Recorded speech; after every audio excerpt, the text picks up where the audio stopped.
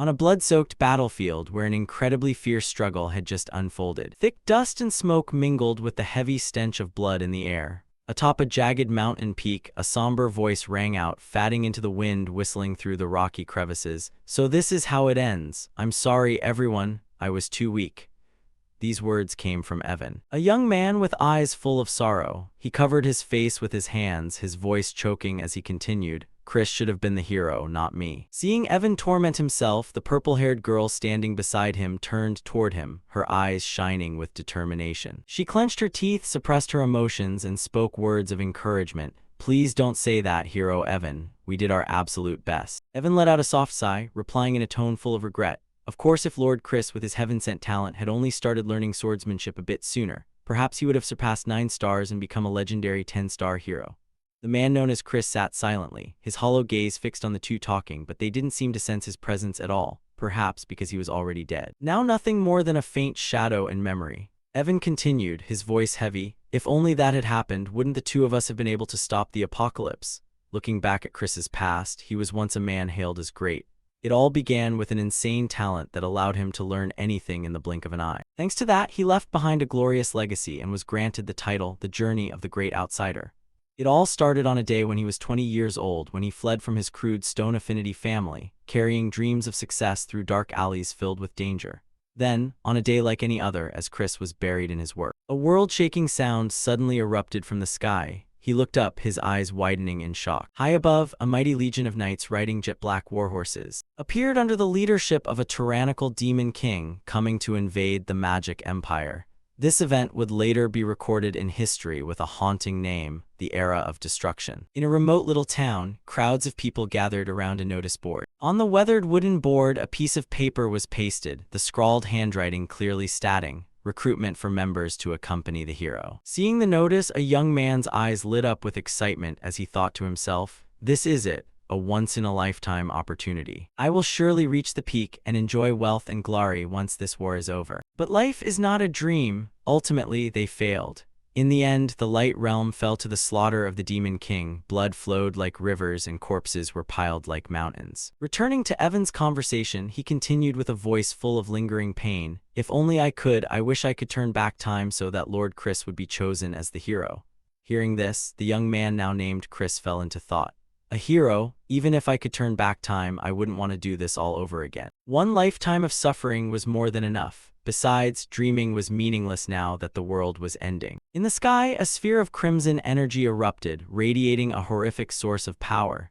Fierce lightning bolts struck the city below, tearing through space with deafening explosions. Evan, the purple-haired girl, and Chris could only stand frozen, watching the destruction helplessly. In his heart, Chris thought, this really is the end. He closed his eyes tight and whispered to himself, "In the next life, if it even exists, I only hope to be born as the son of a wealthy family, living a life of leisure." That was his final thought. The scene shifts to a peaceful room where the gentle morning sun filters through the window, blending with the soft whistle of an autumn breeze. Inside the room, a young man sat quietly, his eyes fixed on his own hands. After a long moment of contemplation, he whispered, "I have regressed." This young man was Chris. This time, he had been reborn in the body of a young master of the magic empire. He walked to the window and pushed it wide open. Before him lay a magnificent landscape, majestic castles standing tall and splendid under the sun. Chris muttered softly, "The aesthetics here are definitely those of the Dark Demon tribe." True to its ominous name, this was one of the 12 pillar families of the Magic Empire. "Based on what I've determined, I've regressed 15 years into the past, 15 years before the Era of Destruction begins." Looking down at the courtyard, Chris was astonished to see large, shaggy demonic beasts carefully tending to a vibrant garden of flowers. He thought to himself, "I thought I had experienced everything in my past life, but I never expected to see a demonic beast pruning flowers." He turned to look into a mirror, his gaze momentarily stunned. Not to mention, I know exactly who this bastard is. The person he had regressed into was Christian van Barenkazar, a notorious name. In another room, a blonde young man was eating dinner with a seductive fox girl. He spoke up, his voice curious. "With the noble Van in his middle name, is he a demon from a branch family?" The fox girl nodded slightly, her pointed ears twitching. "That's right, Chris is as quick-witted as ever, isn't he?" She explained, "The house of Count Kazar is a branch of Count Baron, the Dark Demon tribe. "So, is that a powerful family?" the blonde youth asked. She replied softly, "Not necessarily. Even as a branch, they have a solid standing within the dark demon tribe. Not to mention, they are unbelievably wealthy. I doubt you could find a single villain in the Magic Empire who doesn't know of them." The fox girl continued, her eyes sparkling. "I heard they have 2 potential heirs, but the eldest son, Christian, is truly a bastard among bastards. He was always causing trouble everywhere, to the point that House Khazar eventually gave up on him." She reached out her hand, her voice dropping. "Well, that's all old news now." Hearing this, the blonde youth flinched. "Why, did he reform?" The fox girl replied slowly, "No, he was murdered by his own kin."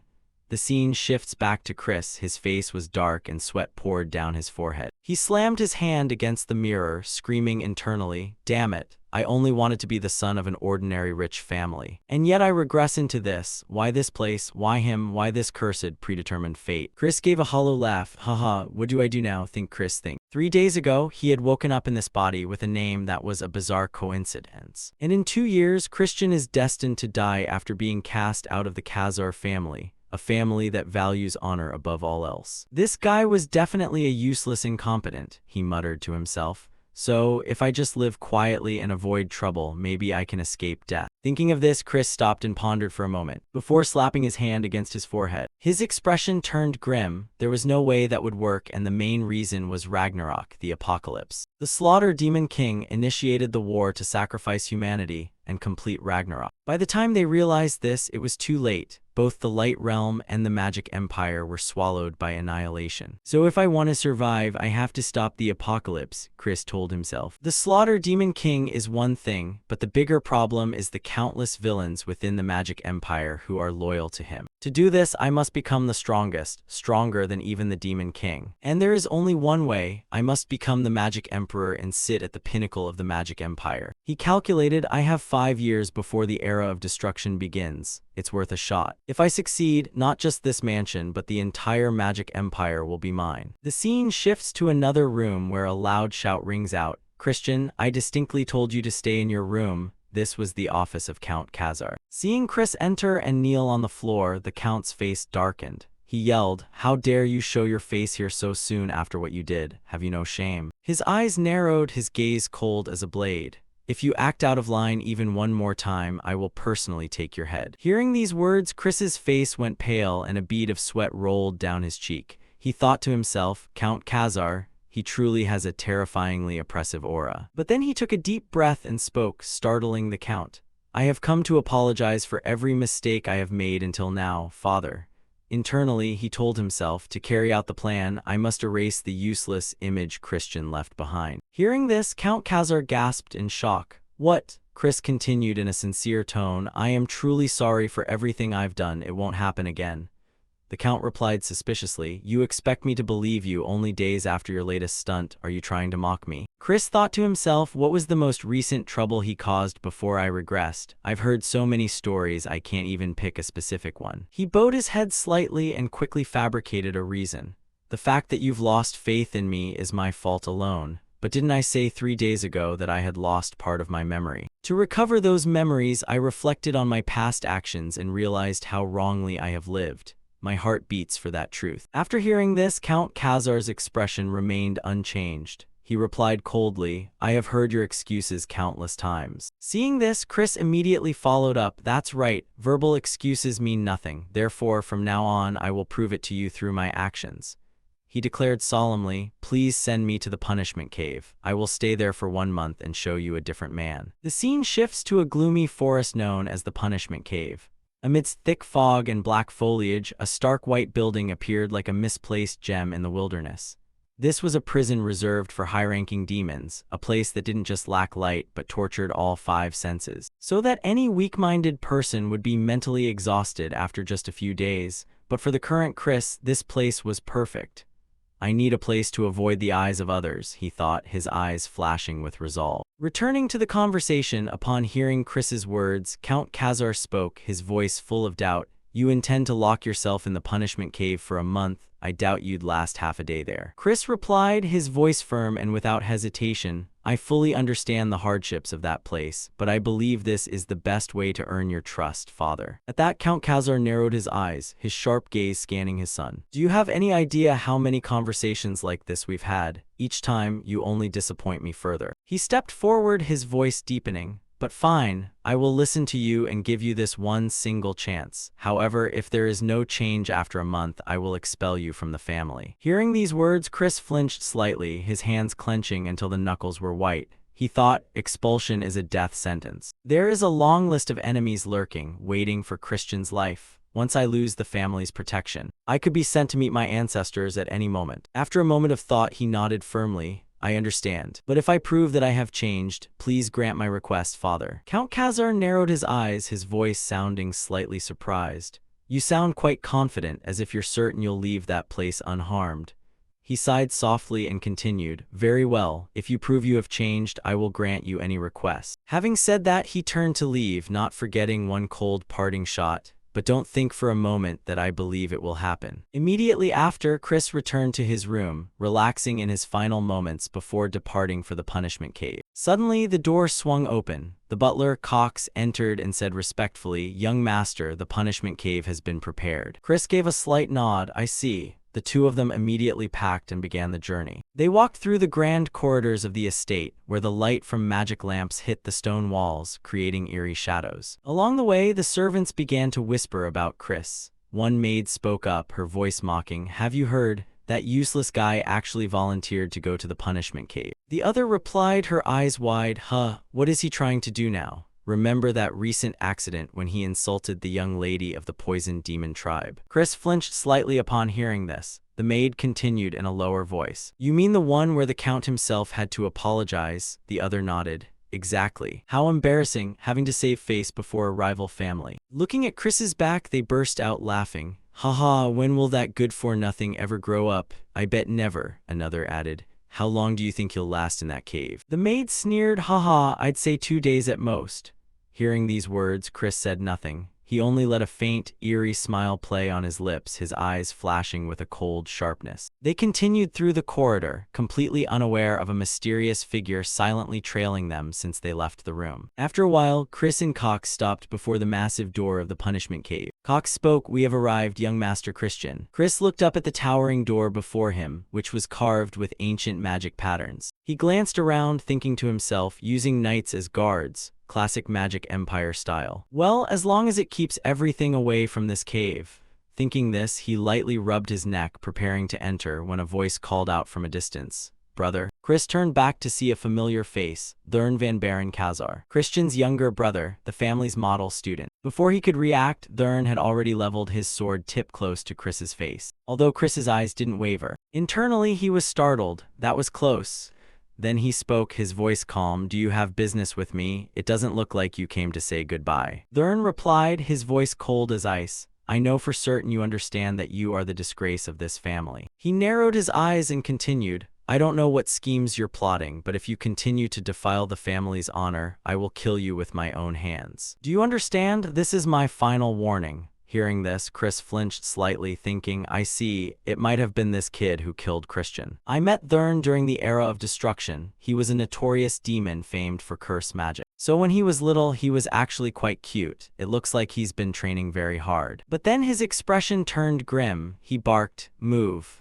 Internally, he told himself that this boy was just a brat, someone who had yet to witness the worst moments of the Era of Destruction. At the shout, Thurn narrowed his eyes. "What did you just say?" Chris replied briefly. "I said I understand, now go." With that, he turned his back and stepped into the punishment cave. Thurn shouted after him, "I'm serious, if you..." But before he could finish, the door slammed shut, leaving him to punch the door in a rage, growling, "What's with that attitude?" The scene shifts inside the punishment cave. Chris walked forward, his eyes scanning around, but all he could see was an ink-black darkness. He frowned slightly, he couldn't see or hear a single thing. There was only a vague sensation remaining at his fingertips. He thought to himself, they do this intentionally so the prisoner can only feel the items they brought. Otherwise, they'd starve. An ordinary person would definitely suffer a mental breakdown here. But I'm different. I've been through much worse as a treasure hunter, he told himself. Blocking the five senses is exactly what I want, because it helps me sense deeper within myself. Even if I can't immediately reform this trash body, I still have a chance. With the medical skills from my past life when I was a saint doctor, combined with the bone molding ability from the strength branch and knowledge of magic stones, I can definitely do this. He gave a dry laugh. To be honest, I thought I'd never touch magic stones because they're so expensive, but now this is the greatest benefit of a wealthy family. They easily met all my demands, even though I'm a good-for-nothing. In my last life, Evan and I had to struggle just to get them. Haha. The first step will be the white magic stone, he calculated. It can detoxify the body. Boring as it is, this is a crucial step. I need to use white mana to remove the accumulated toxins. Even a tiny mistake will cause intense pain throughout the body. Chris closed his eyes, feeling the white magic stone permeate his body as waves of cool energy spread through him. A long time later, he opened his eyes and smiled. This is just child's play to me. The scene shifts to the office of Count Khazar. Light from a magic lamp hanging on the ceiling casts down, illuminating his stern features. He speaks in a low, heavy voice. Cox, how is Christian doing? Cox the butler bows and replies, he entered the punishment cave quite obediently, sir. However, I worry that place will break him to the point where he won't even be able to cry for help.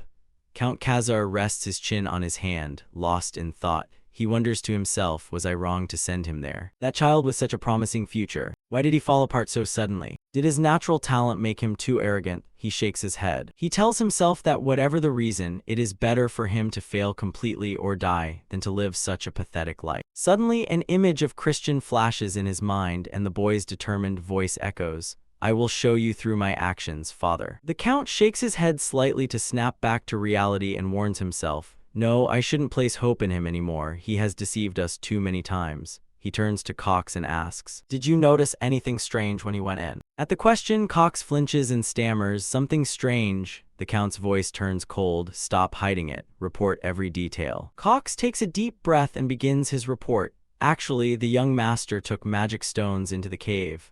Among them was a dream stone, a type that causes hallucinations. Since the side effects are unknown, I decided to report it immediately. Count Khazar's expression darkens and his voice becomes as cold as ice. If that's the case, then just let him die. Time passes in a flash and the month comes to an end.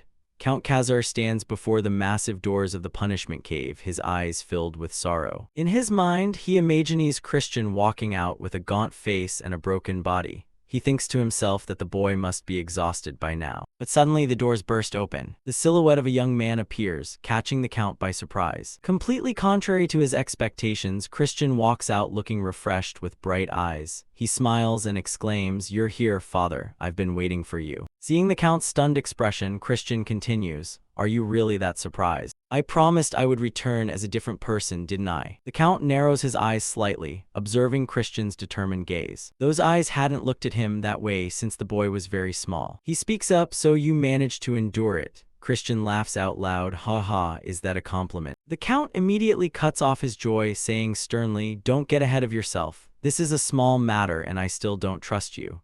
Hearing this, Christian sighs quietly. What a difficult old man. Then he speaks, then I'll just have to work even harder. Inside, he thinks to himself. He probably thinks I barely survived that cave, but the truth is I was so busy training I didn't have time to be bored.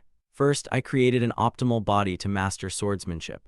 Christian tells himself that thanks to the white magic stone, every cell in his body feels alive after every training session. Furthermore, the dream stone was the real game changer. The butler tried to stop me from taking that addictive magic stone, but luckily I was stubborn until the end. Thanks to the hallucinations it provided, I was able to push past my limits. Moreover, I've created 2 magic cores. He chuckles to himself. Ha, people say not to brag because I'm only the strongest on paper so far, right? Christian looks at the shimmering aura on his hand and thinks, a 1-star aura. Even so, I am a true genius. Of course, I used the dark core to hide this light. If the demons found out, they'd make a huge scene. Everything seemed to end there. But suddenly, a dark stone floats in front of him. Christian flashes a demonic smile. The one who gave me the dream stone, huh, what a mess. He wants to use it to make me lose control and collapse. Fine, I'll play your game to the end. I'll use you as a sacrifice for my next big leap. Thinking this, Christian speaks up, "Since I kept my promise, please allow me to make one request." Count Khazar nods. "Speak." Christian continues, "Please allow me to use the Dark Knight's training grounds." Upon hearing this, Count Khazar's face falls. He barks coldly, "A useless person like you has no place there. They are one of the 3 knight orders supporting the dark magic race. You surely know that only the most elite swordsmen are allowed to show their skills there." Christian nods slightly. "I'm only asking to borrow the grounds. The guidance of the Dark Knights will help me progress. I have no intention of joining their ranks." Hearing the answer, Count Khazar reflects for a moment. Then he speaks, "Very well, but remember my warning, do not embarrass yourself in front of the knights.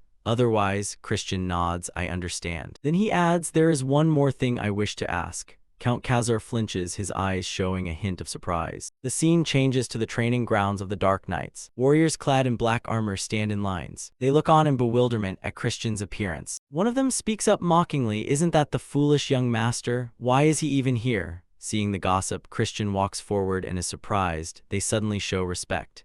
"It must be because we are in a magic empire where power matters more than status," he thinks. "Actually, there's another reason I wanted to come here," Christian tells himself. His second request was to enter the library, which made Count Khazar wonder. "The library?" he continued. "If you have a letter of recommendation from Deputy Commissioner Melon, I will give you the key." That was the place where all the dark magic books of the Khazar family were stored. To learn dark magic, Christian needed access. After receiving approval, he nods, "I understand." Then the Count says coldly, "You've probably forgotten that you once sold high-level magic books on the black market for the price of dirt." Hearing this, a few drops of sweat roll down Christian's forehead. He thinks, how on earth did the previous owner of this body live? He really was a perfect piece of trash. Back in the present, Christian walks along casually with his sword, thinking to himself, "Anyway, my top priority is getting the recognition of the deputy commander." Suddenly, a group of people appears in front of him, making Christian narrow his eyes. It turns out to be Thurn, his younger brother. Thurn speaks in a cold voice, "This isn't a place where someone like you can just wander in." Christian sighs softly, resting his sword on his shoulder, and thinks, "It's him again. How annoying." Then he breaks into a smile. "Actually, this might be a good opportunity." Thurn approaches Christian, his voice dripping with ice. "This is my final warning. Turn back. I assume you don't want to throw away the life you just barely saved in the punishment cave, do you?" Hearing this, Christian sighs, looking bored. "Thurn, can you really take responsibility for those words?" "Father is the one who gave me permission to be at the training grounds." Thurn frowns, sounding surprised. "What, father?" Suddenly, the sound of steady footsteps echoes from afar, and a calm, stable voice speaks up. "I respect the Count's decision immensely. But you aren't very trustworthy, young Master Christian." The person who appeared is Deputy Commander Melon, a woman with long black hair and an overwhelming presence. Her presence makes Christian narrow his eyes as he turns around. The dark energy radiating from Melon is clearly at a 4-star level. "It seems they want to intimidate me right from the start," Christian thinks. "But I've been used to this for a long time." He bows his head slightly and says calmly, "Hello, Deputy Commander." Seeing that Christian doesn't flinch at all before her dark energy, Melon frowns, secretly amazed. "He can withstand my energy?" While she is dazed, Christian speaks, "Since even the Deputy Commander has to intervene, I suppose there's no other way. I will prove that I deserve to be on this training ground." Melon responds, sounding skeptical, "You say you'll prove it." Christian points toward Thurn and says, "What if I fight one of the demons here and win?" Hearing that, Melon sneers, "You're joking too much, young Master Christian." Christian turns his head, his voice serious, "I'm not joking. Instead, I want you to restrain your dark energy. As you know, due to my previous lifestyle, my ability to use dark energy is far from its true potential. If possible, I want a bare-handed fight." Hearing those words, Melon frowns, thinking, even if this is a fair fight, we can't let the heir get hurt. This is a bit troublesome. Then she speaks up, "You think you'll win in a bare-handed fight, young master?" Christian replies nonchalantly, "That remains to be seen. Now, who should I choose as an opponent?" He casually gestures toward Thurn. "Thurn will do," seeing Christian's arm pointing at him. Thurn's face darkens and his voice rises, "How dare you?" A voice calls out from behind, trying to intervene, "I think you should choose a more suitable opponent. You know young Master Thurn's level is 2-star, right?" Christian thinks to himself, 2-star, a level that no normal 13-year-old could reach unless they had innate talent. Otherwise, whether 13 or 23, a person couldn't touch a shred of power at that level. but I'm not your average piece of trash either. He shakes his head and says, no, if I'm going to prove myself, I have to choose someone stronger than me. I think fighting Thurn is best. Finishing his sentence, he looks at Thurn. Well now, Thurn, what do you say? You aren't afraid of your own big brother, are you? At that, Thurn's expression turns even gloomier. He grates out, I accept your challenge. Immediately after, the two stand facing each other, surrounded by the knights present at the training grounds. Shouts erupt from the crowd. One person yells, young Master Thurn, take this chance to crush that bastard. Another adds, if you let him off easy, we're having special training today. Christian rotates his wrists to warm up, then turns to Melon. How do we decide the winner? Is it until one side surrenders? Hearing this, Melon's face darkens. She thinks he really doesn't know his place. Then she replies, that would be too boring. Let's fight until one person is incapacitated. She thinks to herself, it would be great if young Master Thurn cripples him or breaks a leg or two. Christian points at Thurn, hey, did you hear the rules? They said you have to fight seriously. Thurn bellows, you arrogant fool, I'll make sure you never open that mouth again. The moment he stops speaking, Christian lunges forward and lands a heavy punch on Thurn's jaw. The sudden punch sends Thurn staggering, his face contorted in pain. Christian smiles, what's wrong? The match has already started. Thurn steps back, wiping a smear of blood from the corner of his mouth, his eyes burning. He growls, shut up. Thurn charges, throwing a punch at Christian, but the boy dodges it easily. To be honest, if we used dark energy, a one-star demon like me couldn't win. Christian thinks to himself, but what if it's just hand-to-hand after dodging the punch? He uses his right leg to kick Thurn hard in the chest, sending him tumbling backward. Thurn clutches his chest in total shock. I fought on countless battlefields in my past life, Christian tells himself.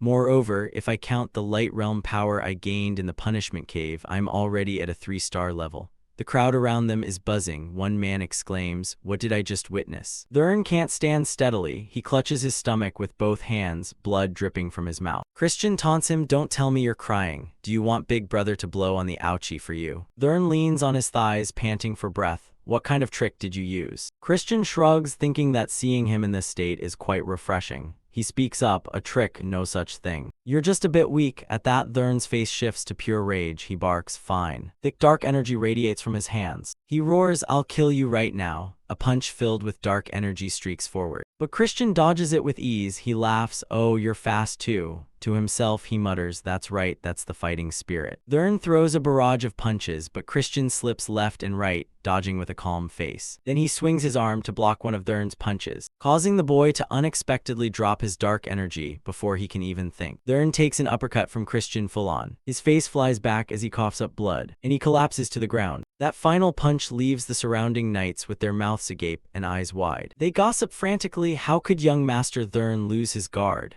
Another replies, maybe he held back his dark energy to avoid hurting his opponent. Ignoring their words, Christian walks up to Thurn. Even Melon is shocked by his performance. She thinks it has to be, otherwise how could he lose? Seeing everyone stunned, Christian turns to Melon. What do you think? Is that enough proof? Melon nods slightly, very well. Christian smiles and thanks her. In his heart, he tells himself, good, it was a success. This way, I will devour all swordsmanship and magic. The scene changes to Christian's room. He sits in a leather chair, summoning a dark sphere with one hand that floats in midair. Looking at it, he thinks, I've reached 1-star dark magic, but because I haven't fully tamed the dark energy yet, and with the massive pile of legacy trash left behind by the original Christian, things are taking longer than I planned. Christian picks up a small bell and shakes it lightly. The tinkle rings out in the quiet space. He tells himself that to use the light realm at the same time, he must raise his level even higher for it to be feasible. Right after the bell rings, a sudden surge of energy appears. From that surge, a maid appears. She says softly, did you call for me, master? It is Marie, Christian's maid. Looking at the way she appeared, Christian narrows his eyes and thinks, I didn't expect them to use a high-level evil spirit as a maid. I have to admit, because Christian was always causing trouble, they couldn't just use a normal person. I'll definitely replace her later. Then he speaks up, get me a glass of juice. I'm going to train after I drink it. Marie steps closer, leaning her face right up to his and whispers, should I prepare juice with human blood? Christian waves her off and says bluntly, no need, just make it with strawberries. But Marie leans in even closer, her eyes sparkling. Human blood is delicious, master. Christian narrows his eyes and grates out, I said use strawberries. She remains insistent. Human blood. Christian loses his temper and yells, STRAWBRRIES. The scene shifts to the hallway. Christian throws a backpack over his shoulder, getting ready for training. Cox's voice rings out from behind, young master, you're going to train so early? I worry you'll push yourself too hard. Christian turns to look at Cox. He continues in a warm voice, of course, I am very happy and proud to see you working so hard. I will always believe in you, even when everyone else is critical. At that, Christian suddenly flares up and clenches his fists. I never told you to believe in me. Who are you to have the right to believe in me or not? Cox's face darkens and he bows his head in apology. I am sorry. I overstepped my bounds. Have an effective training session, young master. With that, Cox turns and leaves, looking at his retreating back. Christian thinks to himself, there's something suspicious behind all that devotion. Then he turns and walks away. A little while later, Christian arrives at the training ground. The people there no longer look at him with the same judgmental eyes as the first time. He tells himself that their gazes are much more submissive than before. Now that they've let their guard down, I wonder if I can win them over step by step. Thinking this, he drops his backpack on the ground. He takes his sword and slashes the air a few times to warm up, his movements as decisive as a true warrior. This action is spotted by a soldier. He runs quickly to Melon's tent to report to the deputy commander. Young Master Christian is at the training grounds again today, ma'am. Hearing this, Melon remains silent, her face clouded with deep thought. What is he calculating? What was that duel the other day about? The young master's movements were indeed impressive. But to think Christian neutralized his dark energy at the exact right moment. She wonders, did Christian see through the entire state of the battle? If so, his talent might even surpass young Master Eshid de Baron, a direct descendant of the main family. No, he's just a bastard. He lost all his dark energy due to his degenerate lifestyle. The gap can't be closed now. Suddenly, the noise from outside pulls Melon from her thoughts. She stands up, walks out, and barks, why is it so noisy? What's going on? A soldier replies, Deputy Commander, the thing is, the young master had a small conflict with a servant. Seeing someone flattened on the ground, another soldier speaks up. What happened? The one beside him replies, Cannon is a 1-star demon. Does that mean the young master has reached 1 star too? Hearing this, Melon's expression shows a flash of surprise. Christian ignored the gossip swirling around him and turned with a challenging tone. I wanted to see the legendary strength of the Black Knights for myself, but it seems they don't live up to their reputation. Does anyone here want to step forward? Surely you aren't a squad of cowards, are you? Hearing this, the surrounding soldiers gnashed their teeth in rage but dared not do a thing. Suddenly, a foot stepped out from the crowd. It was a brawny magical beast with deep purple skin who introduced himself in a low voice. I am Torin. Seeing someone step up, Christian smirked. They had fallen for the bait. He then waved his hand and charged. Bring it on. As soon as he finished speaking, Torin rushed forward with his sword. Christian thought to himself that he didn't expect them to willingly pass on the Knight Squad's skills to a useless person like him. If that's the case, I'll just have to take them for myself this way. All of Torin's attacks were easily blocked by Christian. While fighting, he observed, I've already learned how they hold their swords and their footwork. So this is the rumored swordsmanship. If I mimic it like this, it should be effective, right? His mind made up, Christian imitated Torin's movements and swung his sword, landing a powerful blow on his opponent's face. Torin coughed up blood and collapsed to the ground. Melon could only stare in wide-eyed shock. Meanwhile, Christian wore a satisfied smile. With just that one blow, he had taken Torin down. He stepped forward, sat on the back of the defeated man, and turned to the crowd. Well, the crowd buzzed with commotion. One man blurted out, no way, is the young master really that strong? Wasn't his dark energy destroyed? How could he have reached 1 star? The most shocked person was Melon. Her eyes went vacant as she realized, I was wrong back then. Amidst the chatter, Christian turned with a disappointed voice. How pathetic. It seems I put too much faith in the knights. If your skills are this tragic, the vice commander should be held responsible, shouldn't she? Hearing that, the knights in the back broke into a cold sweat. One whispered, is that guy crazy? Should we jump in? Melon spoke up. Young master, I understand you're happy about this unexpected victory, but haven't you gone too far? Christian took a stance. In that case, can the vice commander show me the true skills of these black knights? Hearing this, Melon's expression darkened.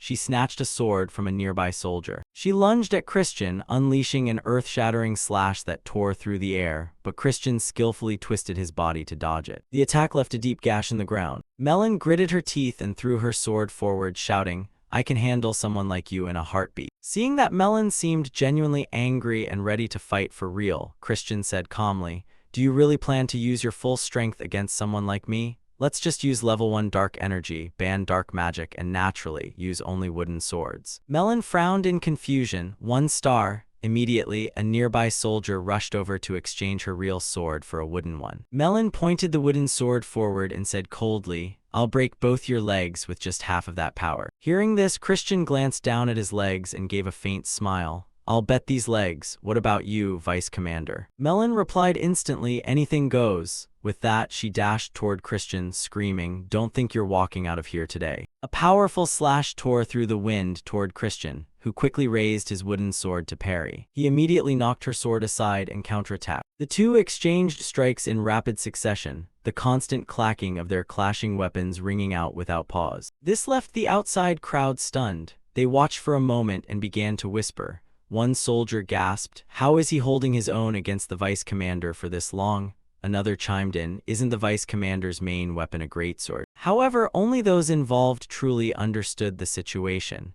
Melon thought to herself, "It's not for no reason that my strikes aren't reaching him. He's weak through and through. He shouldn't be my match." When he fought Thurn and in the match before that, didn't this exact same thing happen? Seeing her dazed, Christian let out a smile. "It seems things aren't going quite your way, are they?" Melon's face darkened as she barked, "Shut up." Instantly, a surge of dark energy enveloped the wooden sword. It created a terrifying magical pressure behind her back. A strike like a thunderbolt was unleashed, but Christian remained composed. He focused and sidestepped to dodge the blow, thinking to himself, "Now's the time." Immediately, he kicked off the ground with force. He lunged at Melon and head-butted her straight in her beautiful face. Melon clutched her face in pain as blood trickled from her nose. Christian's brow furrowed slightly as he thought with admiration, "It worked." Melon uses spell swordsmanship. As long as her dark magic is tied up and her physical defense is open, she can't use raw strength to stop me. My judgment was right. If she were a demon specializing in pure swordsmanship, this might not have worked. Melon stared blankly at her blood-stained hand for a moment. Then she suddenly burst out laughing. "Haha, a headbutt, I didn't see that coming." "It seems I underestimated you a bit too much, young master. I'll focus more now." Christian just scratched his face without replying. In his mind, he thought, but hasn't the match already ended? When I headbutted her, I scratched her with my fingernail. If I had concentrated poison on my nail, you know what would have happened, don't you? Melon smiled and rested her sword on her shoulder. "I accept defeat. Tell me, what do you want? But in return, can I spar with you one more time?" Christian smiled, "A rematch, then you'll have to listen to my second request." Melon replied, "Anything is fine." Christian stepped closer. Leaning in close to her face, he whispered, "Then will you kneel before me?" Hearing this, Melon's expression turned solemn. She spoke up, "Do you realize that is a condition I cannot fulfill? My loyalty belongs to the main family of the Black Demon clan."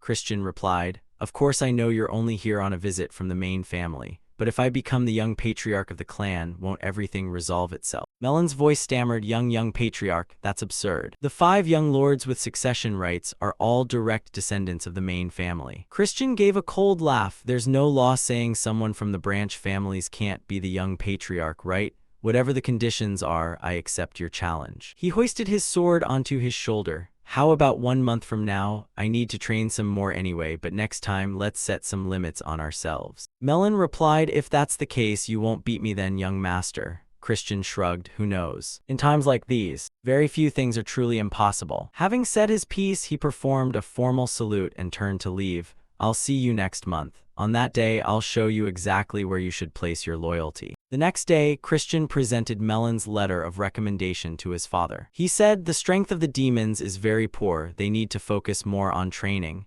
Count Khazar looked at the letter. He recalled a few days ago when Melon came to see him. She had said, "The young master is a genius. Even with a low star rank, he managed to defeat someone with a solid foundation like me." He had asked, "Even you?" and Melon replied, "Yes. It was a rare match that I actually enjoyed." Back in the present, the Count looked at Christian and thought, "This kid, this time he really." Noticing his father staring at him, Christian asked, "Is there something on my face?" He replied, "It's nothing." Then he reached out and handed over the key as promised. "I'm giving you the library key." Christian took the key and quickly departed. Once outside, he was overjoyed. "Excellent, I got the library key," and changed Melon's mind. She is a demon from the main family of the Black Demon clan. In the era of destruction, she was a 6-star demon.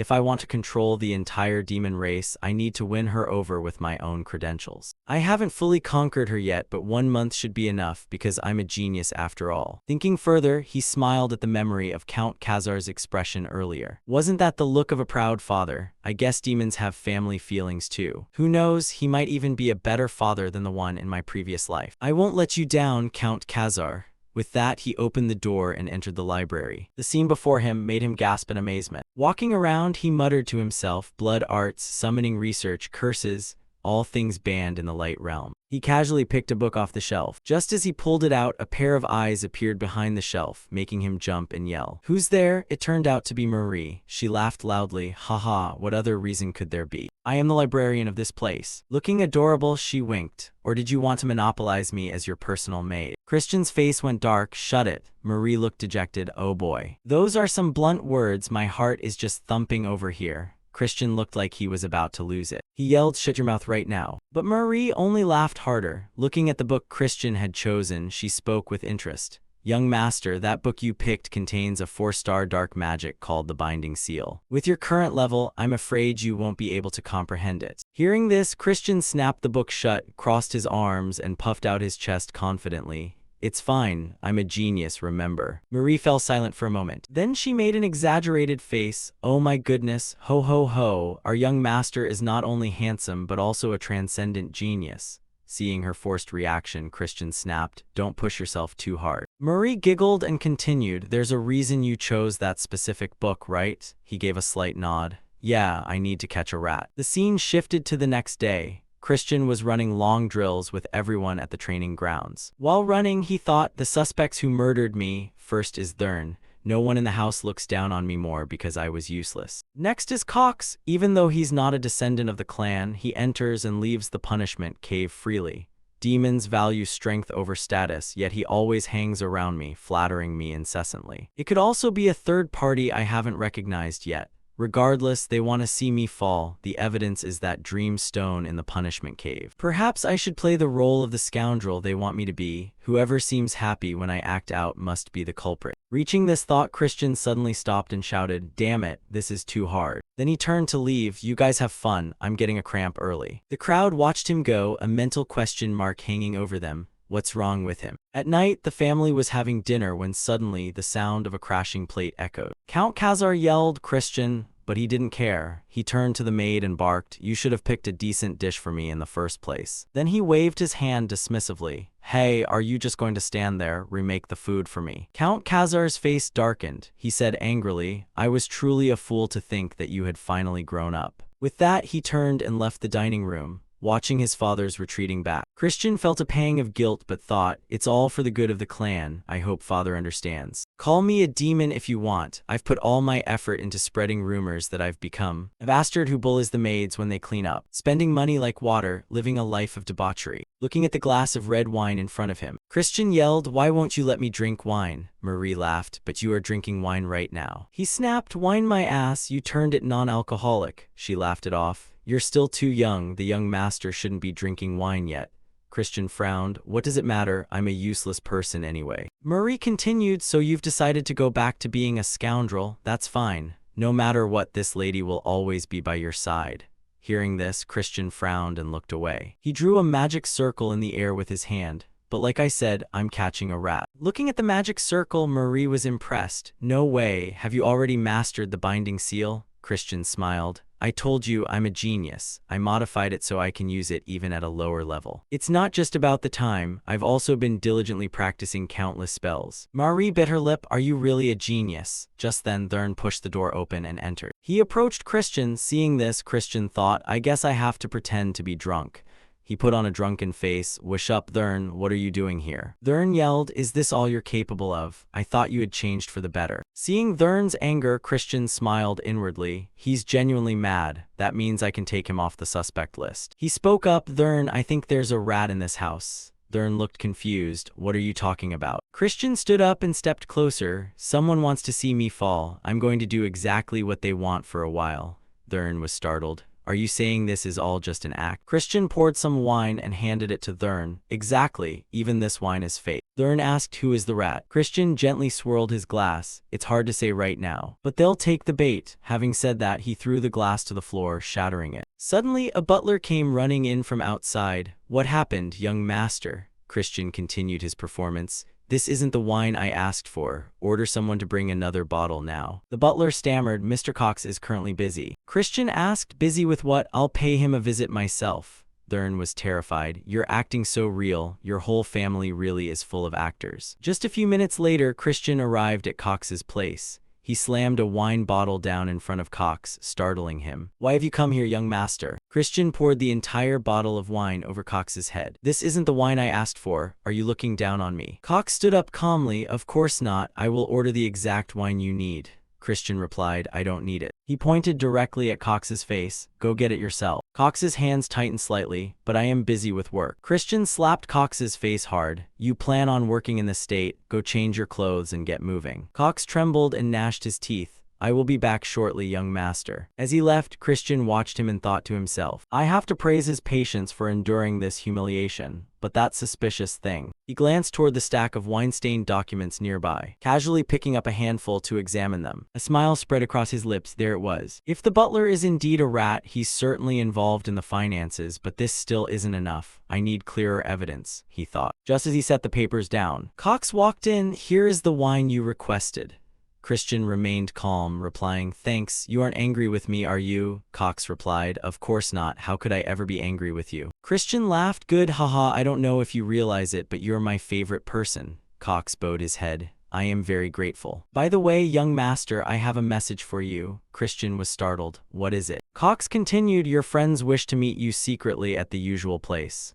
Christian thought to himself, Friends, not likely, Cox added. Although I don't want you associating with them, I have no right to judge your friends. Christian sneered, Perhaps I'll meet them. Cox replied, Yes, as you wish. Seeing this, Christian smiled secretly. Everything was progressing better than he had expected. The next day at a tavern, Christian met up with his wicked old friends. They were drinking and laughing. Christian, I heard a rumor that you've changed your personality lately. But I don't believe it. After all, we understand you very well. He suddenly noticed the small serving girl in the tavern and couldn't help but feel disgusted.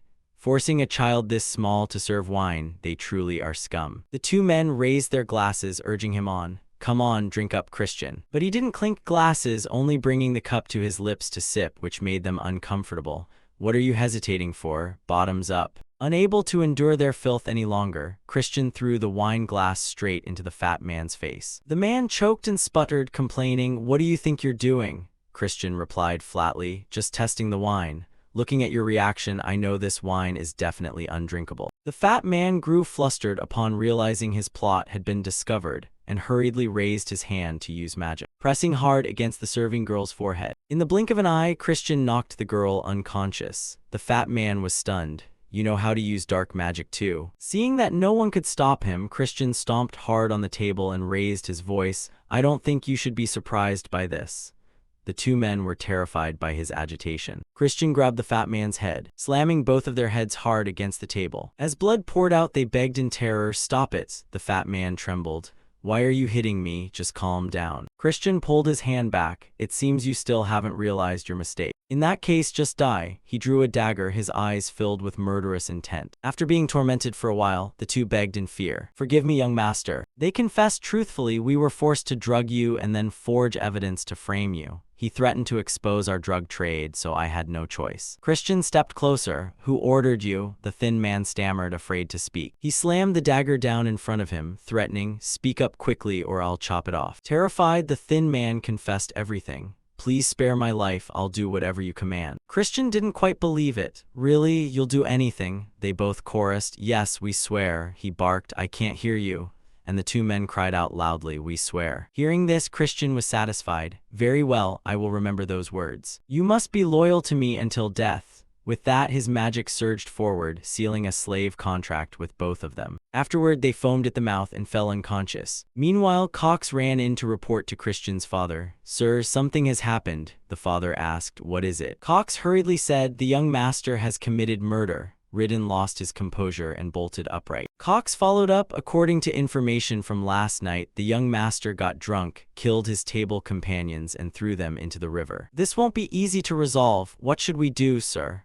Hearing that his son had committed murder and hidden the bodies, Ridden hurried away in a panic, not forgetting to order, "Bring Christian to the demon court. I will request the right to preside over the trial personally," he said, his eyes darkening ominously. Seeing his plan about to succeed, Cox couldn't suppress a satisfied smile. At the demon court, Christian was brought forward as the culprit. However, he insisted he was innocent. The judge didn't believe him. "Are you lying to a child? The witnesses are standing right there." Christian denied it, saying that was fundamentally impossible. He looked up at the two men and asserted, "I think there has been a misunderstanding here." At that moment, the serving girl from the day before walked in. Christian smiled, turning the tide. "The servant girl is still very much alive, isn't she?" The two men were stunned to see her alive. The girl took off her cloak and testified, "The young master brought me home after I fell unconscious and even gave me money to pay my rent. But those two over there are the bad ones. They put medicine in the young master's wine." Everyone in the court was confused. What's going on? Christian didn't waste words and acted immediately. The two men suddenly looked soulless and admitted, "Yes, we filed a false report. It was all done under orders from Butler Cox to frame the young master." Cox denied it. "What the hell are you saying?" He turned to the judge.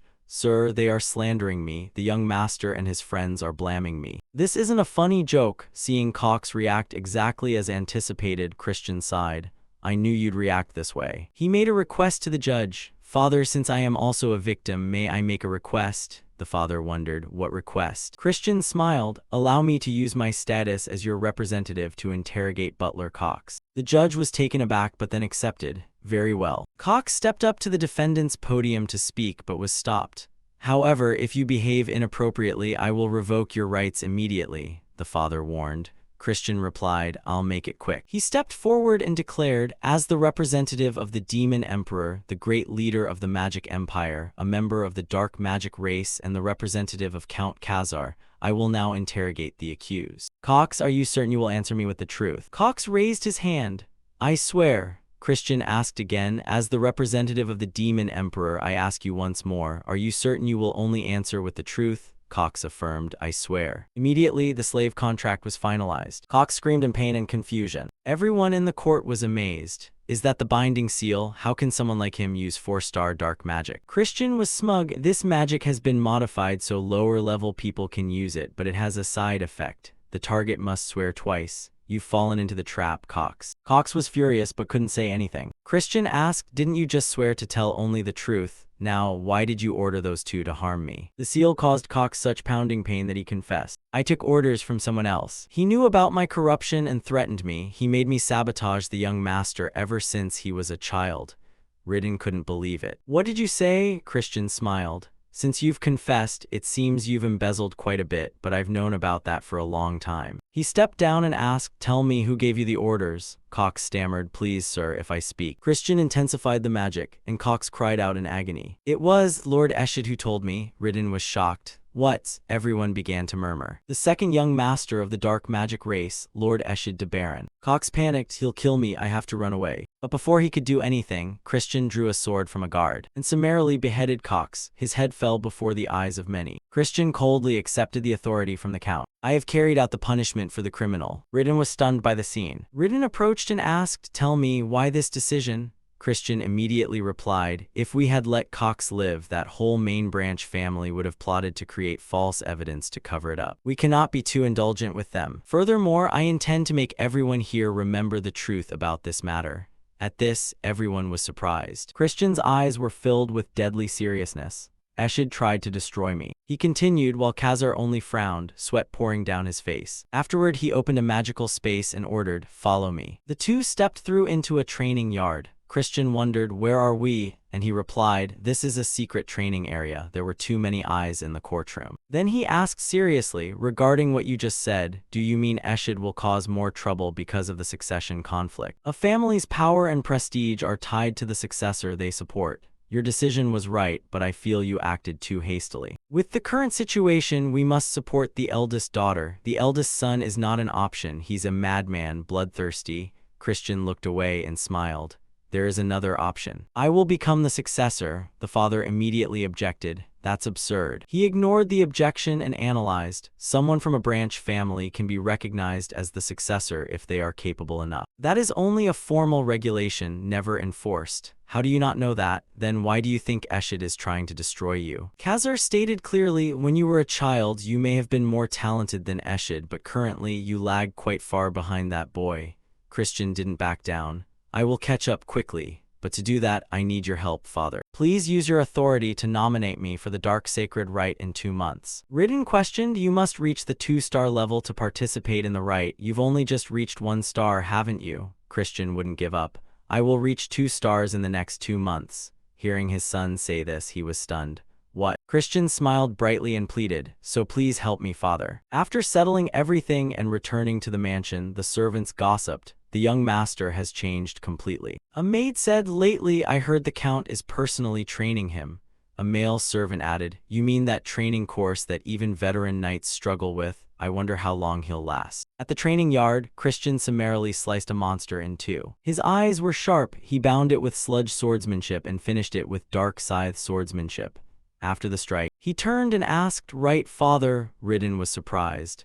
I only started teaching him dark scythe swordsmanship today, yet he understands it already. Christian was impatient. But do I really have to do it this way? Keep them separate like that? The father was confused. What? Christian gripped his sword and lunged forward. I feel there's a more effective way. He appeared beneath the monster, delivering a powerful slash and destroying it. Ridden was amazed. That was sludge swordsmanship. How did you do that? Christian sighed.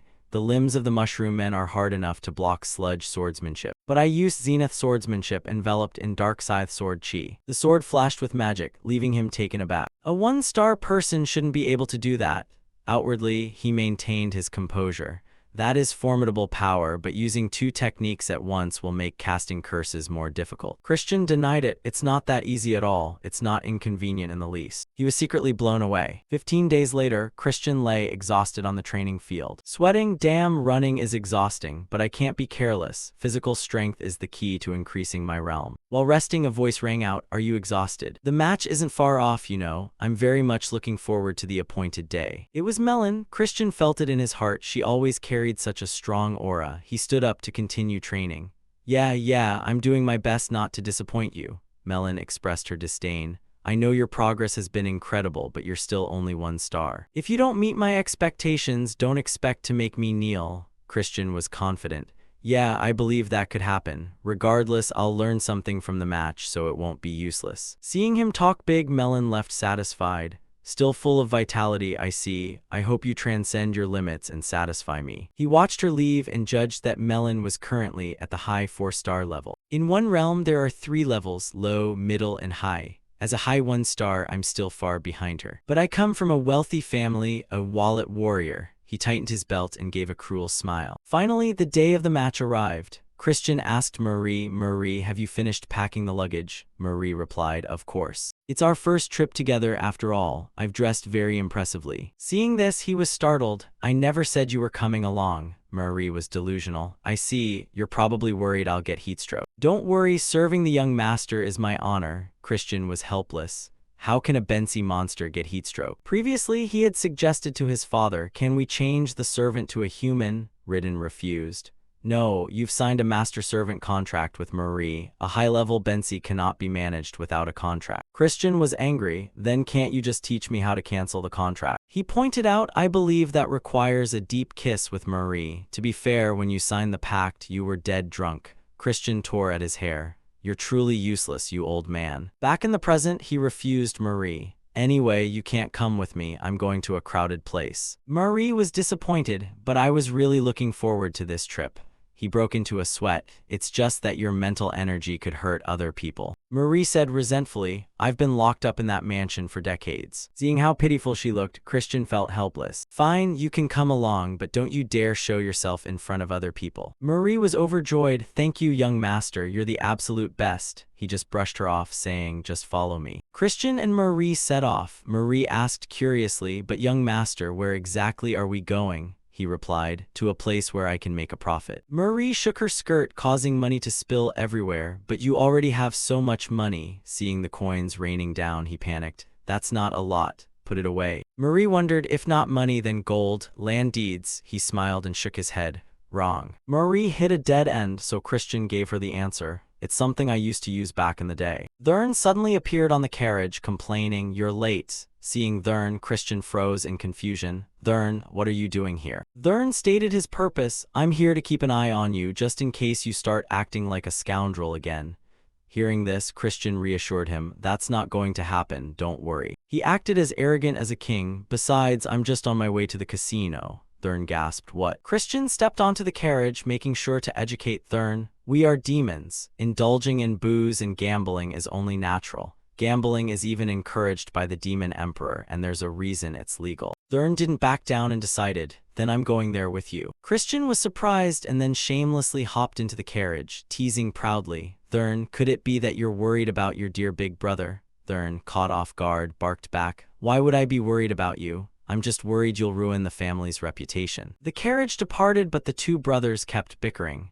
Christian said, "You know, for a bookworm like you, this might be a bit too intense. Do you even know the rules?" Thurn replied naively, "Isn't gambling just playing cards?" Then he declared firmly, "I'm going to put a stop to that arrogance of yours." Christian teased back, "Oh, I'm so scared." In his heart, his interest was piqued. "Well, well, my straight-laced little brother, today you're going to turn into a total degenerate." After a while, the two of them arrived in front of a magnificent casino. Seeing it for the first time, Thurn marveled, "Good grief, I didn't think a building could look like that." Marie, experiencing the world for the first time, was also thrilled. "My lady heart is about to flutter." Only Christian remained calm, likely because he had been there dozens of times and was familiar with it. He handed Thurn a mask. "Now stop acting like a country bumpkin. Put this on. You can only go in once your identity is hidden." Christian reminded Marie, "From now on, hide yourself so no one sees you. Also, lean in here for a second." He gave her instructions, "Go and." Marie said happily, "I will do as you command, young master." With that, she vanished. Thurn was bewildered. Where did Marie go?" Christian put on his mask and replied, "You don't need to worry about that. We should head inside." The two of them entered the casino, drawing everyone's attention. The veteran gamblers smirked. "Looks like some fat little rookies. I can't believe they walked right into the tiger's den on their own." Christian leaned in close to Thurn and challenged him. "Hey, want to bet on who can win more in an hour? If you win, I'll call you Big Brother for a whole month." Thurn was hooked. "For real?" Christian added a condition. "But if you lose, you have to call me respected Emperor Big Brother." Thurn was baffled by the title and turned to him. "What?" Christian didn't say much more and handed him a bag of money. "Here's the cash. If you're scared, just forget it." The fire of competition ignited in Thurn. He snatched the bag and snapped, "Who said I was scared? I'm going first." His eyes burned with an indescribable intensity. At the blackjack table, the dealer flipped the cards to reveal a natural blackjack. The man next to Christian patted him on the shoulder. "A win for the young gentleman. Wow, you're pretty good. Keep playing and you'll make a fortune." Christian pretended to be a clueless rookie, happily scooping up the money. "My luck is really holding up today." He calculated silently, "This is just the start. They'll let me win a moderate amount, even if arrogant rookies like me place big bets. I know exactly how these scammers operate." Suddenly, a scream rang out. Thurn clutched his head in panic. "No way, my hand was clearly good." Another rookie had fallen into the trap. Christian approached him. "Hey, maybe we should just go home and sleep." Thurn asked, "Did you lose too?" He replied, "I only lost 500 rupees. Thurn didn't want to be outdone. "Well, I only lost 1,000 rupees. Those men saw the two brothers talking and began to calculate their next move. Christian was satisfied. Good, now that everyone sees Thurn is a total amateur, a scammer is bound to bait him. He asked, "So are you going to keep playing?" Thurn snatched the money bag. "I'm going to win, give me the money." Christian gave a sly grin. "Just remember, I tried to stop you." While he said that out loud, he thought to himself, "Stop you? I hope you lose everything and become the perfect bait, my dear little brother." Time passed as the people in the casino colluded with each other. They pulled various tricks right in front of him. Christian thought, perfect, finally. Marie returned and whispered, "Master, I found the people you mentioned." He praised her, "Well done." On the other side, Thurn wailed in agony, "I lost my 10,000 rupees. Marie chirped, "I was awesome, wasn't I?" Christian gave her a thumbs up. "Yeah, you were great." The two of them left the casino and went to another location. Marie said, "It's right here, young master." He ordered, "Open the door." The door swung open and the people inside jumped in surprise, turning to charge at them. "Who are you?" Christian didn't hesitate. He took off his mask. "I'm sure everyone knows who I am by now, right?" They recognized him and stammered, why young master, what brings you here? He smiled, get your boss out here. An exclamation rang out, oh my, young master, have you come to play? It was Grantle, the head of the Grantle Merchant Guild. Famous for his business talent, but in reality, Christian waved his hand. I'd prefer to speak in private. Grantle was terrified. What on earth is this all about? He was blunt. You scammed my brother. I care for him deeply, yet you have the nerve to ask what this is about. Grantle was shocked. No way. Could it be that the person in the mask was? Christian confirmed. That's right. He is the heir to Count Khazar. Grantle waved his hands frantically. Young master, I assure you I only run the casino. What other people do has nothing to do with me. Before he could finish his excuses, Marie transformed, scaring Grantle into a shout. Do you want to die? He fell to his knees in terror, bowing his head and apologizing. I am so sorry. If I had known it was the Count's son, I never would have dared. Please have mercy. Christian asked, those aren't just empty words, are they? Grantle insisted. Of course not. I will compensate you. How much will be enough? He said casually. 1 million. Grantle was stunned. What? He fumbled. Young master, we don't have that kind of cash on hand. Chris lowered the price. Fine, then 200,000. Grantle cried out, is that enough? That's literally our entire fortune. Christian's eyes turned threatening. You also have to give me one more thing. Grantle was helpless. What is it? After squeezing the money out of Grantle, he used it all to buy weapons. Marie was amazed. I didn't expect you to use the 200,000 rupees you extracted to buy tools of war. What a brilliant plan, young master. Christian stroked his hair arrogantly. Of course it's brilliant. Marie noticed the sword at his hip. But that sword they gave you. It's grenade, she asked in wonder. Isn't that the holy sword that a hero of the past obtained by sacrificing his soul? I heard many demons covet it because the hero used it even after he fell. But now it's completely rusted out. Chris said nonchalantly, it's fine, everything is going according to plan. Not wanting to hear her chatter anymore, he handed her something. Enough already, take this. You were staring at it the whole time earlier, weren't you? In Marie's hand was an exquisite necklace. She was deeply moved. Before I died and even after. This is the first time I've ever received a gift like this. Thank you, truly. Christian turned away and waved. All right, let's head home. Marie smiled brightly. Yes, master. I'll put my whole heart into it as a thank you. From now on, I'll make the blood water even tastier. He refused. I told you I don't drink that. Are you repaying my kindness with hostility? Marie was confused. But it's been in that strawberry juice you've been drinking this whole time, master. Christian felt helpless. Can you please not make such horror movie jokes? He brushed off a thought. Wait, I feel like I'm forgetting something. Marie wondered too. I'm sure it'll come to me later. Back at the casino, Thurn was still sitting there trembling, with exactly 1 rupee left in his hand. Early the next morning, Thurn was already screaming. The boy came running in. He ripped the blankets and pillows away from Christian, who was fast asleep. Thurn interrogated him. Why did you abandon me? I was almost sold off as a slave. Luckily, someone recognized me. Christian gave a long yawn. I'm sorry. I knew Grantle would help you out. Seeing his nonchalant face, Thurn roared. How is that even an apology? At that moment, Christian reminded him, by the way, don't you think something is missing? You lost, so you have to keep your promise. Come on, call me respected Emperor Big Brother. Thurn turned pale upon hearing this, breaking into a sweat. He clutched the blanket in his hand, first in anger, and then in resignation. Big brother, Christian picked his nose. Say that again. Thurn was so mad he tore the blanket apart and screamed, respected Emperor Big Brother. Christian flicked away whatever he had picked and smiled. Very good, make sure to always respect your brother. Thurn was so angry he looked like he was about to vomit blood. He left, but not before threatening, one day I'll have my revenge, just you wait. Christian rested his chin on his hand as he watched Thurn leave, thinking to himself, the fact that this kid kills me in the future is entirely his own fault. Eshid, the son of Langam and future head of the Black Demon clan, the strongest young lord. I don't feel anything toward him since I'm not the real Christian, but if I want to become the clan head, I'll definitely have to face him.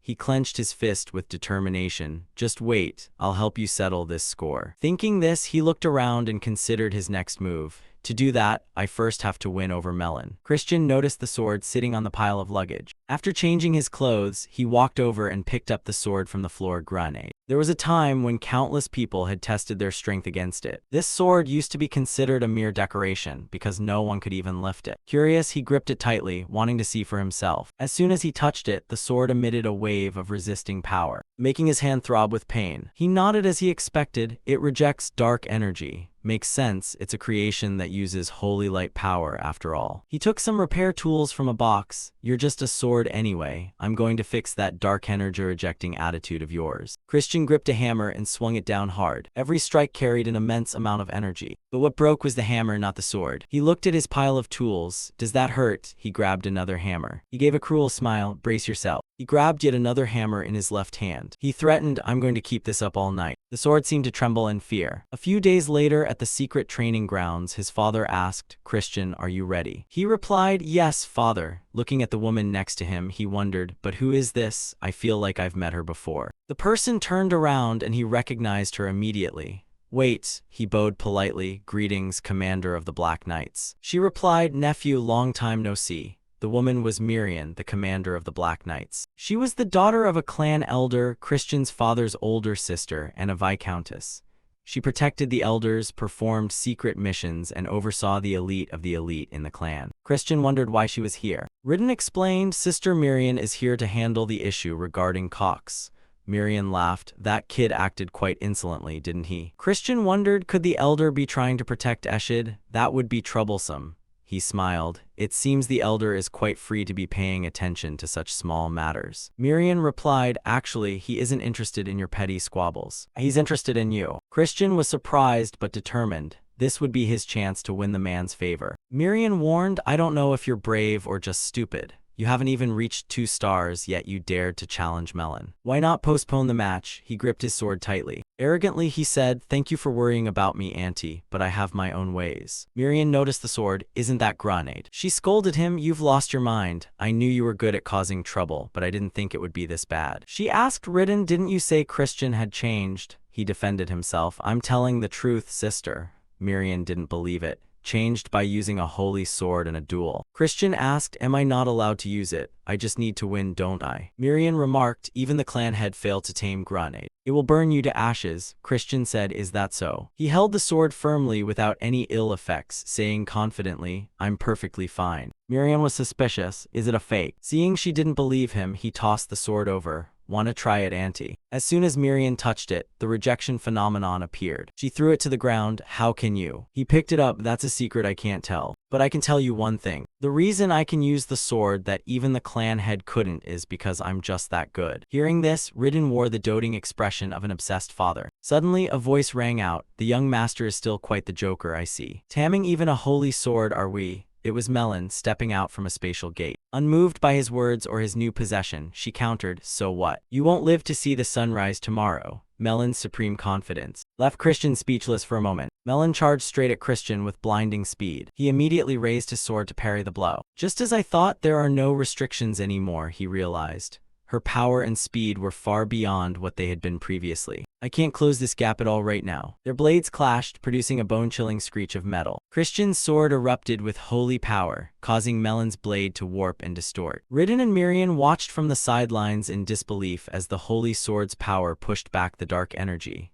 Ridden exclaimed, with that level of skill, hasn't he already surpassed what I was at his age? Miriam countered, that's not the end of it. Watch how that child moves to wield the holy sword. She pointed toward the 2 combatants. The sword containing divine power was quickly enveloped by Christian's own mana. He delivered a powerful slash toward Melon, sending her flying backward. Ridden marveled, incredible power, but it looks like his dark energy is fluctuating. Miriam corrected him, no, he's controlling the dark energy in bursts to avoid the holy sword's rejection response. Melon retreated to a safe distance. Christian arrogantly asked, well, does this battle satisfy you? Melon replied, I've been thinking about this for a while now. You're predicting my movements, aren't you? Christian laughed, I happen to have a pretty sharp eye. Every sword technique has a tell. You have to lift your arm before you swing down. And to do that, you have to move your muscles and upper torso. This is true for both beginners and experts. Melon let out a sigh, and then activated her magic. Then how about this? The sudden magical assault forced Christian into a defensive position. Melon smirked, Dark Knights are magic swordsmen. I almost got into trouble there. Suddenly a blinding light flashed. Christian chirped, that was good, but luckily I'm fine. Melon was left helpless when she saw the item around his neck, a purification artifact.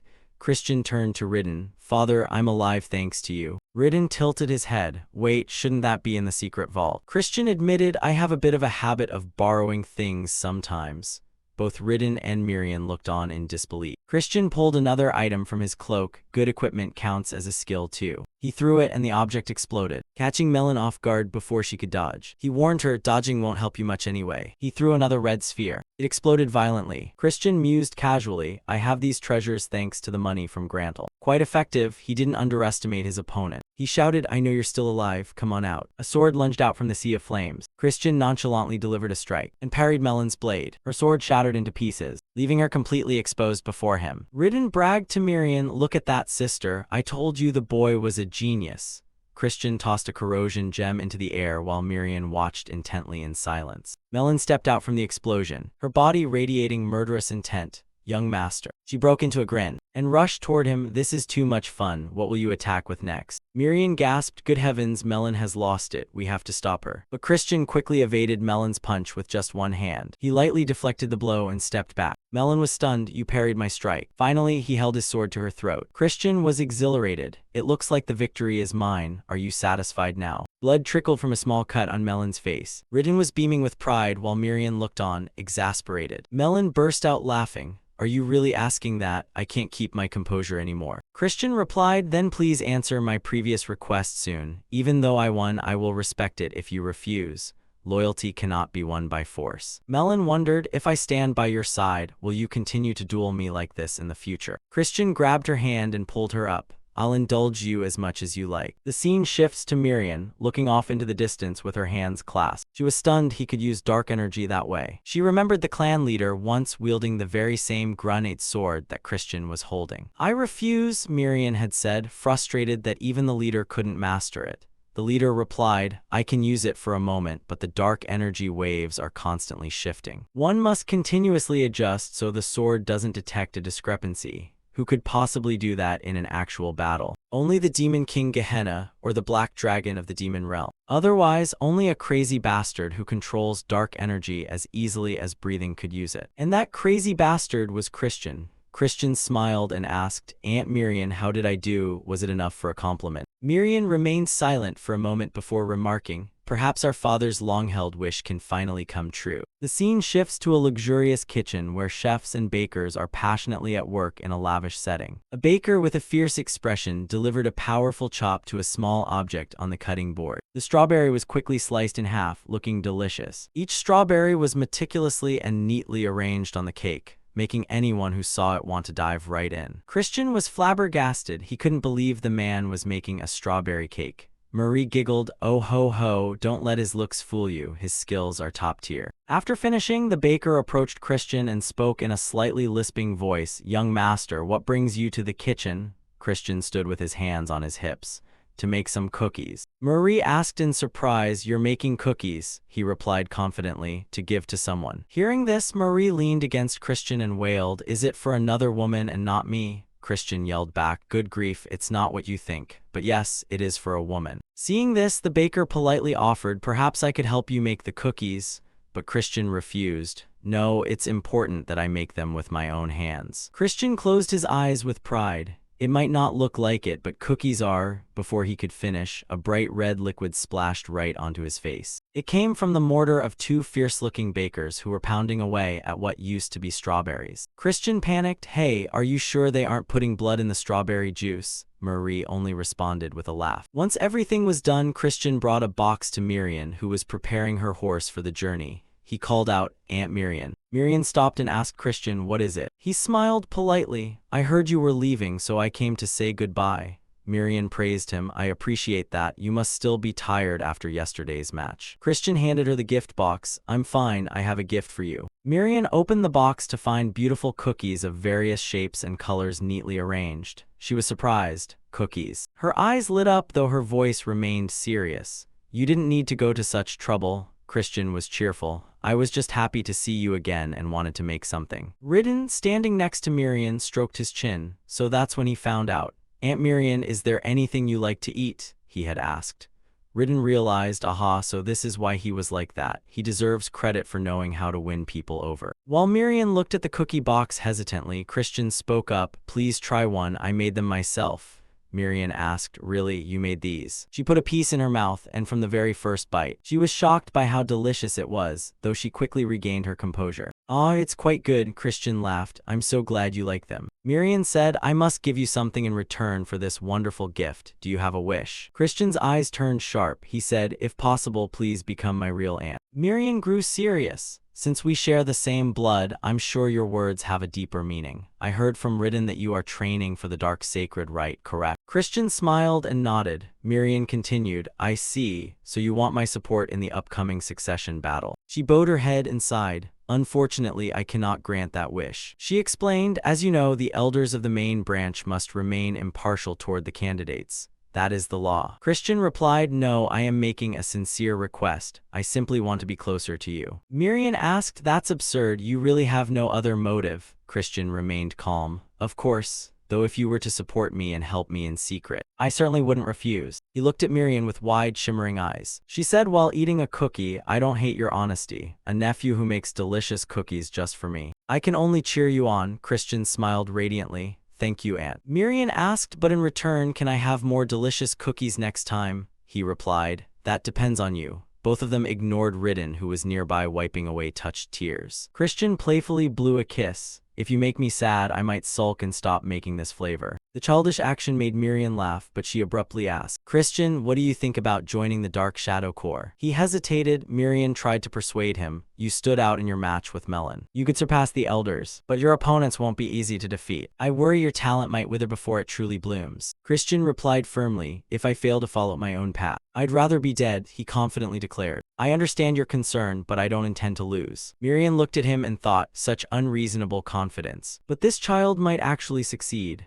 She said, "I understand, you're a devil anyway. I can't stop you from walking a path of blood." She mounted her horse and emphasized, "Be wary of the eldest daughters." Ridden spoke up, "Be wary of Julian and not Eshet. Isn't she the most elegant one?" Miriam gripped the reins tightly. "You will soon understand." Christian laughed, "Thank you very much. I will keep that in mind." Miriam turned back and gave a small smile. "Until we meet again, my nephew." After she left, Christian went to his room and flopped onto his bed. The space was unusually quiet. He thought, "Father and Aunt are both very strong, reaching 6 stars. But I haven't heard much about them in the previous Great War. How many powerful warriors are there in the Magic Empire? Certainly enough to easily overwhelm the Kingdom of Light." He remembered his past life where the Kingdom of Light withered before the fires of the Great War. "I don't want history to repeat itself." Christian's palm clenched as his resolve rose. "I have to get even stronger, even faster." A month later, his father called him. "You called for me, father." Ridden rubbed the bridge of his nose. "Yes, I have something to say." But before he could speak, his eyes went wide with shock. Standing before him was Christian, looking different and dashing.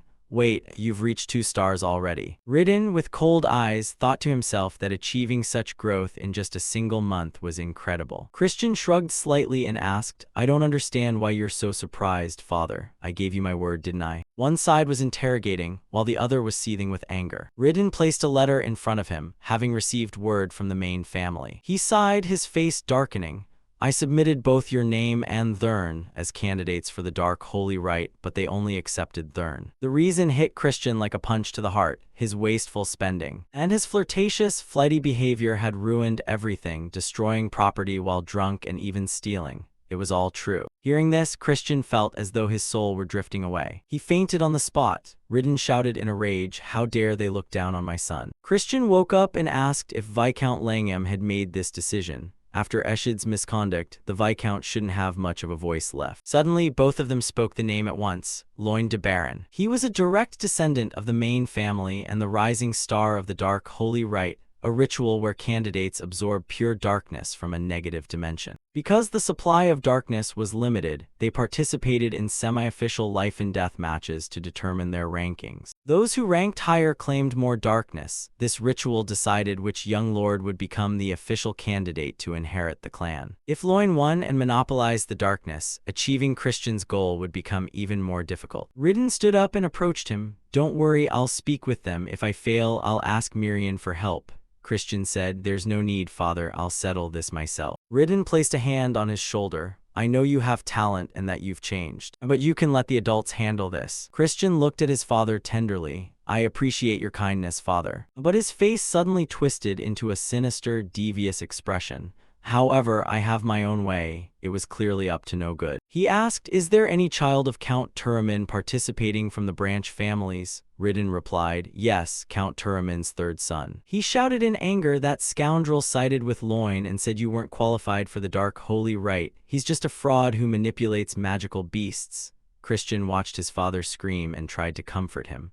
Calm down, father. I just need to prove myself. The Turamin family is about to host a dark medicine hunt. I will participate as the leader. A smirk played across his lips. The sunset glowed over the magnificent castles below. In a dark room, the clan leader held a golden hammer and scoffed. I find it hard to believe. That child, I remember him as the brat who called himself a genius, but he was nothing but a fake. Miriam stood there reporting, he is different than before. The clan leader asked, do you believe this child can fulfill the wish I have held for so long? That wish was the only reason he stayed alive, even refusing death through forbidden dark magic. Miriam broke into a sweat. I cannot be certain, but he is the closest person to what you desire. Silence filled the space as the clan leader muttered, truly interesting. I'll keep an eye on the boy, but his participation in the dark holy rite seems impossible, doesn't it?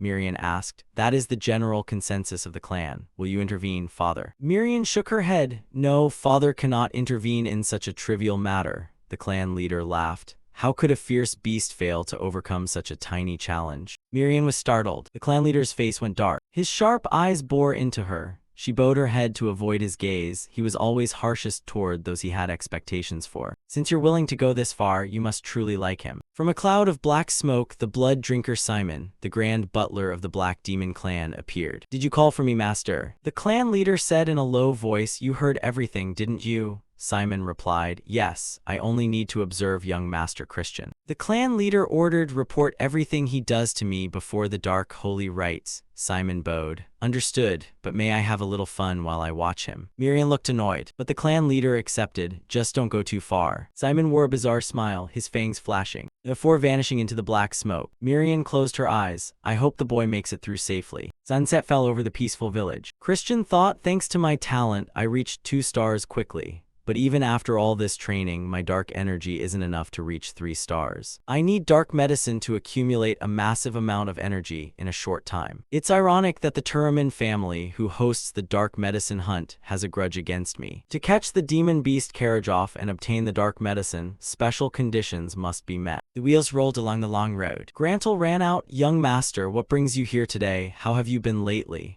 Christian stepped down from the carriage with Marie. Wait, you didn't come empty-handed, did you? Grantel held up a bag of goods. Of course not. Christian snatched it and threw it to the ground, the gold coins clinking as they fell. He said contemptuously, such a mediocre gift, it seems you don't know your place. Grantel placed a hand on Christian's shoulder. I've heard you're involved in all sorts of illegal activities. Someone ran up and shouted, does dodging casino taxes bring in a profit? What about the items you swindled from the merchant guild? What do you want me to do, young master? Christian released the commoners who were being harassed nearby upon hearing his name.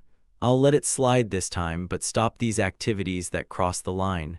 Understand? Grantel nodded. Yes, yes. Christian put an arm around him. Find me some dark medicine. Grantel trembled, sweating profusely. Dark medicine, prices on the black market have spiked lately. Christian turned to Marie. Are you ready? Marie transformed into a monster with razor-sharp fangs. My torture skills are top-notch. Grantel knelt in panic. I'll get it right away. Isn't it much easier when we cooperate? Christian winked. By the way, get me a knife sharp enough to cut through armor. Grantel looked bewildered, not understanding what he intended to do. After finishing his business, Christian left, leaving Grantel behind. He cursed and cried at the same time, you bastard. Marie asked, are we going home, young master? He replied, no, I have one more place to go. He noticed something in the distance. Can you have the driver stop here? The carriage screeched to a halt. Christian walked into a shop. Welcome. He looked at the menu. I'll take this. A pink potion bottle was placed on the counter. Marie whispered, do you need an aphrodisiac? Inside the shop, Marie kept looking at Christian with suspicious eyes. It made him break into a cold sweat, his face turning pale. Suddenly, he turned around in anger. Hee, master, could it be? Marie smiled bashfully.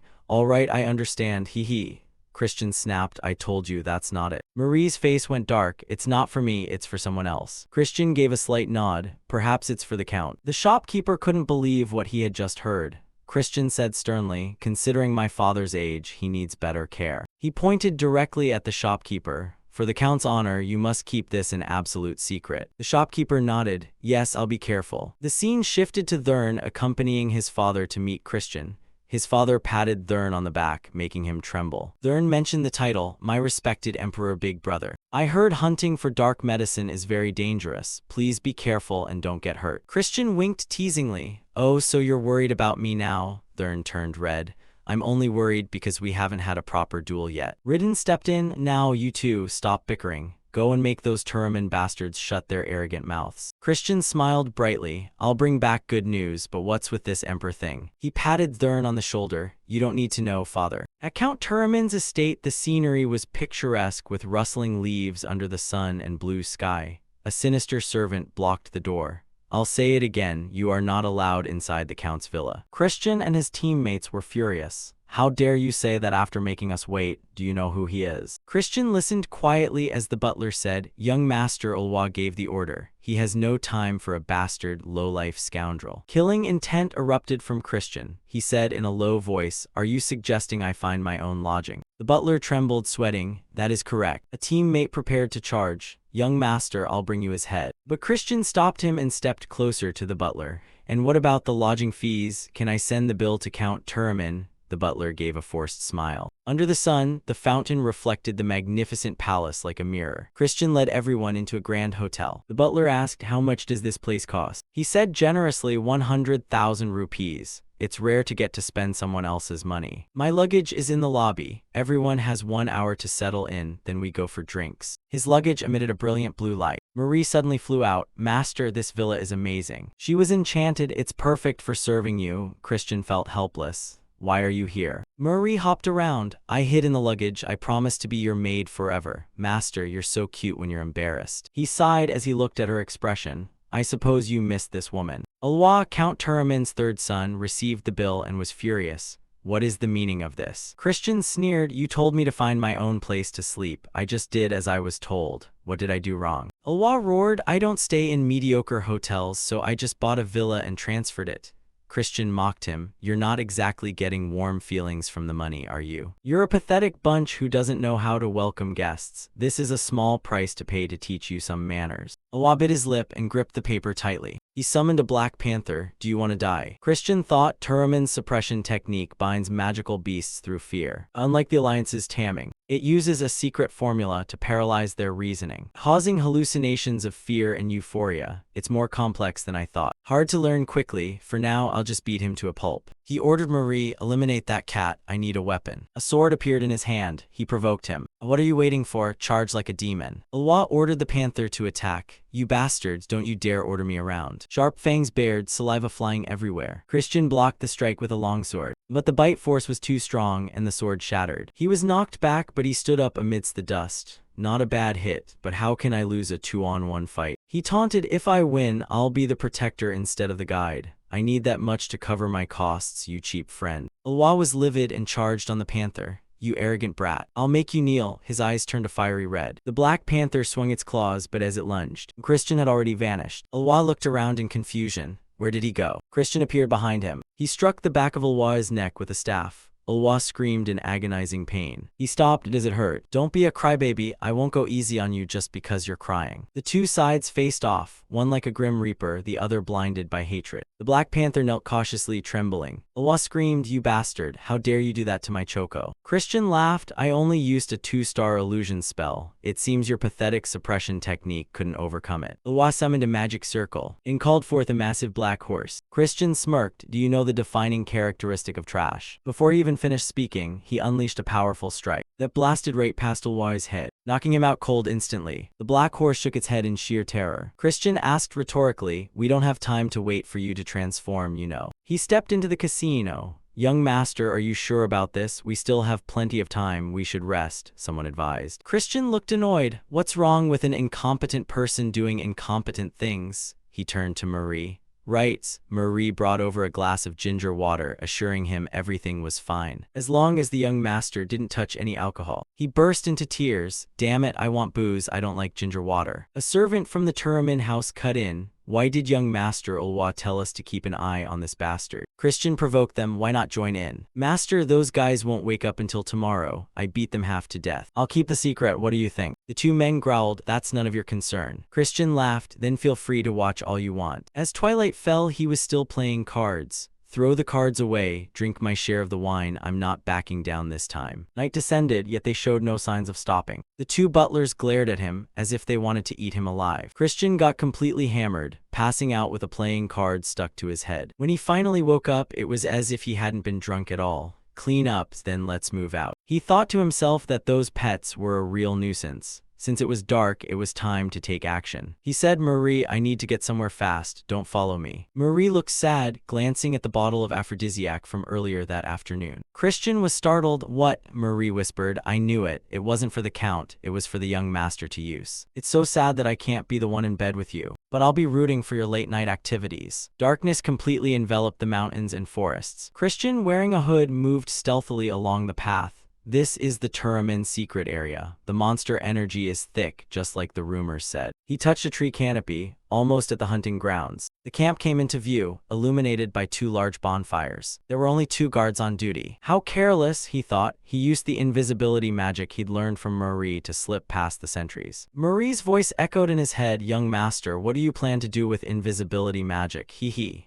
Christian snapped back, why do you keep bringing that up? He successfully broke into the base. He spotted a magic circle under the moonlight. The black medicine hunting ritual is just as bizarre as the rumors suggested, he noted. He recalled the instructions. To obtain the medicine, one must make a carriage offer up its life, terrified to the point where it would rather die. He began drawing lines on the ground. Light erupted like a massive explosion when fear and joy were forcibly connected. A useless pill would be reborn as the legendary black medicine. That was the reason Turamin stayed ahead, by overwhelming monsters with pure terror. He smiled, I'm going to steal their ultimate technique. He planned to feed the carriage off a mixture containing the aphrodisiac, driving it insane to monopolize the medicine. However, there wasn't enough time to learn the process. He had to find another way. A sudden chill behind his back made him turn around, but there was only the endless night. He walked toward the sensation, hearing the rustle of leaves. A dark silhouette led him to a colossal cavern. A terrifying demonic intent surged out from within. Don't tell me this is a Gehenna rift, a dangerous portal to the demon realm, he muttered. The magic circle inside began to glow brilliantly. He stopped. Wait, what if I lure the carriage off here? He pulled out a vial. I still have the bait to draw it in. Perfect, no time to lose. Christian ventured deeper into the cave, unaware that a crimson shadow with sharp claws was stalking him. It was Simon. I didn't expect this kid to be so entertaining. Beating that Turamin guy half to death while making the supervisors lower their guard with his incompetent act. Every single move he makes is within my sight. Simon smiled, his fangs glinting.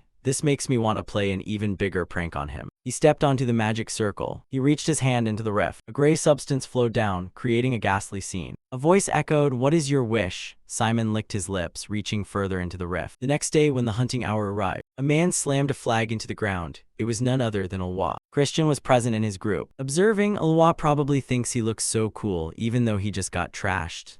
Ulwa barked, shut up, you fake. Why are you carrying a holy sword when you can't even use it? Christian replied, it's still more effective than a stick. Wanna try it? Ulwa changed the subject and barked orders, lure the beast to the altar. Whoever was assigned to defense, follow me and stand by it. Simon was silently watching from a distance, but Christian had clearly already detected him. Ulwa urged Christian to answer, but he simply said, whenever you're ready. At the altar, a guardian told Christian to move out of the way. You're interfering with the hunt. Christian said coldly, stay there if you like, but don't come crying for help when everything goes to hell. His words infuriated the man, but Ulwa cut him off. Don't tire yourselves out before we even start. The useless one can go guard the flag.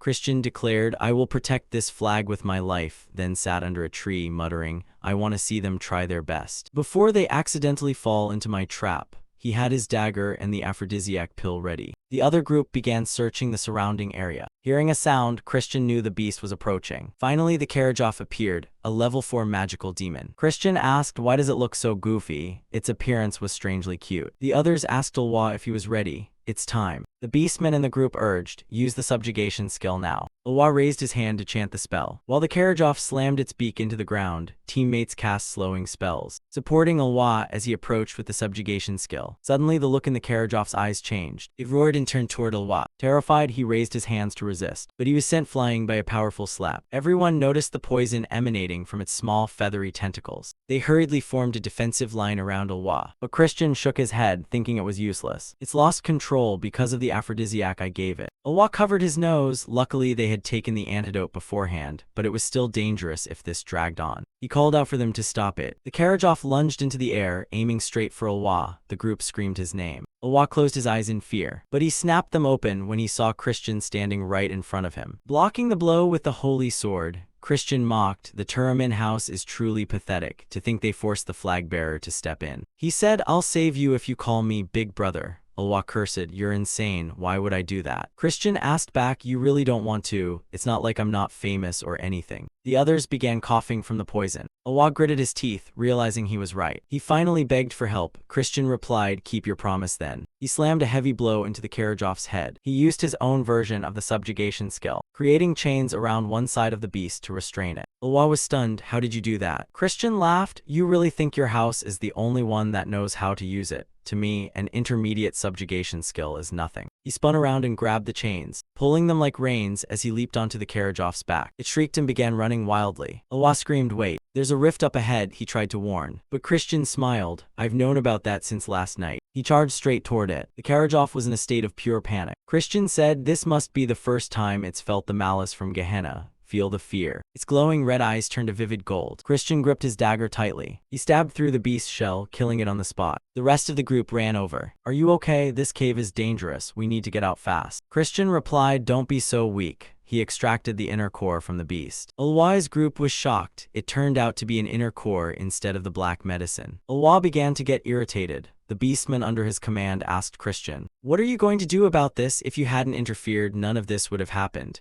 But Ulwa cut him off. Enough, leave him alone. He turned to Christian, thank you, thanks for saving my subordinates. You helped them finish without anyone getting seriously hurt. Christian was surprised by Ulwa's admission, thinking to himself that he felt a bit bad now, even worse knowing he had swapped in that aphrodisiac pill. Regardless, he still had to do what needed to be done. He told Ulwa, call me Big Brother like you promised. Are you planning to go back on your word? Ulwa fired back, I never promised that. I'm 2 years older than you. Suddenly, the cave shook violently. Everyone fell over under a horrific pressure. Ulwa panicked, what's happening? Christian realized something was wrong when 2 giant green eyes appeared before them. He looked a little worried. A voice rang out from the demon. It's been a long time since I've seen such an interesting toy. Christian muttered, a demon from hell. Ulwa was trembling. Christian ran off. You're on your own, save yourselves. Christian spotted Simon on the cave ceiling. He flicked his wrist and threw a dagger directly at him. The blade pierced through, but it turned out it was just a familiar object Simon used for surveillance. The connection was severed instantly. Simon wondered in surprise. Since when did he notice? Is he planning to stop the demon? His clone fell as the teleportation plan vanished. He calculated, even if I use blood magic to the limit, it'll take me at least 5 minutes to get there. If I'm late, everyone's dead. He hurried away. It turned out he wasn't exactly a villain, just someone who wanted to pull a prank as he'd told the clan leader. The demon called out, you're interesting. What are you plotting? Christian replied, I just hate being peeped on. The demon laughed. He didn't care much for a dead man. Christian remarked that compared to the demons of the era of destruction, this one was just low tier. But at least 5 stars, it wasn't something he could easily handle right now. He raised a finger, noting that it wasn't all bad news. He had used a spell to put everyone to sleep, just as he had once done with the barmaid. Ulwa's subordinates gradually lost consciousness. Ulwa yelled, what are you doing? We need to fight together.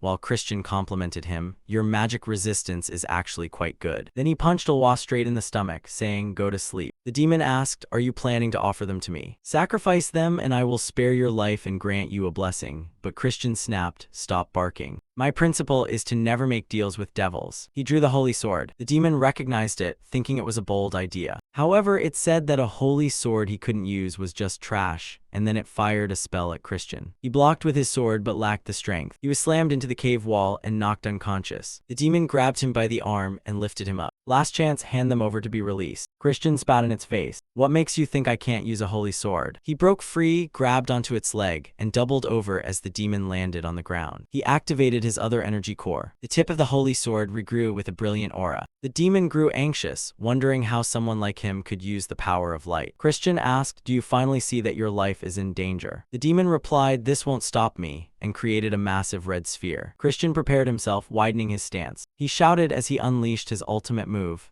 Dead Sea Light Breaker. He swung his sword, creating a massive golden wave that surged toward the demon. It screamed impossible. It took the hit and collapsed onto the floor. It seemed Christian had killed it, but his eyes were weary, realizing he had pushed his body too far. His vision narrowed by the second. He fell as everything faded to black. The scene shifted to his previous life, where his friend Evan asked in shock, did you actually copy my ability? Christian replied something like that, and Evan remarked, you really are a special character. The Lightbreaker symbolized the beam of light that split the Dead Sea. Yet ironically, despite his swordsmanship, he never became the light of the Mayer family. Nevertheless, he would surely be the light that saved the world. A blue finger touched a puddle of water. Christian was still on the brink of death. A woman spoke up, how interesting, I am Mefina, the first throne of Gehenna's seventh realm. Reinforcements entered the cave carrying healing potions. Christian closed his eyes as Mefina said, I look forward to your future actions. The scene shifted to Count Turamin's house. Christian said his head hurt and he couldn't believe he'd been lying there for 2 days, a total waste of time. However, his body felt fine, and he began searching the room for the dark medicine pill. He discovered it nearby and exclaimed, brilliant. He mentioned Mefina, nodding that it was unwanted attention. Occasionally, early blooming villains receive a devil's blessing and grow rapidly,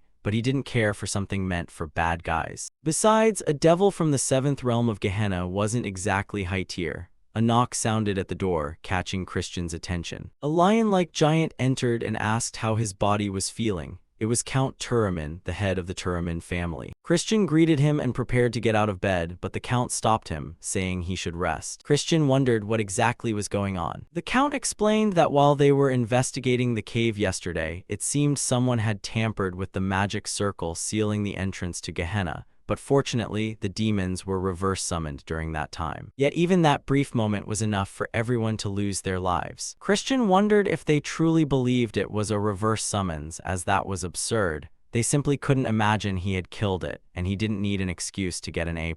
The Count said, I want to start with an apology. I'm sorry for treating you poorly based only on rumors that you were useless. He bowed his head, you are the benefactor of House Turamin, I am grateful to you. Christian replied that it wasn't like that. As a member of the Dark Demon clan, he only did what needed to be done. Although his conscience hurt, he decided to stir the waters a bit. His words seemed to resonate with the Count. He nodded, you're right. If there's anything I can help with, just say the word. As long as it isn't impossible, I'll make sure it happens. Christian thought for a moment and then said, in that case, I hope House Turamin casts aside its old grudge against House Khazar. Instead of a relationship like enemies always barring fangs at each other, I hope we can have a friendly but competitive relationship, planning progress together as befits our shared bloodline. The Count was about to say something, but Christian continued, I'm sure House Turamin also knows the reason the two houses are hostile is due to the main family's behind-the-scenes work. If the branches join forces, the main family will feel threatened.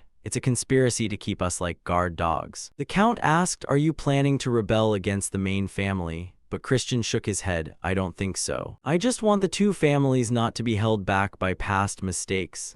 The Count was astonished. I didn't expect you to think so far ahead. Christian smiled, thank you for the compliment. Do you accept my request? The Count replied, for the first time in a long while I will contact Count Khazar. But before he finished, he called for Ridden. Christian smiled, that's right, if they united one by one like that, it could create a much stronger front during the era of destruction. The Count patted Elwa on the shoulder and said, what are you waiting for? My son has something to say. Elwa shyly handed over the dark medicine pill. Take it. When I entered the cave, it was on the floor. Since you were unconscious, I kept it. Christian said, if that's the case, I'm very grateful. I want to give you more than you've managed to do. But Elwa snapped, don't you dare. The Count laughed, I will give him a gift on your behalf. He handed over a summoning stone capable of holding a level 4 beast. Christian was impressed. A truly rare item. The Count said, I will also prepare a report so you can participate in the Dark Holy Rite. I wish you the best of results. Christian expressed his gratitude for the gift and the encouragement. The Count told him to rest. Once he and Elwa had left, Christian smiled and called out, come out. A red aura appeared. Simon said, as expected, It was no coincidence that you discovered me. Christian replied, I smell blood. Simon introduced himself, I am the Grand Butler of the Dark Demon clan. Christian wondered to himself if he was the clan leader's henchman. He had heard the name Simon somewhere, the leader of the Blood Shadow Demon sect. He explained that the Blood Shadow Demon sect didn't distinguish between the magic empire or the dominion of Apply. They were a psychopathic organization that enjoyed slaughter and terror. The leader was a villain who reached 8 stars and by the end of the Era of Destruction reached 9 stars to become the 10th Demon King. He couldn't count how many times he had nearly died because of him. Simon was the very flesh and blood of the Demon King. Simon said, I didn't expect the young master to be so magnificent. You even destroyed a demon.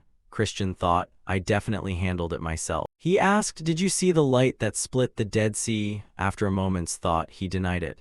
I don't know what you're talking about. Simon laughed, I know you're playing dumb. After entering the cave, the demon's corpse was completely destroyed, leaving no trace. That wasn't a reverse summons, it was vaporized. I'm impressed by your skills, explain it. Christian asked, why should I reveal my trump card? And Simon reminded him, this will be reported to the clan leader. Christian replied, what if I were the clan leader instead of a bookworm answering every question? I want a predator to hide its claws until the very end. Simon was surprised, you really are interesting. Christian then asked, are you going to apologize? Simon wondered why, and Christian explained that it's usually hard to distinguish between reverse summons and destruction just by the traces. That's why the Count misunderstood. But you believe the opposite because you were the one who summoned it. A demon summoning that nearly killed a family member. That was the kind of crazy news the clan leader might hear. Simon said, I will take responsibility. Christian decided to keep the secret. Just remember that you owe me a massive favor. Simon was surprised. How is that a fair deal? Christian laughed. It would be great if you saw it that way. Simon nodded. I understand. I won't forget your mercy. It was a pleasure meeting you today. I'm counting the days until you come to the main family. Christian thought Simon would play a major role in the Era of Destruction.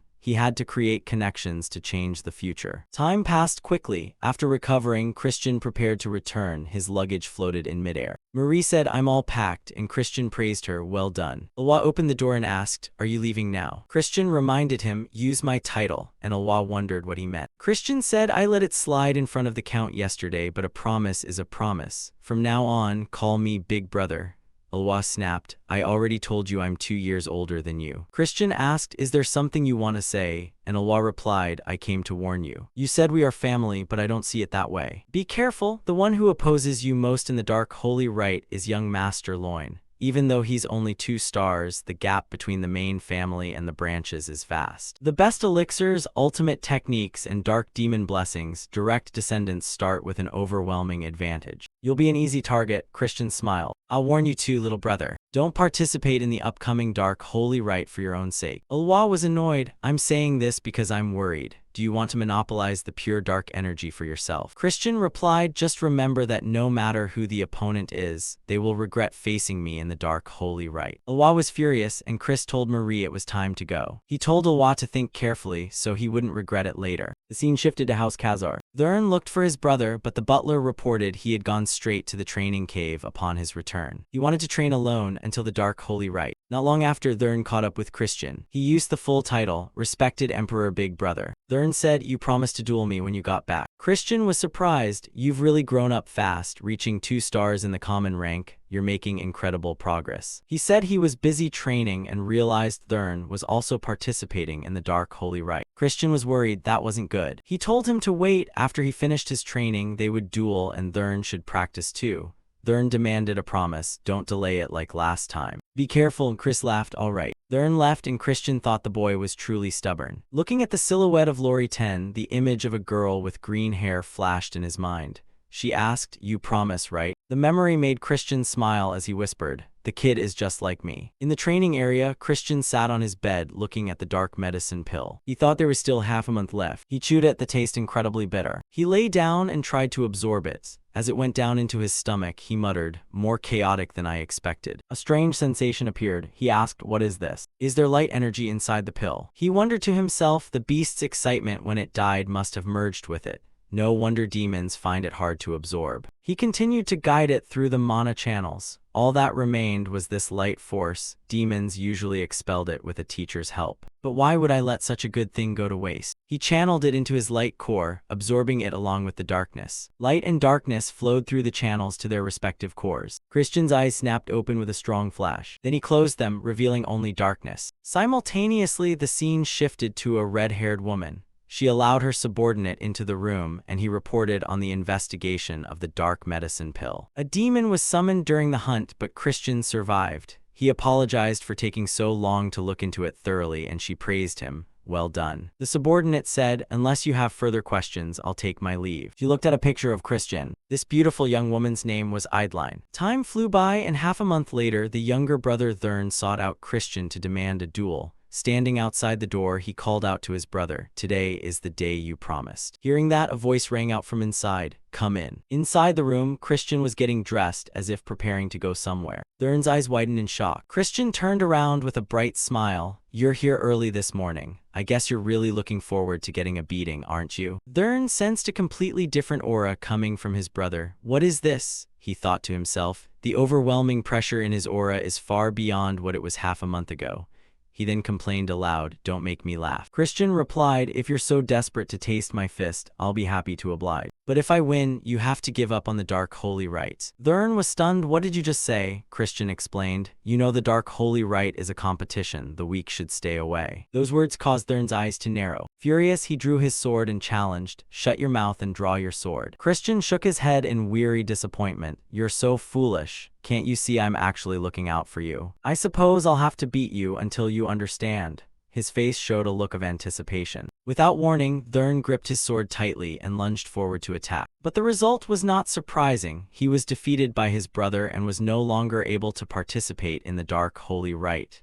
Ridden came to visit his youngest son. Seeing Thurn covered in bandages, he sighed and scolded, "Christian, you went too far this time. The doctor says the boy needs to rest for half a month. We'll just have to wait for the next dark holy rite." Christian requested, "Father, can I speak with Thurn in private?" Ridden was surprised but nodded, "All right. I'll let you two brothers talk." He quickly left the room. Christian burst out laughing teasingly. "Hey, what's with that long face? Don't be a whiner like those idiots in the Alliance. You're the one who demanded the fight, after all." Thurn said sadly, "Do you really not want to see me grow up? You mock and belittle my achievements, and now you intentionally injured me so I'd miss the dark holy rite." His face darkened. Christian felt a pang of guilt. Sigh, if this keeps up, he'll lose his mind, he thought. He explained, "We are misunderstanding each other. I did this so you would become stronger. If you faced me during the ritual, you would lose the chance to claim pure dark energy forever. I had to be forceful because you're too stubborn. Most importantly, pure dark energy doesn't suit you. You are compatible with gray dark energy." He knew that, like light energy, dark energy was also divided into many types. Pure darkness was the highest attribute, but just below it was gray darkness, which was particularly suited for curse magic. Relying on his memories from his previous life, Christian asked, "You find it easier to learn curse magic than swordsmanship, don't you?" Thurn's eyes widened. "How did you know that?" Christian couldn't tell him. He had seen it in the future. So he made something up. "I realized it while we were sparring. I fought with everything I had, but if you absorb pure darkness before mastering gray darkness, it will cause problems for your learning later. It's not impossible, but it will slow down the process. I know you want to get strong fast. This is sincere advice from your brother, who always supports your growth." He took the dark medicine pill from the previous hunt and handed it over. "This is a gift for you." Thurn was astonished. "Isn't this dark medicine? Why are you giving me something so precious?" Christian waved it off. "Because you're my brother. What other reason do I need?" In reality, he thought, "Besides, I already ate the better one." His words moved Thurn. Tears trickled down, but he tried to hold them back. He gripped his black handkerchief and asked, "If you've changed this much, then why did you act like such an idiot when Mother was dying? Do you know how much pain she was in because you weren't there?" Christian didn't understand that memory. It wasn't his. He sat down beside Thurn and whispered, "I didn't understand back then." Time passed and the scene shifted to the main family. The candidates for the dark holy rite had arrived. Stepping down from the carriage, Christian groaned, "Man, I need to stretch. How far did we travel? My whole body is aching. Can't they open a teleportation portal? I can't believe this house is so stingy." He was gnashing his teeth before Marie chimed in, "Young master, let's make this a date for just the two of us."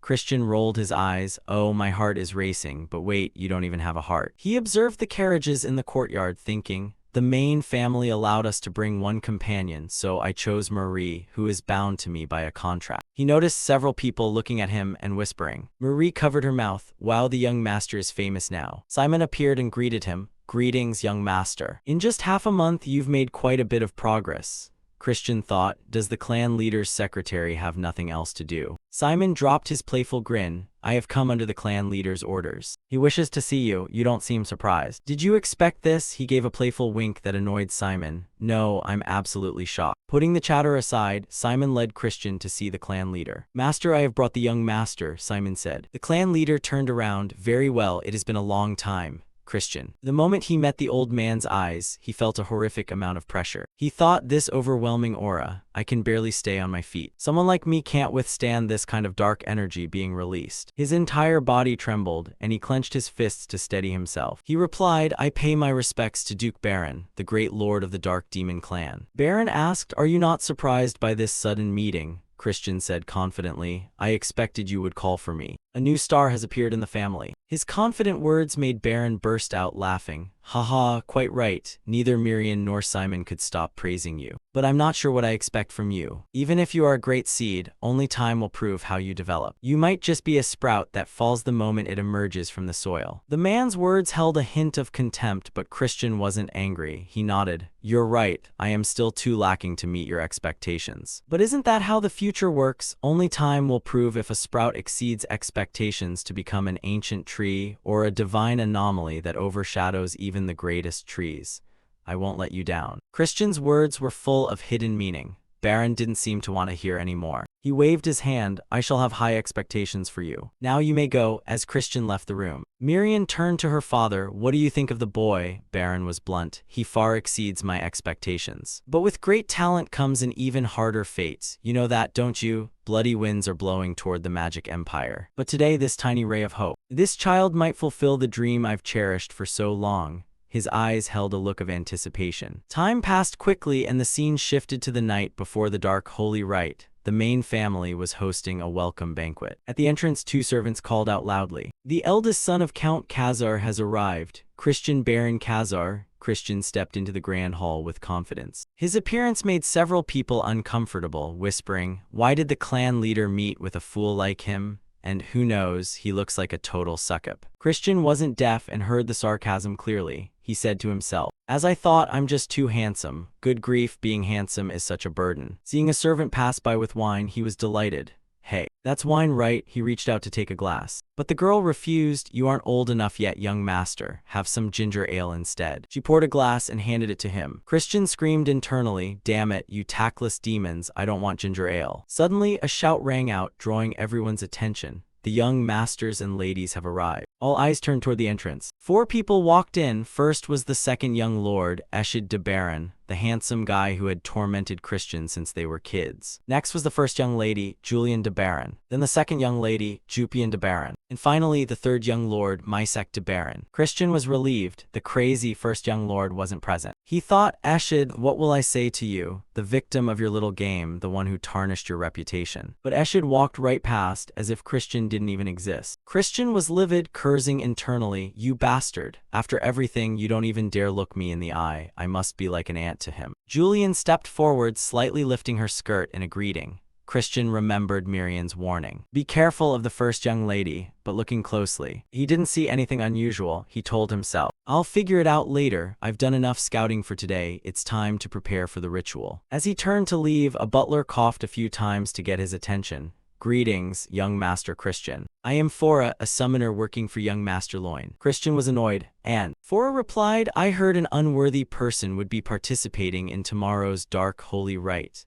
I'm worried someone without enough ability might cause an accident and tarnish the Dark Demon clan's reputation. Christian understood the implication. You're saying I don't have enough ability, aren't you? Fora replied, you only need to prove otherwise, young master. Christian looked up to the second floor where Loin was standing. He cursed under his breath, if you don't like it, come down here yourself. But I'll tell you straight, I'll prove it during the ritual. He tossed his glass aside. Fine, proving it shouldn't be hard. Now show me your little tricks. Fora was confused. What, right here? You don't even have a weapon. Christian waved him off. You expect me to use a weapon to deal with you? Fora roared in anger, you'll regret this, while Christian smirked, me, no way. I think you're the one who's going to regret it. The confrontation drew the eyes of Julian and Jupian from afar. Time passed, and the guests all around turned pale at the sight before them. Old man Fora was being mercilessly pummeled by several wraiths, able only to clutch his head and endure the beating. In another corner, Christian was being served by 3 wraiths like an emperor. People couldn't believe it. What are we even looking at? The summoner had started with evil spirits, but with just a wave of Christian's hand, they turned around and tore into their own master. How did he seize control so quickly? After enjoying being served, Christian stood up and looked toward Loin.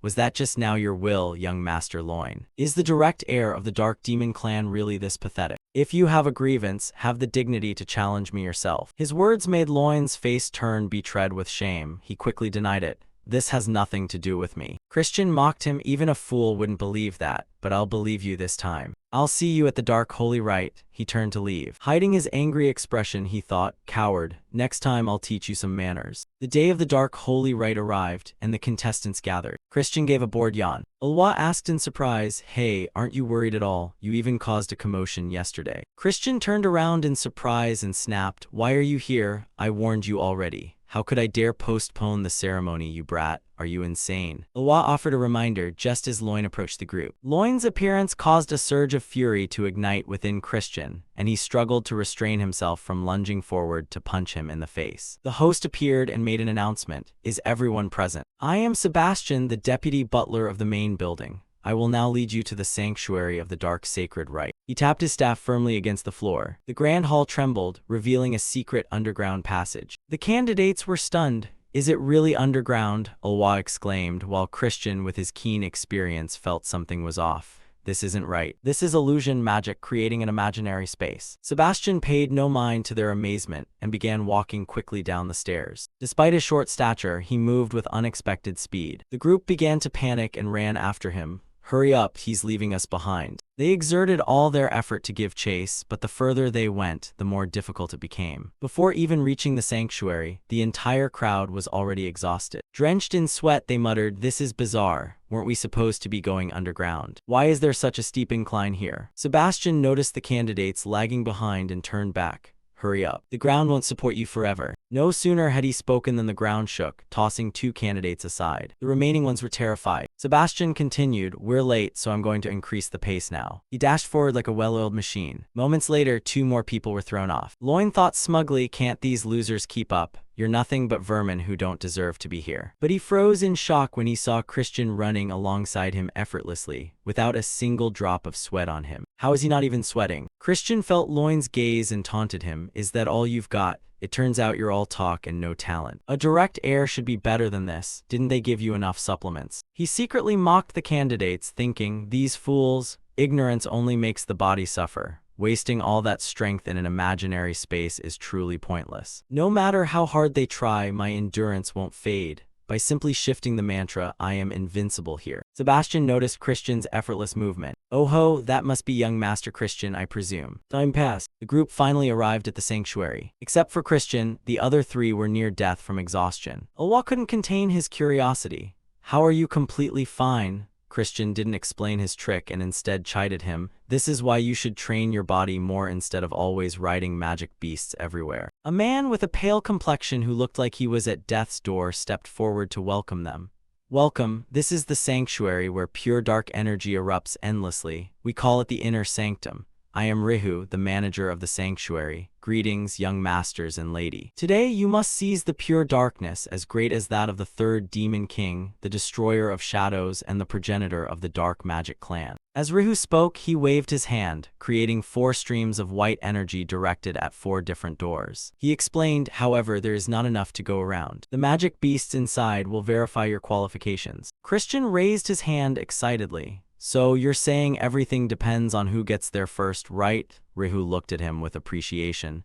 Exactly, quite clever, young Master Christian. Someone asked, if there's an accident between candidates during the rite, will we be disqualified? Rihu replied, each person takes a different path, you shouldn't even run into each other. But on the rare occasion that you do meet, avoid conflict. Wasting time only gives an advantage to others. Focus on your own safety. Good luck. Immediately after, the 4 candidates rushed through the doors with everything they had. Watching their hurried forms, Sebastian felt festive. Want to place a small wager on who, before he could finish, Rihu vanished. This made him stomp his feet in annoyance. Ignoring me like that, how cold. The scene shifts to Loin. In the corridor, he encountered a 4-eyed black dog that breathed fire. Upon spotting Loin, it barked wildly, its mouth overflowing with scorching flames. Loin concentrated his dark energy into his palm and accelerated. He delivered a powerful punch straight into the beast's jaw. It sprayed blood, shrieking in agony. Having defeated it easily, Loin thought confidently, at most, it's a lower class level 2 magic beast. Against me, an upper class level 2, they're nothing. That bastard Christian must be struggling right now. Every path has the same distance and challenge. But I bribed the mage to ensure Christian's path has stronger magic beasts. He'll run into some ferocious ones and die a miserable death. A death during the dark sacred rite will be ignored. This is your grave. Not long after, Loin arrived before a massive door. There it is. The entrance to the sanctuary. I'm definitely the first one here, he said smugly. But Christian's voice rang out from beside him. You're too slow. What took you so long? I thought I'd die of boredom waiting for you. Loin was horrified. How did you get here so fast? Christian scratched his head. It wasn't that hard. Impossible, your path should have had stronger beasts. Realizing he had slipped up, Loin immediately fell silent, but Christian heard him clearly and let out a grim laugh. I see. No wonder I felt they were stronger than usual. So it was your doing. He cracked his knuckles, preparing to pummel Loin, who was also ready to go all out. What did you just say? Who do you think you are? Christian provoked him. Come on, it's just the 2 of us here, no need for pleasantries. Loin clenched his fists, which were enveloped in dark power, and roared with arrogance. Clashes between candidates are forbidden. But I will crush you right now. He lunged forward, throwing a right hook. Christian tilted his body and dodged it effortlessly. He recognized the technique as magic combat arts, which increases close-range magical power, or snap the opponent's joints. Loin threw a barrage of punches like a machine, but none connected. He was livid, this annoying little rat. Loin lunged again, targeting Christian's left arm to break it. But it was a trap Christian had intentionally left open. You idiot. He mocked as he used his right hand to grab Loin's wrist firmly. He twisted it backward. Don't be a crybaby when it starts to hurt. Christian applied pressure, causing Loin to scream in agony. Before long, Ulwa came running up panting. Hey, am I late? He froze when he saw the 2 candidates being beaten half to death by Christian. Did you do this? Christian complained, you're too slow. Are you going to pass out on your own, or do I have to knock you out? Ulwa wasn't a coward and activated his combat magic. I'm not just going to sit here, bring it on. But with just a few simple moves, Christian punched Ulwa to the floor. Ah, that familiar feeling. They'll come to take them away soon. If things stay like this for another 5 years, the first great war against the Alliance will break out. I must seize control of the Dark Magic Clan before that time. Therefore, I can't share a single bit of the dark sacred energy with you guys. With the cleanup done, it was time to possess the dark sacred energy. With this thought, Christian slowly opened the massive door in front of him. The dark sacred rite grants power to demons, the ability to truly become a transcendent being. The clan leader, who absorbed 80% of the dark sacred power, is one of the strongest beings alive, even among the demon kings. The destroyer of shadows absorbed 90% of the pure dark energy to become a demon king. That means if I take 100%, I can surpass even the demon emperor. Christian thought, reaching his hand toward the sphere of dark energy before him. Upon contact, a horrific surge of energy poured into his body like a flood. Time flew by and the scene shifted to a meeting room. They were discussing the disqualification of all the candidates of the Dark Sacred Rite. It's unbelievable, except for Christian, everyone has been eliminated. This is a disaster. A brown-haired man spoke up. Young Master Loin is in critical condition. He probably used forbidden magic tools. A gray-haired man added, we must investigate thoroughly to ensure punishment. But Jupian, the second young lady, raised her hand to stop them. That won't be necessary. That bastard couldn't have entered the sanctuary. Having not left for 2 days, he has surely been crushed to death by the Dark Sacred Rite. Even the clan leader had limits to what he could absorb. He's dead, and there won't even be a body left. She stood up and left, her face filled with a murderous intent that her 2 subordinates failed to see. Jupian told herself, even if he survives, I will kill him with my own hands. When my father died in the war against the Alliance, Loin and I were adopted by Viscount Langham. My position in the clan is unstable. If Loin doesn't receive the Dark Sacred Rite, no one will support his succession. Christian, I will repay this debt of humiliation. Her teeth were clenched tight. In another corner, several servants were gossiping about Christian. That useless guy still hasn't come out. a young maid asked.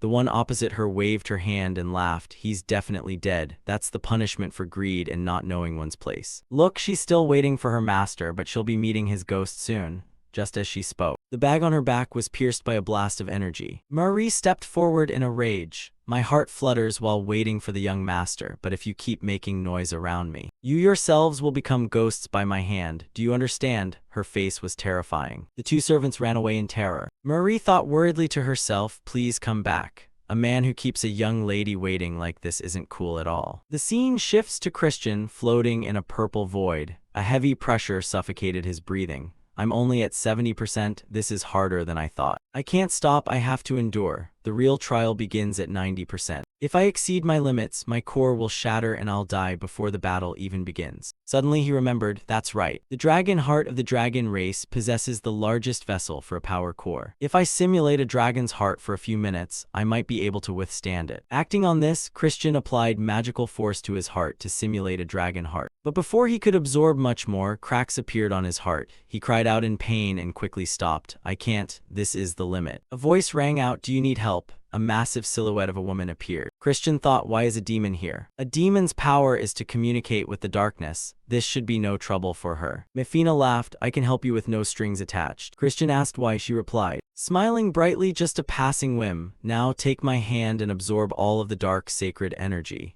She reached her hand out toward him. A week later, clan leader Baron was enjoying a tea party. He asked Simon, still no news. It's hard to say if he survived. His voice filled with disappointment. Christian's Miriam chided, inordinate greed. Why did he take such a gamble? Simon added, Viscount Langham, the temporary ruler, agrees with you. He wants to close the entrance to the sanctuary early. Will you give the order? Baron mused for a few seconds. That wicked brat wants to test this old man. Blood Phantom, do you think that reckless child is still alive? Simon shrugged. The chances are near zero, but isn't he interesting? Baron sighed and gave the order. Tell him to keep it open for one more day. Simon smiled, as you command. Miriam felt a quiet surge of relief. Christian's energy core was being overwhelmed by pure dark energy. As a result, his heart was in agony, and the energy core threatened to explode at any moment. Mefina told him to take her hand before it was too late. Instead of accepting help, he stubbornly refused. Hearing this, she said he was incredibly foolish, and that he should know humans have limits that are not meant to be crossed. Hearing that, our Christian grew furious. He said it seemed she had forgotten something since they were in a world full of concepts. Christian's next move shocked her as he began to glow. His hair turned gray and his eyes burned a fiery red. Christian sprouted red horns and transformed into a demon. His recent action was a demonization that left her astonished. Truth be told, he looked incredibly cool. This technique is the ultimate secret of a mysterious clan. A forbidden spell where a human temporarily turns into a demon to release an explosion of power. Although powerful, it inflicts fatal injuries on the user. Previously, Lena died after using this spell. Perhaps that fox girl taught Christian everything about the demon clans. If he removes the parts of the spell that amplify dark energy, he can exploit the dark energy of this world and create a vessel to collect energy without suffering any penalty. Upon creating the vessel, the dark energy began to accumulate slowly and steadily. Because this plan succeeded with the container, he could collect energy with over 90% purity and seize the entirety of the divine darkness. Mefina couldn't believe it when Christian created a black crescent moon. There was no way a human as insignificant as an insect could surpass human limits as she had claimed. He confidently declared that it was because he is a genius. Upon leaving the dimension, he told her she could continue living there. But he was leaving. As he left, she said she would see him another time. Hearing that, Christian turned around, and right before the portal closed, he raised his middle finger and told her to get lost. She was silent for a moment before realizing his meaning and burst out laughing. Christian escaped. Cursing her, he said he would go crazy if he met that noisy demon again. Christian wondered how much time had passed. According to him, it had likely been a week, so his family was probably in chaos. He deactivated his demonization and said it was time for a prank. After a while, a butler burst into the Lord's office, reporting that Christian had returned. Hearing this, everyone in the room was shocked, asking how he was still alive. The temporary leader, known as Viscount Langham, told his subordinate to give the details. He said Christian survived but was barely hanging on.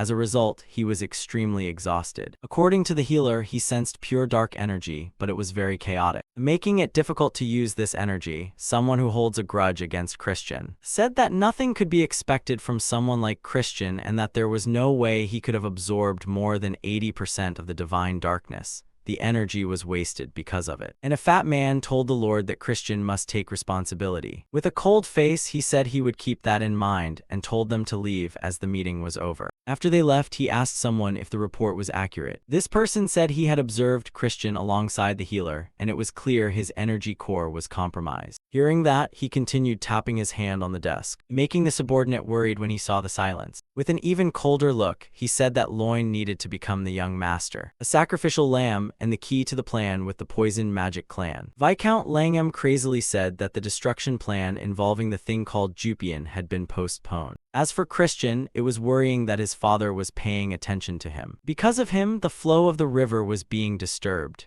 Hearing this, the man sat in a silence so heavy it felt like he needed to clear the room. After some annoying tapping on the desk, he ordered that Christian be brought down to the Hall of Darkness the next day. He would announce the disciplinary action before the vassals. The next day, when he was summoned, Christian thought they were trying to get rid of him, since they had gathered every important person. Viscount Langham asked Christian if he was aware of his sins regarding the divine ritual. Christian said he was, while the leader saw that his energy core was distorted. He demanded an explanation, and Christian said his peers were unworthy of the bloodline, so he should have actually hit them harder. Hearing that, an ugly woman in a suit grew furious. Viscount Langham explained that Christian's mistake was that despite monopolizing the precious resources of the Shadow Magic clan, he did not achieve results worthy of that privilege. Christian asked by what criteria he was reaching this conclusion. He said the minimum purity was 70%. Christian asked what penalty he would face if it was below 70%. The fish-faced man said he would not inherit any shadow magic techniques, would be banned from the clan's main area, and would be denied the right of succession to Count Khazar's house. Christian appeared indifferent, asking how he would measure it when he couldn't even measure it accurately himself. At that moment, that fellow Eshid raised his hand. He said that even though Christian's core was chaotic, a dark energy collision could measure the purity, since he had absorbed 70% of the divine darkness. If Christian could overwhelm him, it would mean he had achieved a greater feat. A dark energy collision is a pure battle to measure the superiority of dark energy between two people. With the same amount of energy, the person with higher purity will overwhelm the other immediately. But when pure energy of the same level collides, the one with higher purity wins. According to Christian, this was the perfect way to destroy his core. He thought this guy was more sinister than he had imagined. Before starting, Christian laid out a condition. If he achieved a great enough result, they had to support him and allow him to challenge for the position of young master. Hearing that, several people were shocked, but his terrible brother agreed, saying it didn't matter if one was from the main line or a branch when aiming for the young master's seat. When others remained silent, he said that was the way of the magic empire, where the strong rule the weak. Stepping onto the stage, he told Christian that during a dark energy collision, if one doesn't have enough control, the core can be damaged. To keep it level, he would only use beginner 2-star dark energy. As they released their energy, Christian said he didn't need to do that and should worry about his own precious core instead. When Eshid released his energy, the terrible guy said that hearing Christian talk made him look forward to it. Upon collision, Christian immediately overwhelmed his 2-star energy. The guy was shocked because his energy was neutralized without Christian even needing to charge up. He used expert level 2-star energy, but the result was the same. Christian saw this performance and said it was truly disappointing. He provoked him further, saying he acted so arrogant but was actually that weak. Incited, he released an aura. The others said it was 4-star dark energy. If it hit, it would shatter Christian's core. A dragon-shaped energy appeared around him, but from the other side, another energy formed. A giant claw appeared large enough to crush the dragon, making the dragon look like an ant. Christian told the fellow that during an energy collision, if there wasn't enough control, the core could be damaged, so he should be careful. The energy damaged his core, making him cough up blood. Christian withdrew his energy, thinking it wasn't enough and that he should have shattered his core. Being clever, he announced to everyone that Christian had a purity of at least 90%. Hearing that, everyone was shocked, and Christian turned to the Lord and said he now had the right to become the young master. Hearing this, Viscount Langham was shocked, showing no reaction at all on his ugly face. As usual, the terrible fellow continued tapping his hand on the desk, then told Christian that, as promised, he would be allowed to take the young master's test. However, no member of a branch family had ever taken this test before. As the temporary head, he would randomly select a test for him. Christian thought to himself that he intended to give him an impossible test. His level would be evaluated in 2 stages. First, he had to prove his talent. Next, he needed to achieve a feat worthy of the position of young master. Christian asked how he would prove his talent, and the other guy required him to reach 3-star rank within 3 months. Christian calmly said that if that was all, it wouldn't be too hard since he is a genius. The fellow fell silent and then said he looked forward to seeing what Christian achieved in 3 months. Later, in a quiet room, the two terrible fellows sat opposite each other. While sipping tea, he expressed disappointment in the kid, saying it was all his fault for underestimating Christian. Because of that, even his energy core was damaged. They had to deal with Christian quickly, as he was becoming a problem. He told his junior not to worry, because they intentionally did not absorb more than 70% of the pure dark energy. The higher the purity, the harder it is to upgrade the energy. This difficulty increases exponentially. This means reaching the 3-star rank would take many times longer than for others. He asked the fellow what he thought,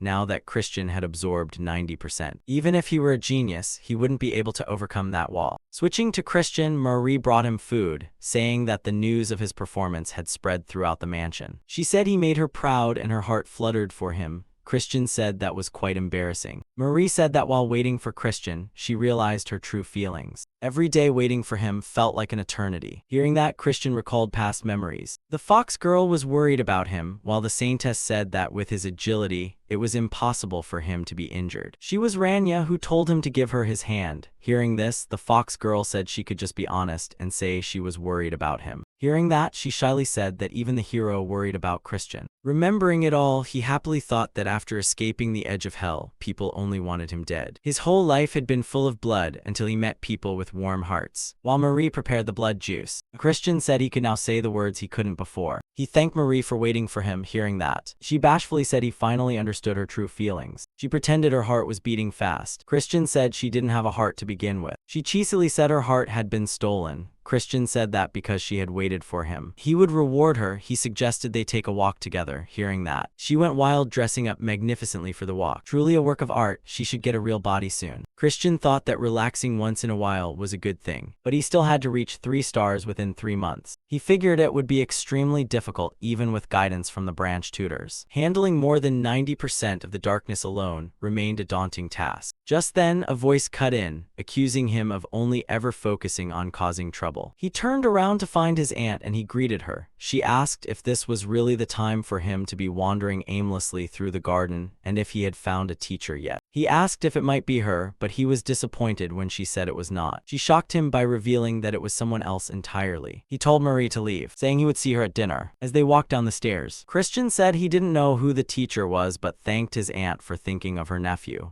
She told him he shouldn't be so quick to thank her, explaining that he would experience it for himself and that this teacher was anything but gentle. She added that not a single one of her brothers could withstand the man's training. She warned him that this opportunity didn't come often, so he must not disappoint the man. Upon arriving, Christian was in shock and asked her if the child in front of them was lost. Why would someone 200 or 300 years old disguise themselves as a child? Seeing the child, Christian patted his head and asked where his parents were. However, the child's expression was more terrifying than he had anticipated. At that moment, Christian realized exactly what he had done. His aunt told him he had to show respect and greet him first because this was the incarnation of the clan leader. While observing Christian, the man greeted him formally. As dark energy radiated outward, he was shocked to see that the boy had already absorbed over 90%. He said that Christian had achieved something great, but should know it was a foolish decision. Christian protested, and the old man, playing his part, said that with 80% of the divine darkness, he had encountered walls much higher than anyone else. He shared that even their ancestors could not reach that level without favor from the demon emperor. He could not imagine the walls Christian would have to face. Therefore, he suggested returning a portion of Christian's dark energy to the source realm. He said that with his talent, 80% dark energy was enough, and exceeding that was simply greed. Before he could finish, Christian asked why the dark magic clan had grown weak. The question startled his aunt until he spoke bluntly, saying that while they were not equal to the mysterious magic clan or the immortal magic known as the heaven above heavens, they were still the weakest of the 12 noble families. The old man asked if there was a reason for this. Christian said the dark magic clan had developed far beyond the success of previous generations thanks to the clan leader's achievements.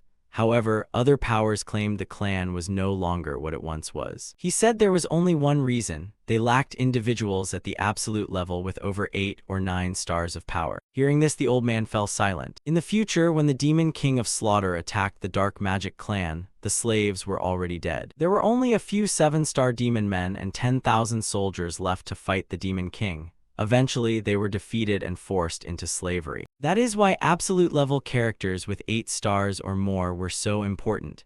The clan leader was certainly worried about this. The old man agreed, saying he understood perfectly but feared Christian would be crushed by the pure dark energy and unable to grow. Christian asked if he was curious whether with this power, he would stop at simply strengthening the clan, or overcome the trials to become a being of infinite strength, dominating everything. The old man laughed, saying Christian certainly had a way with words. He said he would not regret it as dark energy gathered beneath his feet. In a few seconds, he was submerged into a pool of energy. Waking up, he found himself in a forest. A voice told him the first mission was to inherit the pure dark energy. Christian was confused when he was told he had to survive. Behind him, a hungry, two-headed bear appeared. Realizing its presence, Christian told himself he was in great danger. Through a crystal ball, the man observed Christian. His aunt realized it was a trial and asked the clan leader why he had thrown a 2-star child into a 4-star magic cave. At that, he summoned an additional stone lizard. His aunt apologized to her nephew because her words had made things even harder. The old man said that as Christian struggled to survive, he would face the true nature of pure dark energy. Understanding comes fastest and deepest when pushed to the brink of death. He hoped the boy wouldn't be seriously injured while sitting in his chair. He asked Miriam if she was ready yet. She was prepared with a box full of candy. He devoured them, saying he didn't know why he always craved sweets every time he used dark energy. The madman turned on a light, saying that watching a video in the dark was the best. He eagerly watched his nephew's results. Christian faced the two-headed bear and the stone lizard. A single blow could finish him. The lizard spat poison. Christian dodged it. The venom melted the trees in an instant. Even so, this was just a training exercise. Christian called out to the clan leader, asking if he was listening. He said there was no way the clan leader would assign an exercise without an answer. Since there was no provided answer, Christian said that to find it, he would have to defeat monsters much stronger than himself. His aunt thought to herself that the man only wanted to see him get beaten to a pulp. Christian confidently said it would be as easy as pie as he prepared to land a strike in a single blow. At that moment, the bear was attacking Christian. As the blow was about to land, Christian thought that its speed and power were too great. While dodging, Christian told himself there had to be a way to defeat them. From the observation ball, the old man, playing his part, said that Christian truly had talent, explaining that Christian's movements were unique. But Miriam said that, regardless, Christian was still just a child. They were shocked to see Christian had defeated the bear, which took them completely by surprise.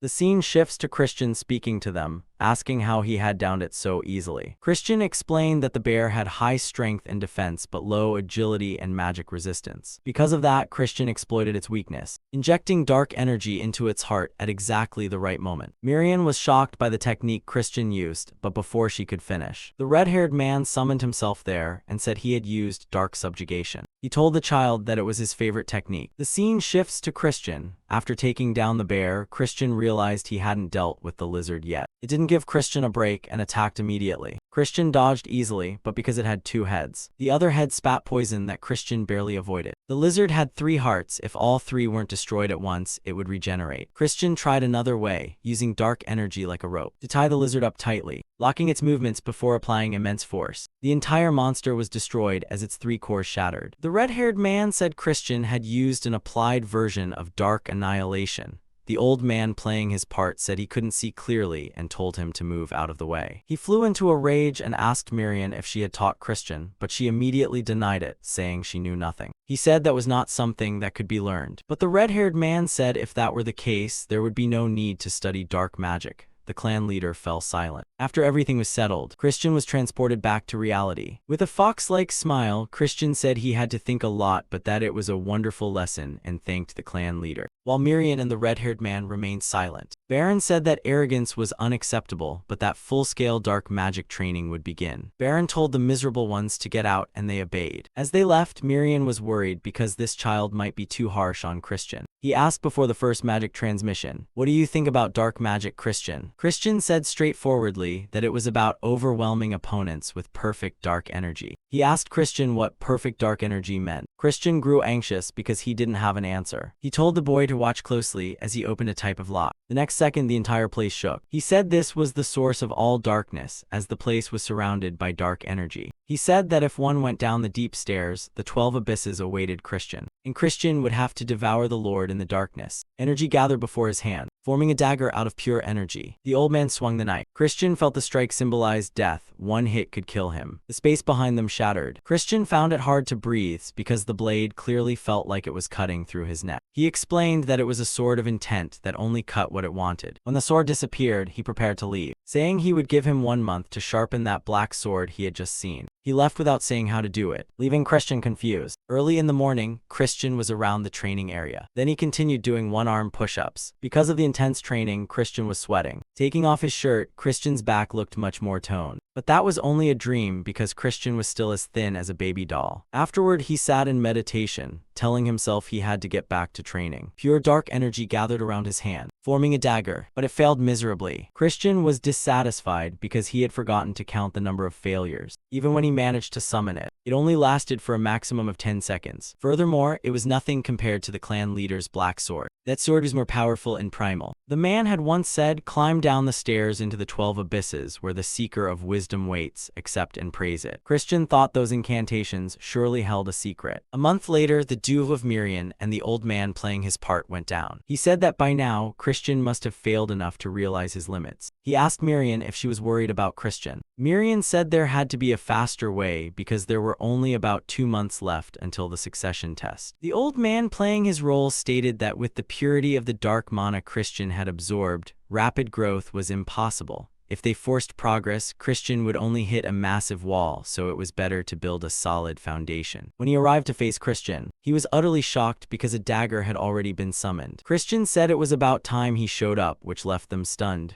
Christian then thanked the clan leader, stating that thanks to him, Christian had reached 3-star rank faster than expected. Before he could finish speaking, the sword vanished. Christian remarked that, as he could see, pretending was the best Christian could manage at the moment. It had taken Christian about a week to summon the black sword, but it felt like an empty shell. The mysterious incantation he had shared earlier, 12 abysses, meant that the black sword had to contain every attribute of mana. Hearing this, the old man was speechless because that was a true black sword. Not only had Christian exceeded expectations, but he also fully grasped the entire meaning of the task. According to the clan leader, it usually takes a year to summon a basic black sword, and a lifetime isn't enough to understand all 12 types of mana and awaken a true black sword. Yet Christian had accomplished it in less than a month. Christian truly might be the only hope at the end of the cursed path of demons. The stoic man managed a small smile, telling Christian to get ready. From tomorrow on, the lessons he would teach would not be easy. Instead of being worried, Christian confidently said it was fine and placed his trust in the clan leader. Having cleared the first obstacle, Christian put on a playful face, thinking about raising a glass in celebration. Christian went to the wine cellar and started dancing like a madman. Christian thought he deserved a break to drink the expensive wine he hadn't dared dream of before. Christian figured he should drink quickly before Marie came to take it away. Someone called out and he turned around. It was a beautiful face, remarking that Christian was drinking in the middle of the day as usual. Christian wondered who this 3-star demon was. Based on her eye color, she wasn't part of the dark family. With a serious expression, Christian asked if she knew Christian. Hearing this, she was shocked, and her servant was also taken aback. She asked Christian what he meant and then exploded in a violent rage, slapping Christian using mana. Christian fell down, and her servant told her to let it go. There was no need to get involved with trash like Christian. As she turned away, the old man from the exam appeared holding a wine bottle. Christian said angrily that she was rude and asked who she was.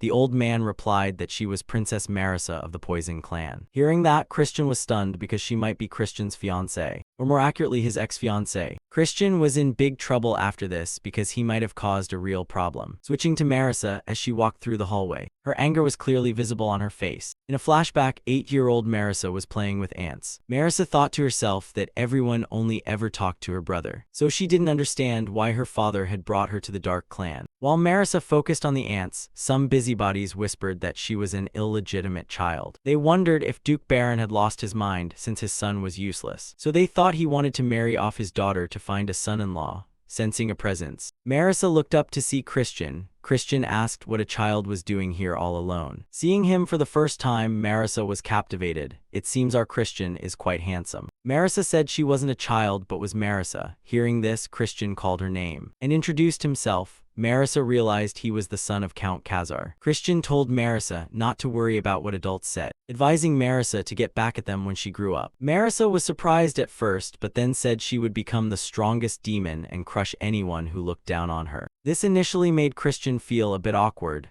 Blushing, he said Marissa certainly had ambition. Marissa was shocked to see the spirit of a true Dark Clan demon. Christian stood up and said if Marissa intended to become the strongest, Christian should be on Marissa's side. Christian reached out his hand and called Marissa the strongest female demon of the future, asking if Marissa would give him the honor of showing her around the Dark Clan mansion. Hearing this, Marissa's face turned beet red. Back in the present, Marissa tried to forget it, saying it was all in the past, even though the engagement was arranged for peace between the two clans. The future Marissa once dreamed of, which had kept her awake at night, had vanished. That version of Marissa no longer existed. When rumors of Christian's bad behavior reached Marissa, it had moved her to tears. A second later, Marissa arrived at the clan leader's office. Duke Baron welcomed her and asked for the purpose of her visit. Marissa said Duke Baron surely knew that a relic had appeared in the neutral zone between the two families. Duke Baron asked what the Poison Clan intended to do since they had taken the relic last time. He asked if Marissa would yield this time, but Marissa said she couldn't. Marissa asked if Duke Baron would do the same if he were in Marissa's position. With a bit of politeness, Duke Baron said Marissa wanted a fair competition. Marissa proposed that each family send a team, and whoever found the relic first would keep it, but the teams would be limited to 10 demons of 3-star rank or lower to avoid direct conflict. Marissa shrewdly pointed out that suffering heavy losses would only benefit their enemies, especially with the current instability in the Four Kings Abyss. Duke Baron tapped the table and said he accepted the conditions. Being intelligent, Marissa suspected why Duke Baron had agreed so easily. Duke Baron added a condition: if the Poison Clan broke the agreement, the Dark Clan would take not only this relic but the previous one as well. Marissa asked for an explanation, and Duke Baron spoke about using tricks or ambushes, since traps and ambushes were Marissa's specialty. With a serious look, Marissa said that wouldn't happen and accepted the additional condition. Duke Baron asked if Marissa would personally lead the Poison Clan's expedition team. Marissa confirmed that was the plan. Duke Baron said he looked forward to seeing the power of the renowned 10,000 poisons. Marissa greeted Duke Baron and said she would wait for the Dark Clan's team on the day of the expedition. After Marissa left, Duke Baron was silent for a few seconds, and then stood up, staring at the chessboard. Ridden took a black king and toppled the white queen. As the black king stood tall, the lean Duke Baron remarked that for Marissa, a beautiful stage full of screams had already been set. 2 months passed and the seasons had changed. While Christian poured his energy into training, many others also began to change their paths. Some conflicts over love had passed, while those who lost in competitions were left behind. Meanwhile, the envious sharpened their blades, and others began to act for the coming future. While a mysterious figure remained hidden, others were taking action for the future. Christian faced the useless Duke Baron and was asked to prove his worth. Taking advantage of the opportunity, Christian summoned his dark sword. Seeing this, his brother Christian's face darkened. Looking at their expressions, Christian thought it was a priceless moment. The old man playing his role had once said not to show the true black sword or he would assign a harder task. He told him not to be arrogant just because he was a genius. In the present, Christian chuckled to himself, thinking that today he had restrained himself as advised, but he looked forward to seeing their shocked faces later. Duke Baron said he would recognize Christian's achievement and assign the second test. They were about to send demons to find a relic in the neutral zone. Since the Poison Clan was also participating, if Christian achieved a feat,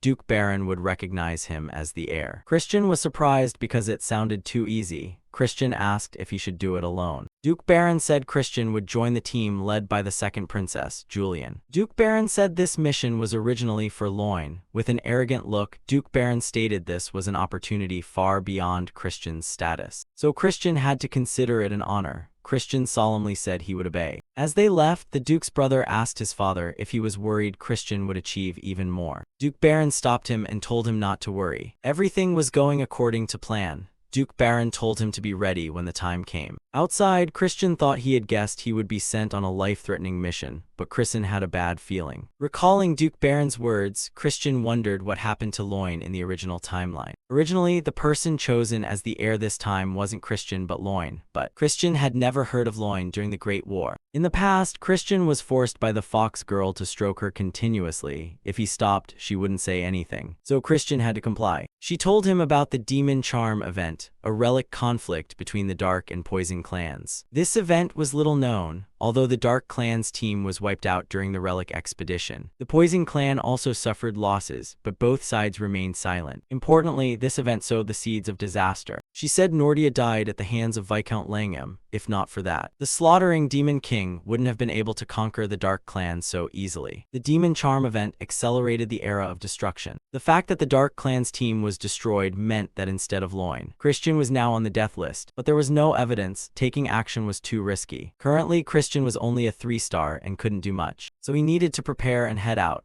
Julian told Christian to wait and asked Christian where he was going with that attitude. Christian asked why Julian cared where Christian was going or what he was doing. Julian said she heard Christian was also joining the expedition team, this time to replace Loin. Julian didn't like it, but Christian said Christian didn't need to do anything right away. Julian insulted him, calling Christian a fool who couldn't do anything immediately. Hearing the insult about his brother, Julian threw a dagger with extreme speed. Christian clearly saw the movement of the knife. With grace, Christian dodged it without blinking. Seeing the fluid movement, Julian was shocked. Christian said that was enough of a greeting. Christian said that since they didn't like each other, it was better to keep their distance. Without letting Julian speak, Christian stated that he had work to do. When Julian retrieved her dagger, she was furious because she had tracked his movements with her eyes, yet he hadn't even tried to dodge. Christian had intentionally let Julian notice. She began to think that Christian might be more dangerous than she had imagined. Julian assumed that because Christian had nothing better to do, he was just wandering aimlessly around the city. Christian grabbed a glass of beer and downed it instantly. But before he could finish, the tavern owner snatched the glass right from his lips. Afterward, he went to a gambling table and won a significant amount of money. This dirt-poor guy ran around with so many meat skewers that even the child beside him felt dejected.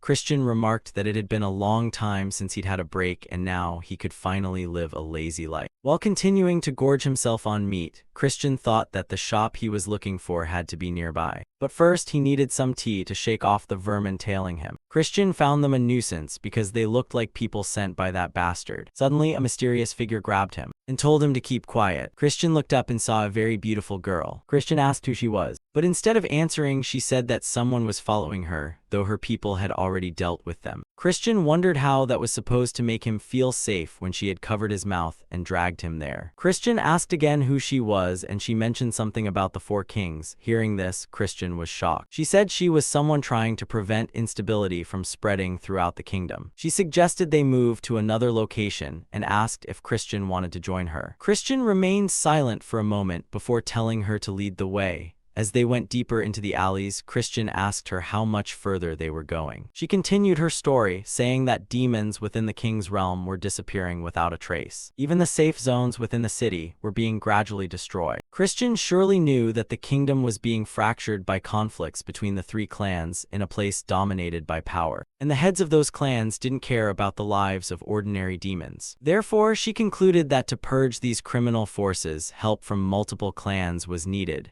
But she couldn't expect help without giving something in return. She offered to provide information that could calm the storm within the Shadow clan. She revealed that Marquis Langham was colluding with a high-ranking member of the Venom clan, and their objective was to assassinate Princess Marissa of the Venom clan. Hearing this, Christian was shocked and worried because not only was he being targeted, but Marissa was too. Christian couldn't understand why they would do such a thing. If both clans lost their core figures, the troublemakers in the kingdom would become even more audacious. Eventually, the balance between the 12 demon clans would collapse, leading to an even greater tragedy. Therefore, she wanted help preparing for this expedition. As she revealed a face full of passion, she said she hoped to become the successor of the Shadow clan and confront those threatening the peace. Christian was confused because she even knew about the expedition for the sacred relic, and he praised their intelligence network. With a stern face, Christian asked why he should trust her when she had no proof. If she wanted to cooperate, she had to bet something. She was stunned for a moment, but Christian intentionally told her to get lost if there was no guarantee. She told Christian to wait and pulled something out from her cloak. Seeing it, Christian was so shocked he went silent. When Christian said his goodbyes, she also turned away, and a figure emerged from Christian's shadow. She told the figure why she couldn't reveal her true identity to Christian. A demonic form replied that it was for her own benefit, because if Christian were in danger and exposed her information, everything would get worse. As she began to transform, she said that for now, she would observe from the sidelines. She called herself Eidline. Returning to Christian, he was walking along normally. But then he started laughing maniacally because she had given him a VIP card. It was exactly what he had been looking for, the Shadow Auction House. A secret method for trading sacred relics and rare creatures, where only verified nobles or wealthy buyers are issued entry cards. Previously, no one in the hero's party had a card, making it very difficult to enter this place. The card bore the name Leah de Balfman, a name Christian had never heard before. Christian recalled what had just happened, but felt it was still too early to trust her. Therefore, Christian decided to prepare further for the expedition. Christian told a man that he wanted to send a messenger pigeon. The man told Christian to write the message and send it.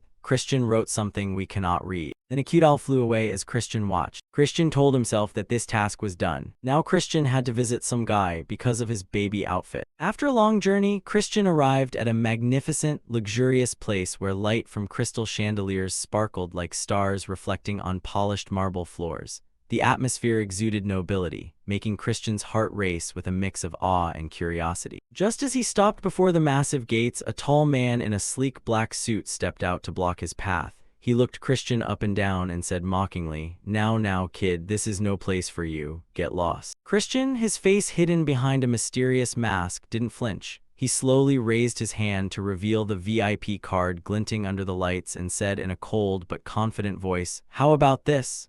The card flashed like a declaration of power. The man opposite him turned pale instantly, his eyes wide with shock as he stammered, This is. His previous arrogance vanished, replaced by fear mixed with awkwardness. In a split second, his attitude did a 180-degree turn as he bowed low and said tremblingly but respectfully, "My deepest apologies, sir. It turns out you are a VIP guest. Please come inside." Christian smirked and nodded with satisfaction, his sharp gaze seeming to pierce through the man's heart. "Good," he replied curtly, walking through the gates with an air of ease. Inside, a grand scene unfolded like a palace from legend, with exquisitely carved walls, deep crimson velvet curtains hanging low, and the air filled with the scent of noble flowers. The guests were splendidly dressed, looking like nobles engaged in lively conversation, their eyes sparkling with confidence and power. Christian scanned the area, mentally evaluating every detail of this lavish space. Suddenly, a staff member approached, his gaze cautious yet polite. "Greetings, sir," he said with a bow, his voice slightly hesitant.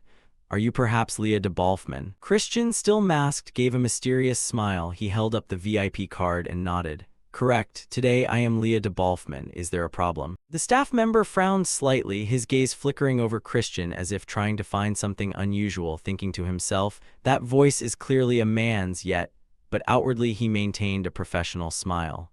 "Ah, no, sir." Christian interrupted immediately, his voice sharp. "Then can you take me to see the branch manager?" The staff member jumped and stammered, "Why, yes, sir." Christian narrowed his eyes, his voice dropping into a commanding tone. "Didn't you hear me? Take me to see the branch manager right now." Without hesitation, the staff member hurried to lead him to a private room, which was equally lavish. It was filled with exquisitely crafted furniture, from carved ebony tables to chairs upholstered in deep red velvet. Christian looked around and muttered to himself, "Truly the renowned Rudolph Merchant Group. Everything here is top tier." The Rudolph Merchant Group was one of the greatest powers, rivaling the Deer Merchant Group of the Alliance. They didn't just dominate legal trades, but also controlled the black market, nearly monopolizing the distribution network of the magic empire. "If Rudolph doesn't have it, nobody does," Christian told himself, his lips curling into a confident smile. A few minutes later, the door burst open and a woman walked in, looking authoritative yet alluring. With long, silky hair and sharp eyes that seemed to see through every secret, she walked straight toward him.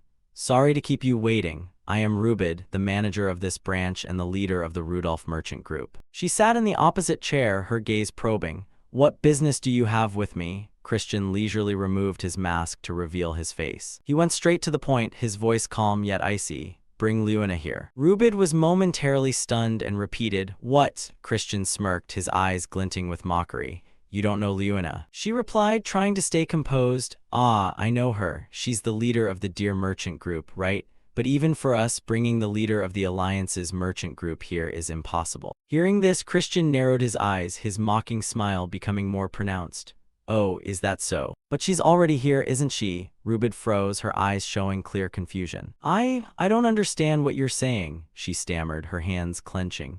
Christian looked straight at her, his voice dropping into a mysterious tone. "It's probably thanks to the power of a relic, right? A very skillful disguise." Rubid's whole body trembled slightly, her teeth gritted as she remained speechless. Christian continued in a soft but razor-sharp voice, "Anyway, we'll be seeing each other a lot. Why don't you drop this game of cat and mouse?" Immediately, a blinding light erupted from Rubid. She slowly reached up and removed her mask, revealing her true face, a face both beautiful and full of pride. She looked at Christian, her voice shaking but still trying to remain firm. "How did you know?" Christian only gave a mysterious smile and didn't answer. In his mind, he recalled his past life when she had tricked him countless times. "Of course, later I paid her back 100-fold, he thought, his eyes flashing with mischief. He spoke up, his voice low and mocking. "Your disguise. For the leader of the Rudolph merchant group to use such a cheap relic, the effect on your equipment was quite poor as well." Rubid looked at the mask in her hand and muttered, "How is that possible? This..." Christian laughed triumphantly, covering his mouth as if teasing her. "Ah, maybe it's because your face is so big it couldn't cover everything." The girl pouted in anger. "That's not it at all." She quickly regained her composure, her sharp eyes fixing on Christian. "And you're not the real Leah de Balfman either. I've heard your name has become quite famous in the Magic Empire lately. Dressed up all fancy, are we? Still loitering around here? I bet you haven't accomplished anything yet. Using someone else's name to get in here, I could have you thrown out right now." Christian let out a soft sigh and pointed a finger directly at her, his voice full of challenge. "Who are you trying to threaten? Want me to spread a rumor that the Alliance is trading illegally within the Magic Empire?" His words were like a sharp blade. Rubid was furious, her body trembling slightly and her lips pressed thin. She turned aside and asked in a shaky voice, "So, what do you want from me?" Christian only smiled and didn't immediately answer. A while later, he left the merchant group, his person glittering with gold, silver, and jewels, draped in fine velvet and silk, and carrying a bag heavy with valuable items. He walked away with a look of triumph, his heart full of amusement. Recalling the moment Rubid turned purple with rage, Christian muttered, "Delicious, this should be just enough borrowed capital." Back in the room, Rubid had screamed, "Borrowed, this is blatant blackmail." Christian had only laughed and replied, "It's all for the sake of stopping the apocalypse, you should be grateful." Even so, he knew very well that this amount of wealth was only enough to defend against a few of the lethal blows the enemy was secretly preparing. Returning to the farm, Christian ran into Jupian as soon as he arrived. Jupian turned, his voice annoyed. "Hey, where have you been wandering off to? The troops move out the day after tomorrow. You should come and train." Christian, still basking in his minor victory, lazily scratched his chin and replied, "Why should I train? I just got back from having a blast. Just like Loin, I'm useless anyway. Training would just be a waste of effort." With that, he waved and turned to leave, muttering, "You guys keep working hard on that training."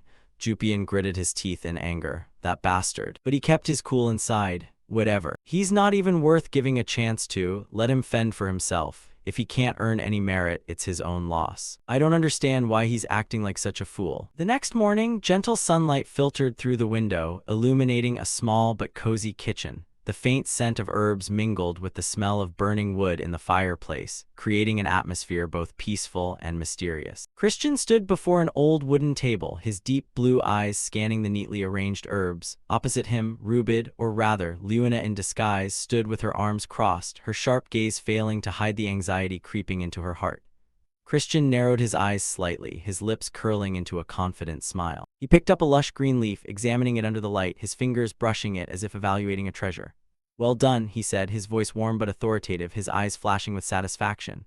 Rubid frowned, curious yet suspicious. She stepped closer, her voice low and sharp. "What do you plan to do with all this?" Christian didn't look up, only shrugged and said nonchalantly, "None of your business. Anything else?" Without waiting for an answer, Rubid let out a soft humph and walked to the corner of the table, placing an old leather suitcase on the wood. The iron lock gave a dry clack as she opened it, revealing strange items inside. A golden toad shimmering with a metallic glint, a folding umbrella with ancient patterns, and several other objects that looked like they stepped out of a myth.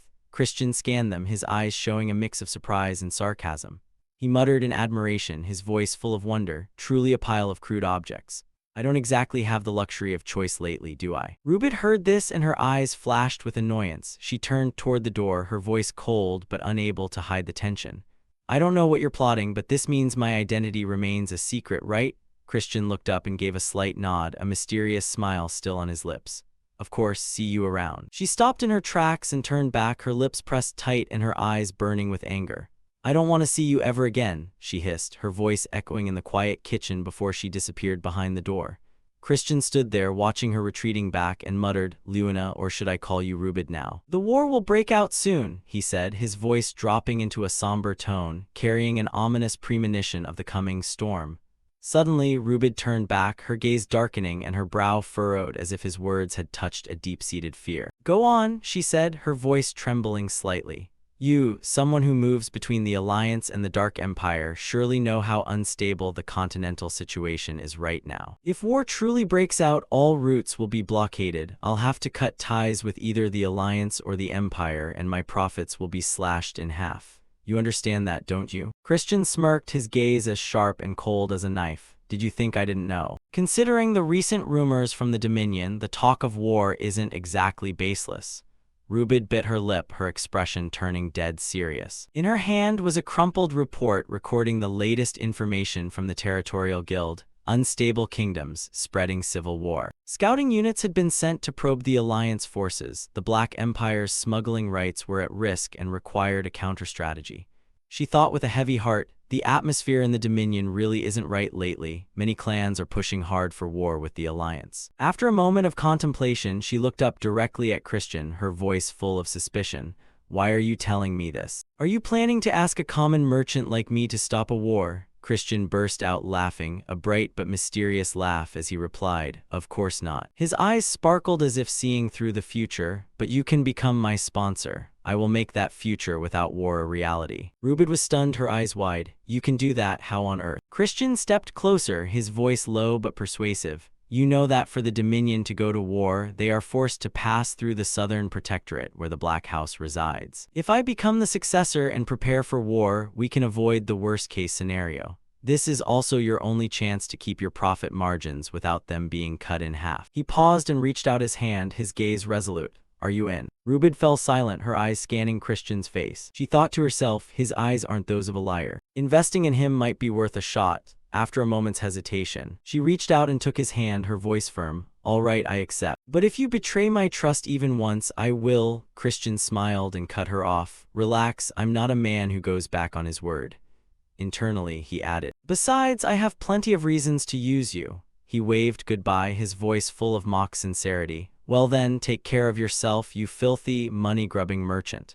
Rubid gritted her teeth, fire burning in her eyes, but she only huffed and turned away. That afternoon, Christian sat in a corner of the room. Sweat poured down his forehead. In front of him was a stone mortar and a block of herbs as hard as rock.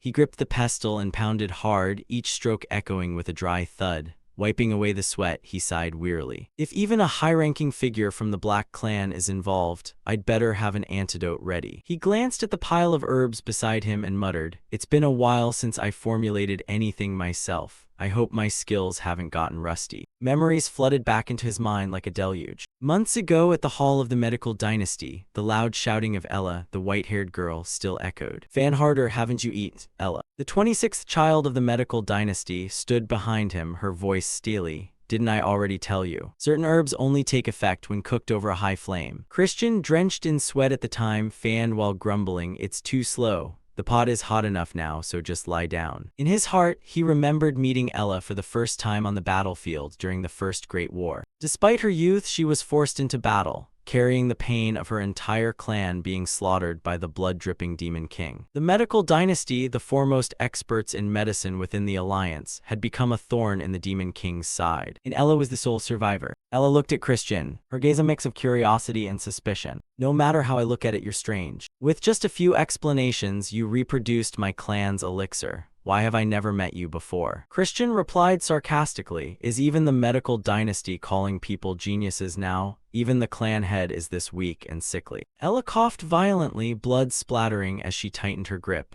She roared, You insolent brat, the reason I'm still alive after what the Demon King did is thanks to my medicine. Her voice dropped low with pain. I can't just lie here. In that hellish world, there are those who writhe in unending agony. It would be tragic for the lineage of the Medical Dynasty to end here.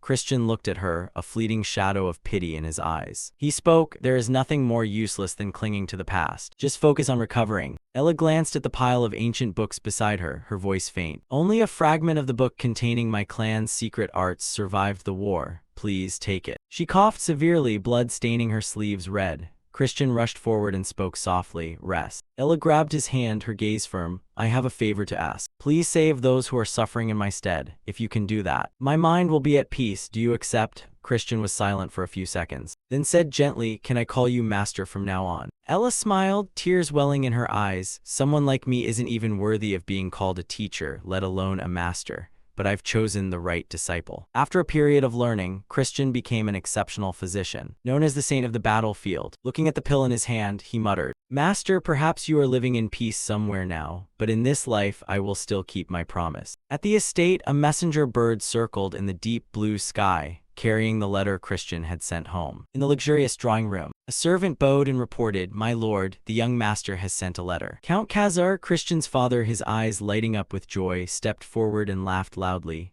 "Oh, finally some news." He held the letter and muttered, "According to Sister Miriam, the boy obtained the core heart safely. He's exactly like I was in my youth." Looking at the scribbled lines on the paper, he frowned. "I wonder what he wrote." He turned to the servant and smiled. "It looks like I'll have to prepare a few things for my son." The scene shifted to the Biskin Mountains the following day. The hazy dawnlight stretched over the range, where the boundaries between the Black and Poison clans merged in the cold, dangerous air. The towering stone peaks were shrouded in mist, appearing to hide ancient secrets. Jupian's expedition group had gathered in a clearing, a tense atmosphere hanging over them. Jupian, looking stern, stood before the troops, her voice ringing out sharply. "No one is to act alone. You must move in groups of at least 2.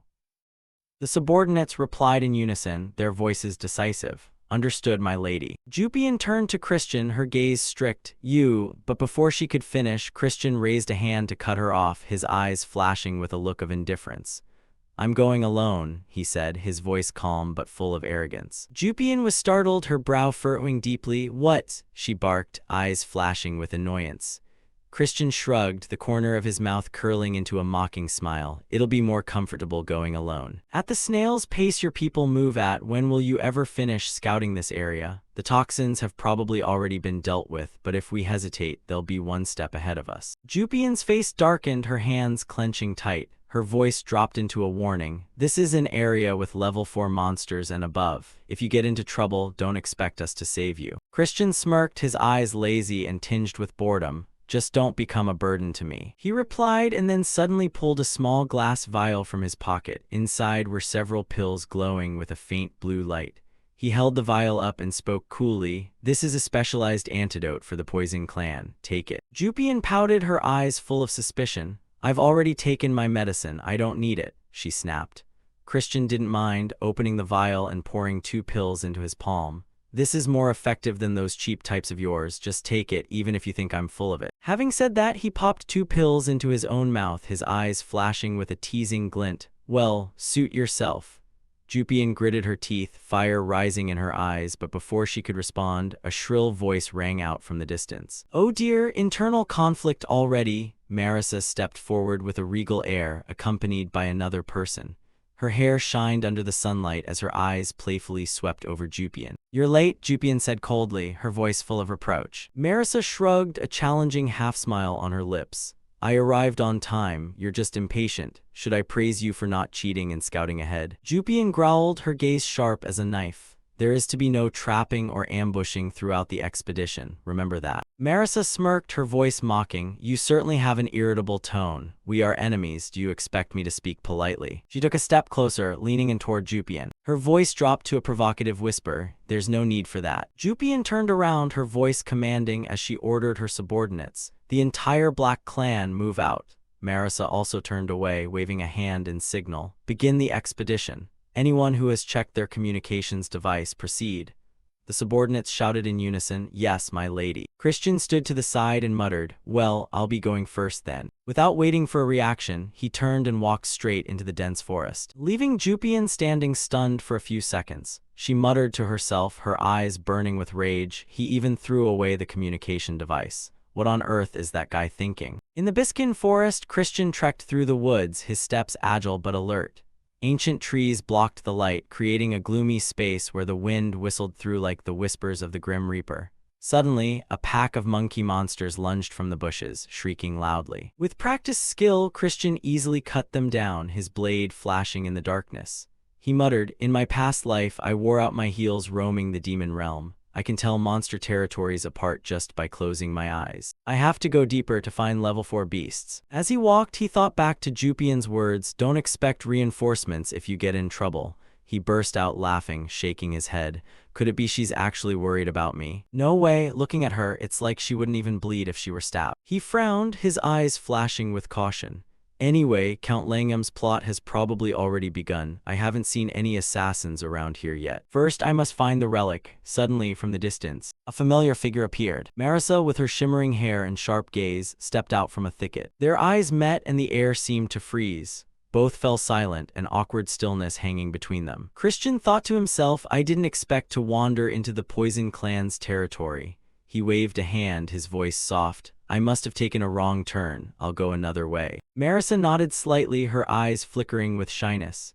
Be careful, she said, her voice small but meaningful. Christian continued deeper into the forest, his heart full of vigilance. Suddenly he stopped, his eyes flashing as if discovering something. Their goal is to harm Marisa, who in the Poison Clan is high enough to sacrifice a princess. He turned around and called out loudly, Hey Marisa, I want to ask you something. She was startled, turning back with a curious look. What is it? Christian spoke without thinking. You're an illegitimate child, aren't you? Are you hated within your clan? The moment the words left his mouth, the air felt like ice. Marisa was stunned, her eyes wide, her face flushing red with rage. You really are a bastard, she screamed, her lips tight, her eyes burning with fire. Christian quickly put his hands up, his voice apologetic. I didn't mean it like that, I just misspoke. Back then, I wasn't even worth a human in their eyes. Sorry if I was rude. But before he could finish, a bolt of emerald energy streaked past his head. It slammed into the tree trunk behind him, creating a deep hole. Christian turned pale, sweat beading on his forehead.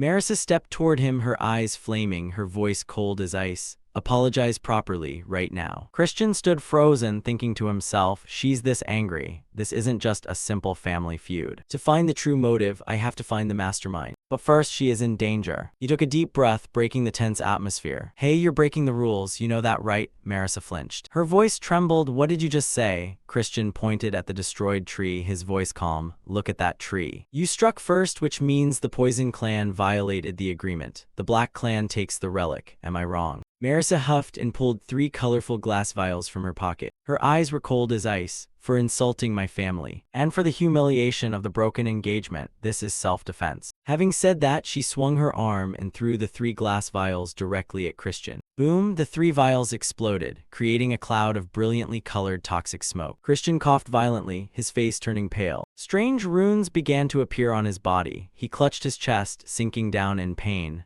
Marisa stepped closer, her voice icy. This is Blue Flower Simo. With just a snap of my fingers, the poison will explode through your entire body. Apologize. She held up 3 more toxic vials, her gaze merciless. Kneel and beg for your life. Christian stuttered within the toxic haze. Come on now. But she didn't let him finish, hurling 3 more vials of poison. The toss caused the toxic cloud to grow even denser, leaving Christian almost motionless, his body trembling. But suddenly, from within the smoke, his hands reached out, moving with unexpected purpose. He tightly gripped Marisa's wrists and stood up, facing her eye to eye, his gaze shimmering with a strange determination. Time seemed to stand still, carrying a miraculous sense of romance on the thin line between life and death. His voice was deep and warm, tinged with a bit of nonchalance. I'm afraid I can't do that. At that moment, Christian's entire body glowed with flowers emitting a shimmering light, breathtakingly beautiful yet hiding a deadly danger. That light served as a warning, both alluring and terrifying, making anyone who looked upon it shiver. He stepped forward slowly, leaning close to the girl, his voice low and full of implication. They don't call you Little Poison for nothing. His eyes flashing with a spark of mischief. I've heard this toxin is so painful it can kill a person if they don't get the antidote. Isn't that right? The girl's face flushed slightly, a hint of shyness flickering through her clear eyes, but she immediately shoved Christian's hands away, her voice resolute. No way, I'm the only one who holds the antidote for this poison. Her lips pressed thin and her gaze sharp as if issuing a challenge. Christian smirked, a confident smile spreading across his face as he tilted his head, his voice carrying an air of arrogance. Have you ever heard of the Divine Healer clan? I took inspiration from them and brewed this myself, he said, holding up a small medicinal vial, the light from it reflecting brilliantly against his face. You should call this the universal antidote. What do you think? Hearing those bizarre words, the girl frowned, her elegant eyebrows knitting together as she looked at him with suspicion. What the hell are you talking about? But before she could react further, Christian suddenly swung his hand, striking her hard on the neck. The blow was lightning fast, leaving her stunned. Her eyes widened for a split second before she collapsed. She fell unconscious into his arms. Looking at the beautiful girl lying still in his embrace, Christian whispered softly. His voice was deep and warm yet filled with resolve. Rest for a bit, I'll definitely save you. He gently leaned her against an ancient tree, his hands skillfully binding her with rope. His eyes never left her delicate face as she drifted into a deep sleep, looking like a heartbreakingly beautiful fairy from a dream. But Christian didn't let emotion shake his will. He pulled a small orb from his pocket and muttered, "It's time." His fingers slid across the orb's surface and instantly a topographic map appeared, its faint light illuminating the dark forest. He pinpointed his location, his sharp eyes scanning every detail on the map. Suddenly, from one side, the girl's guards received a signal. A blue-haired guy frowned and muttered, "A message from Lady Marissa, scout the cliffs." The other guard replied with a voice full of suspicion, "Why the sudden change in plans?" But then a triumphant grin spread across the blue-haired man's lips as he tightened his fist, his voice buzzing with excitement. "Ha ha ha, now we don't have to keep running from those Poison Clan bastards." Christian, hidden in the shadows, heard every word. He curled his lip, his eyes flashing with confidence. Now I can focus entirely on finding the artifact. The scene shifted deep into the forest. Christian moved nimbly through the canopy, his body light as a ghost, moving so fast he left nothing but a passing breeze. As he went, he muttered to himself in a low, haunting voice. Relics granted power by demons or constellations. They've been hidden for centuries. Or they fell from the sky as a trial for the lowly creatures of the earth. Go ahead and try to use them. He recalled the story told by Rania, the chatterbox of the darkness. How the relic had been discarded due to its unstable power until Marquis Langham studied it for 2 years to find a way to use it. And that was also the reason Lord Norgaju lost his life. His mouth whispered, Nordian must not die, at least to delay the doom of this world. Suddenly he stopped. His sharp eyes spotted a leaf with a missing corner, as if something had bitten into it. He leaned down to observe the strange footprints imprinted on the ground, his heart sinking as he muttered warily, "Footprints in this demonic land where no one is allowed to live. Artifacts don't just grow legs and walk away. Someone got here before me." Christian immediately activated his invisibility skill. His body blended into the space, invisible as a ghost, as he pushed deeper into the forest. There, a group of people were talking animatedly. One man spoke up, his voice impatient. "Haven't the Dark Clan arrived yet?" Another replied, "Not yet, sir," while a young man standing in the center added coldly, "How long do we have to wait for these slow-crawling cowards?" Christian observed each of them from the shadows, his eyes flickering as he sensed their energy levels. Poison Clan, 1 4-star. That woman over there is about 5-star. But that other guy, his aura is gloomy, his energy core is unclear. Who is he? Suddenly, a masked man spoke, his voice full of contempt. "Marissa, that girl is the source of all our trouble. I wouldn't mind if she just dropped dead." Christian narrowed his eyes, thinking to himself that based on the way he spoke, he was likely a direct heir of the Poison Clan. It turned out this was all just a war for the throne. A man in white nodded, his voice deep. "Either way, this incident will wipe out the rest of them." Christian brooded, his gaze sharp and cold. "So they're aiming for the relic. But what kind of relic is it? Doesn't matter, that's Langham's problem." After dealing with Marissa, the masked man ordered them to find out where those bastards were. The 2 guards nodded and immediately departed. Only the purple-haired guy remained, Christian muttered. "Only the idiot is left. He's about 4-star, I could take him head-on, but that would be too noisy. There has to be a way to steal the relic without drawing attention." Right then, from above, a troop of monkeys screeched, catching Christian's attention. He looked up, the corner of his mouth curling into a confident smile. "Oh, I've got away this time." While the purple-haired guy gave a long, bored yawn. Something fell from the tree and hit him right on the head. Startled, he looked up and barked angrily, "What the hell was that, you damn trash?" The monkeys didn't understand, only hooting in delight at seeing him fly into a rage. The purple-haired guy roared, "You little shits, you're dead for messing with me." Christian hid behind a tree trunk, chuckling softly as he signaled the monkeys to move away. The purple-haired guy chased after them in a fury, shouting, "Get down here now." Once he was out of sight, Christian deactivated his invisibility and stepped toward the box lying on the ground. He muttered, "Now no more joking around." He pulled out a summoning stone and hung it around his neck. The stone emitted a mystical purple light. Opening up a pocket dimension, Christian fumbled inside and pulled out a box that looked identical to the one containing the relic. "I refurbished Luna's old box to make it look brand new," he thought, his eyes flashing with mischief. He performed the swap, placing the fake box back in its original spot, laughing triumphantly as he worked. "The thing you're about to chase is nothing but a fake." Once finished, Christian opened the real box, his gaze intent. As he looked at the item inside, his face suddenly went slack with shock. He blurted out, his voice full of amazement, "Isn't this the Twilight necklace?" The scene shifted to Marisa's location. She was slowly waking up, her eyes fluttering open as faint light filtered through the canopy onto her face. Suddenly, her whole body jolted as she realized she was tied tightly to an ancient tree, the rope digging into her wrists. Rage surged in her chest as she screamed in fury, "What the hell is this?" Memories came rushing back, the image of Christian leaning in clothes, his low voice echoing in her ear, "They don't call you Little Poison for nothing." Thinking back to that moment, Marisa's eyes shimmered with tears of both embarrassment and anger. She held her breath and screamed, "You coward." She struggled violently, the rope chafing her wrists until they burned, as she muttered with utter disdain, "No apology, and then you pull this dirty trick. Do you think I'm just a joke, Christian?" Suddenly, a noise from deep in the forest made her stop, her sharp eyes scanning the darkness. A voice rang out, "Found her," and from the bushes a brown-haired girl stepped out, a mocking smirk on her face. "You're the princess of the Poison Clan, aren't you?" Marisa narrowed her eyes, her gaze wary. "Who are you?" Her voice was cold, but a spark of unease flared in her heart. The scene shifted to Jupian's group. Meanwhile, Jupian's group was still diligently searching the forest. Jupian held Christian's antidote vial, her gaze pensive, her fingers tightening around the glass as if she wanted to crush it. A red-haired youth turned to her, his voice suspicious. "Now that I think about it, princess, why did you give him an extra dose of antidote?" Jupian froze, her heart in a mess. She thought to herself, "Why did I think I could trust that bastard?" A guard came running from the distance, panting for breath. "Nothing found in this area, princess." Jupian nodded, her voice calm yet sharp. "Understood. The other side is still searching, right?"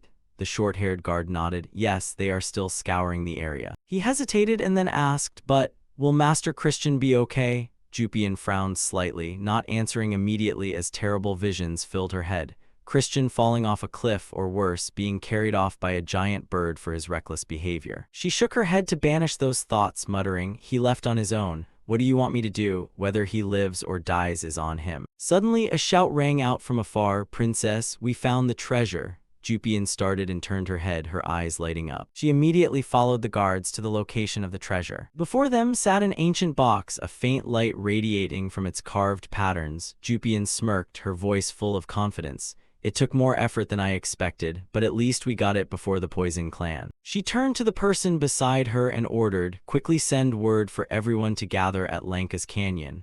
The guard nodded and replied instantly, "Yes, princess." A man in red stood off to the side and shouted, "Did everyone hear that? The princess says to prepare for the return." The crowd answered in unison, "Yes, lady." They immediately headed toward Lanka's Canyon. A short-haired guard said excitedly, "Well done, princess. We got the treasure first, which means we beat the Dark Clan, right?" But suddenly a voice came from behind, "Princess." Jupian turned around, her eyes ice cold. The person continued, "That guy, he might be dead already, right? I mean Christian." Jupian paused, her heart wavering for a moment. She said in a low voice, "Teams 1 and 2 stay behind to search. Even if it's just a corpse, you must bring it back." A guard questioned with an annoyed tone, "What? Why waste the effort on that fool?" Jupian replied sharply, "He's a nuisance, but he's still of the direct bloodline. We must bring something back."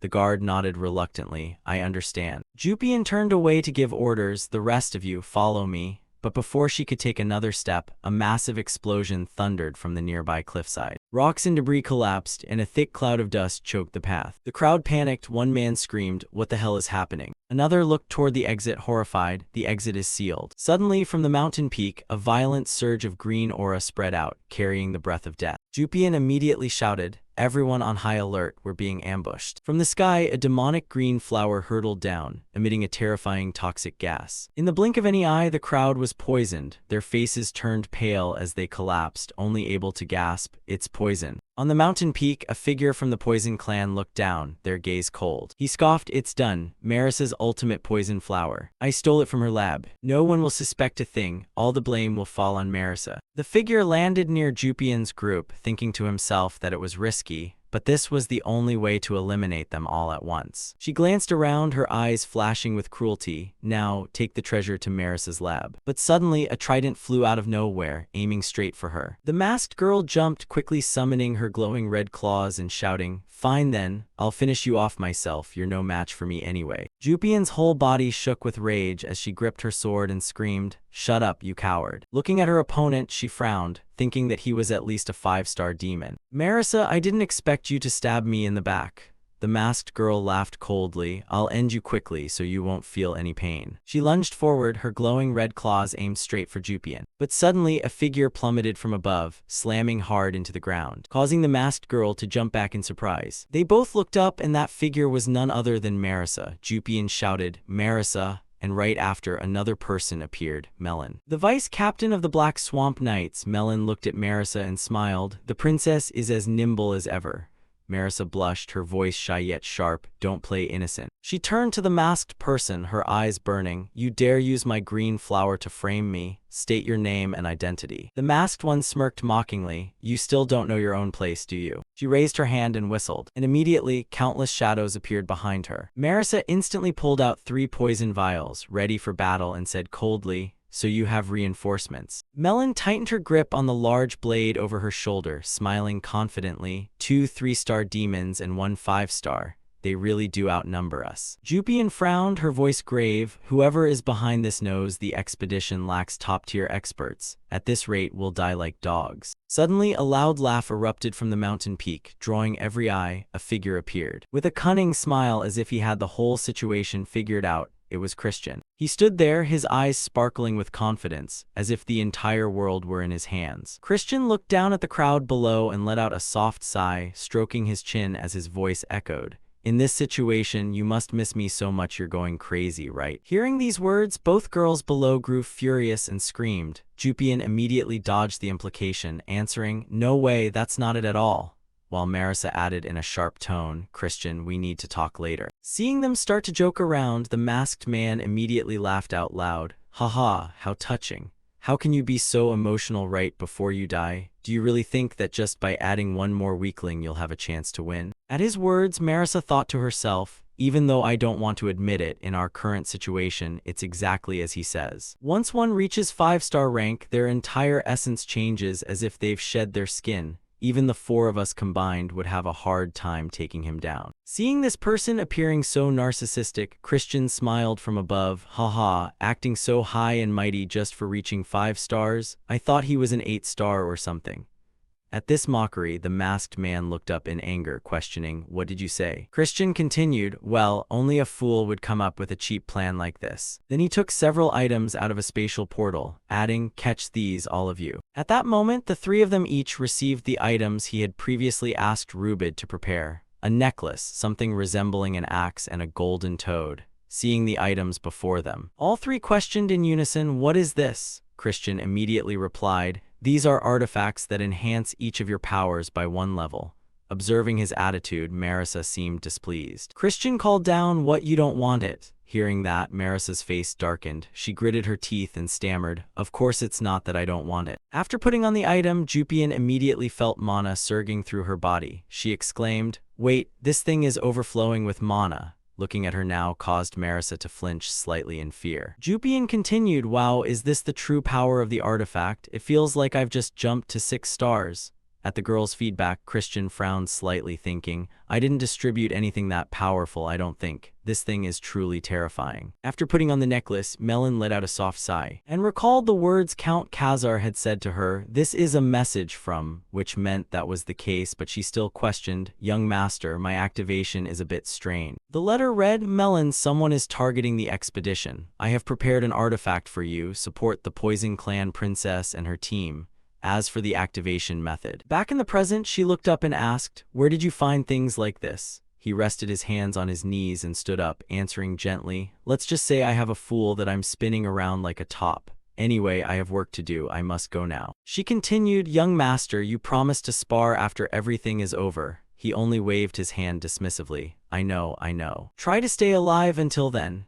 Everyone saw him leave abruptly. Marissa flinched and screamed, wait, what? You're not joining the fight? As soon as he finished speaking, he had vanished from the mountaintop. She cursed angrily, that bastard. If he's going to talk to someone, he should at least stick around for an answer. Jupian remembered the vial Christian had given her and smiled, saying, he must have a plan. I feel that way too. Seeing everyone speaking up to defend Christian, Marissa's face darkened slightly. She wondered, why is she suddenly siding with him, and what was with that dreamy look just now? The masked person, seeing them wasting too much time, snorted coldly. Do you think a few toys like that can save you? Having said that, she erupted with a green mana source that covered her entire body. Looking at it, the group's expressions suddenly became tense. Is that the black steel needle chi, a destructive force that can only be controlled once one reaches 5 stars? But despite this pressure, Melon stepped forward confidently. She pointed her greatsword forward and smiled. Didn't the young master say it before? Star rank doesn't determine the outcome of a battle. The arrogant will be crushed by their own arrogance. Jupian added, exactly, those who rely on power to look down on others. I've always wanted to use pure strength to smash them to pieces. Melon stepped forward with confidence, saying, all right, princesses, shall we? Jupian approached and put her arm around Marissa's shoulder, saying, let's go. Meanwhile, Marissa's face went dark. Looking at the golden toad in her hand trembled as she muttered, here we go. Then she placed the golden toad on her head, which looked rather cute. Her face became extremely embarrassed as she stammered, let's go, and then took out 3 vials of poison to prepare for an attack. Jupian also drew her sword, taking a stance and saying, hey, let's bet on who takes that guy down first. Hearing that, Melon smiled in agreement. Fine, I claim the one with the black spear. At the girl's confident words, the masked person gritted her teeth and screamed, arrogant pests, die. With that, she swung her arm, firing countless poison arrows straight at the group. But against these attacks, Melon simply swung her greatsword, easily intercepting the strike. Immediately after, the masked person vanished from her position. Causing Melon to flinch slightly, she turned her head to look behind her, and found the masked person already baring her claws, preparing to attack. By reflex, she swung her massive greatsword to parry against this swift and powerful attack. Melon gritted her teeth and cursed, damn it. Seeing the girl manage to block that strike, the masked person praised her, not bad at all. But having said that, he stomped hard on the ground, leaping high into the air and firing consecutive poison darts at Melon. The darts grazed her body, making her let out a cry of pain. Then he backed away, remarking, you're just a bug after all, a black swamp knight, just trash, clearly. Melon looked straight at him and mocked, are you sure you're a 5-star? That hit just now felt like a mosquito bite. At the provocation, the masked person grew furious and screamed, vermin, and charged at Melon to attack. Just as his claws were about to touch her, Melon thought to herself, now is the time. With that thought, she reached out and grabbed the masked person's head, causing him to flinch and cry out in pain. His entire body emitted a thick toxic gas that shook the surrounding space. He trembled and stammered, how am I being affected by a level 4 curse? Why? Melon smiled, this artifact doesn't enhance strength. It amplifies the power of the curse through my blood. How does it feel? The masked person's entire body shook. He thought to himself, did he take that hit on purpose just to do this? While he was dazed, Melon casually swung her greatsword and landed a powerful slash on him, adding, pretty cool, right? The slash made him vomit a mouthful of blood. His entire body was sent flying backward by the momentum. Seeing this, one of his teammates called out, Captain. But at that moment, a dark blade was pressed tightly against his neck without him even knowing. Jupian spoke up to remind him. Eyes over here, our battle isn't over yet. Christian was still wandering through the forest at this time, calling out as he walked, hey, are you done playing hide and seek? I didn't see you appearing at the cliff. Are you planning an ambush or what? Or are you just afraid of losing? As soon as he finished speaking, a figure in a white cloak approached from behind him. He wore a mask, his eyes exuding a thick killing intent. He looked toward him and laughed out loud. What's this? Looks like I found my target. Christian looked toward the man in white and spoke up. I've been wondering for a while now, why is your course so murky? You don't look like anyone from the Poison Clan, so why are you with them? At these words, the man in white remained silent, lost in thought for a moment. Christian leaned down, casually picked up a stone, and continued. Fine, if you don't want to answer. He placed the stone on the tip of his finger. Then he immediately flicked it with great force, launching an attack straight at the man in white. However, the man luckily tilted his head to the side, easily dodging the strike. Following that, a succession of stones was thrown forward, but he still gracefully evaded each and every attack. Suddenly, a stone flew directly toward his face, before his stunned eyes. The stone struck him hard, causing him to let out a cry of pain. Christian remarked, "When you're tense, your right shoulder lifts slightly. When you're distracted, your vision narrows. That's a bad habit. Perhaps you should fix it, Eshid." To these words, Eshid remained silent and did not respond. Immediately afterward, he reached up and removed his mask, revealing a handsome face. He recalled his father's words, "The toxins will take care of Jupian and Marissa, but if Christian escapes alone, you will have to hunt the boy down." No one is allowed to survive these events. Back in the present, Eshid's expression became tense as he cursed inwardly, "Damn it. Everything has become complicated. Jupian's team hasn't been wiped out yet, and even Melon has joined the fray. If that's the case, the plan to eliminate the expedition is becoming harder to pull off. If I kill him in this situation, someone will start digging into everything. And since I didn't stay in the academy, it's inevitable that I'll be suspected, which means my father will be dragged into this mess." Christian smiled, crossing his arms as he looked ahead and asked, "Big brother, why have you suddenly gone quiet? Are you afraid?" After pondering for a while, Eshid reached a decision. "Exactly. It's best to deal with him first and worry about the rest later."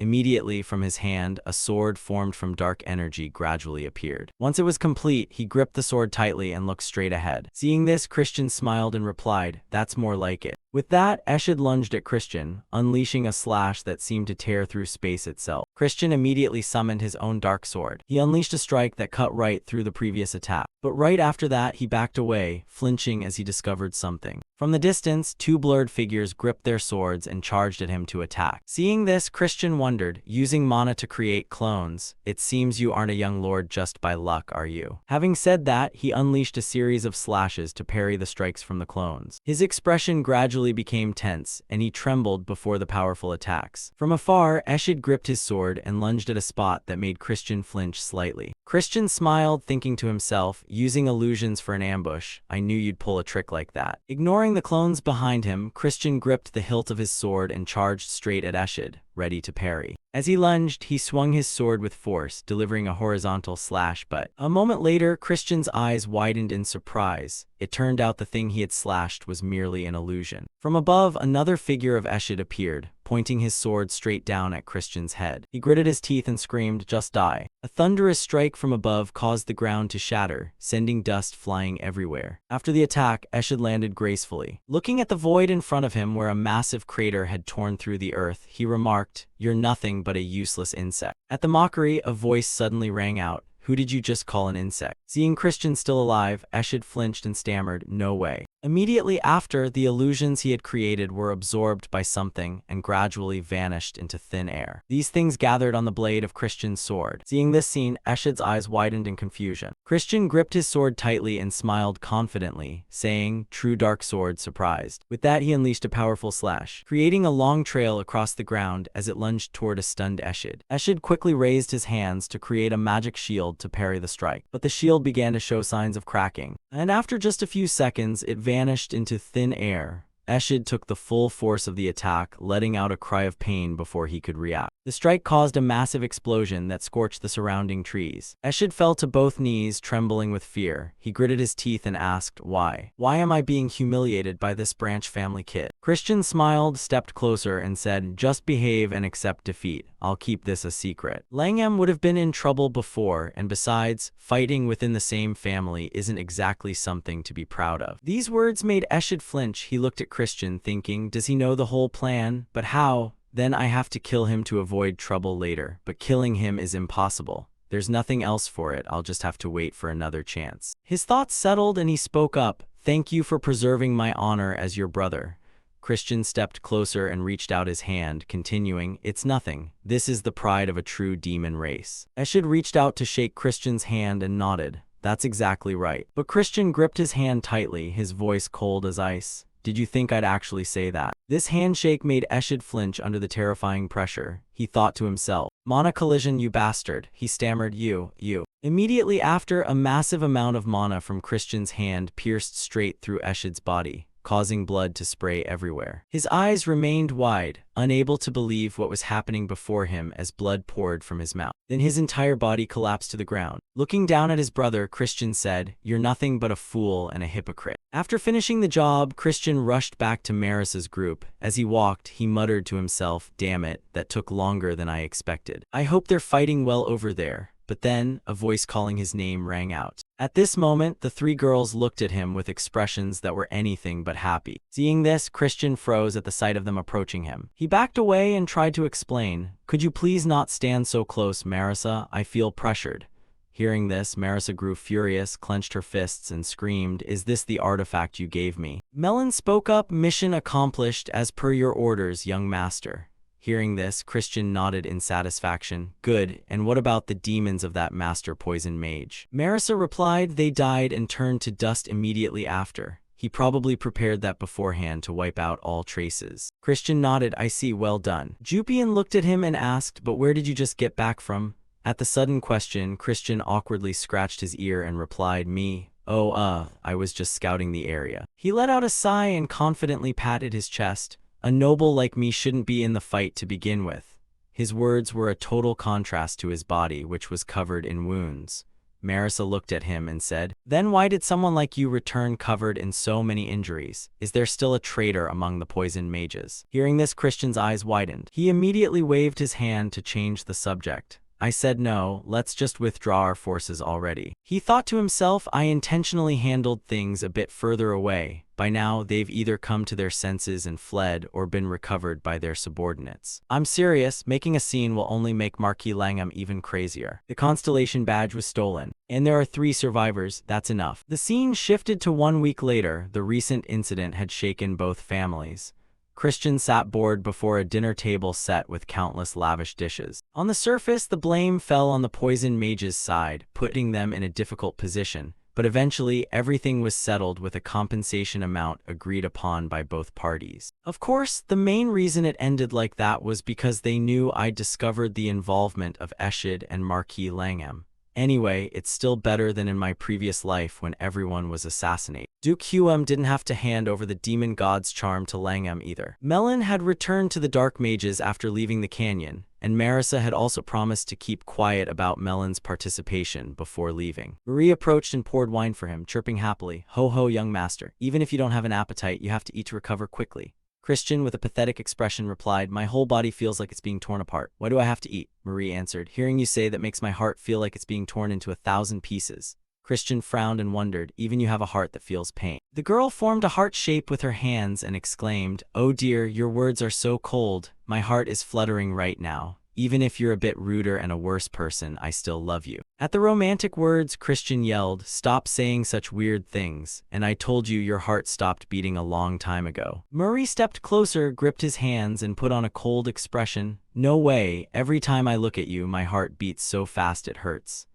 At her serious face, Christian stammered, "Don't go trying to make people's hearts flutter on purpose like that." Marie's voice immediately turned soft. "Come on, open wide, say ah." Christian dodged the spoon Marie held out, frowning slightly. "My hands aren't broken yet, I can eat by myself." At his attitude, Marie leaned in even closer, whispering, "Ho ho ho, look how shy you're being. Of course, this side of you is adorable too." Having said that, she forced the spoon into Christian's mouth, making him flinch but unable to dodge. Marie laughed, "Ho ho, you have to get plenty of nutrition to have strength for the night. How do you like this special soup?" Christian's eyes went blank at the sudden action as he stammered, "You didn't even cook this." Marie replied, "But it's full of my love," before the two's flirtatious behavior. Jupian sat opposite them, arms crossed as she watched, silent as if she had become invisible during the meal. Christian turned to her and spoke up, "My lady, how much longer are you planning to visit? You haven't fully recovered yourself."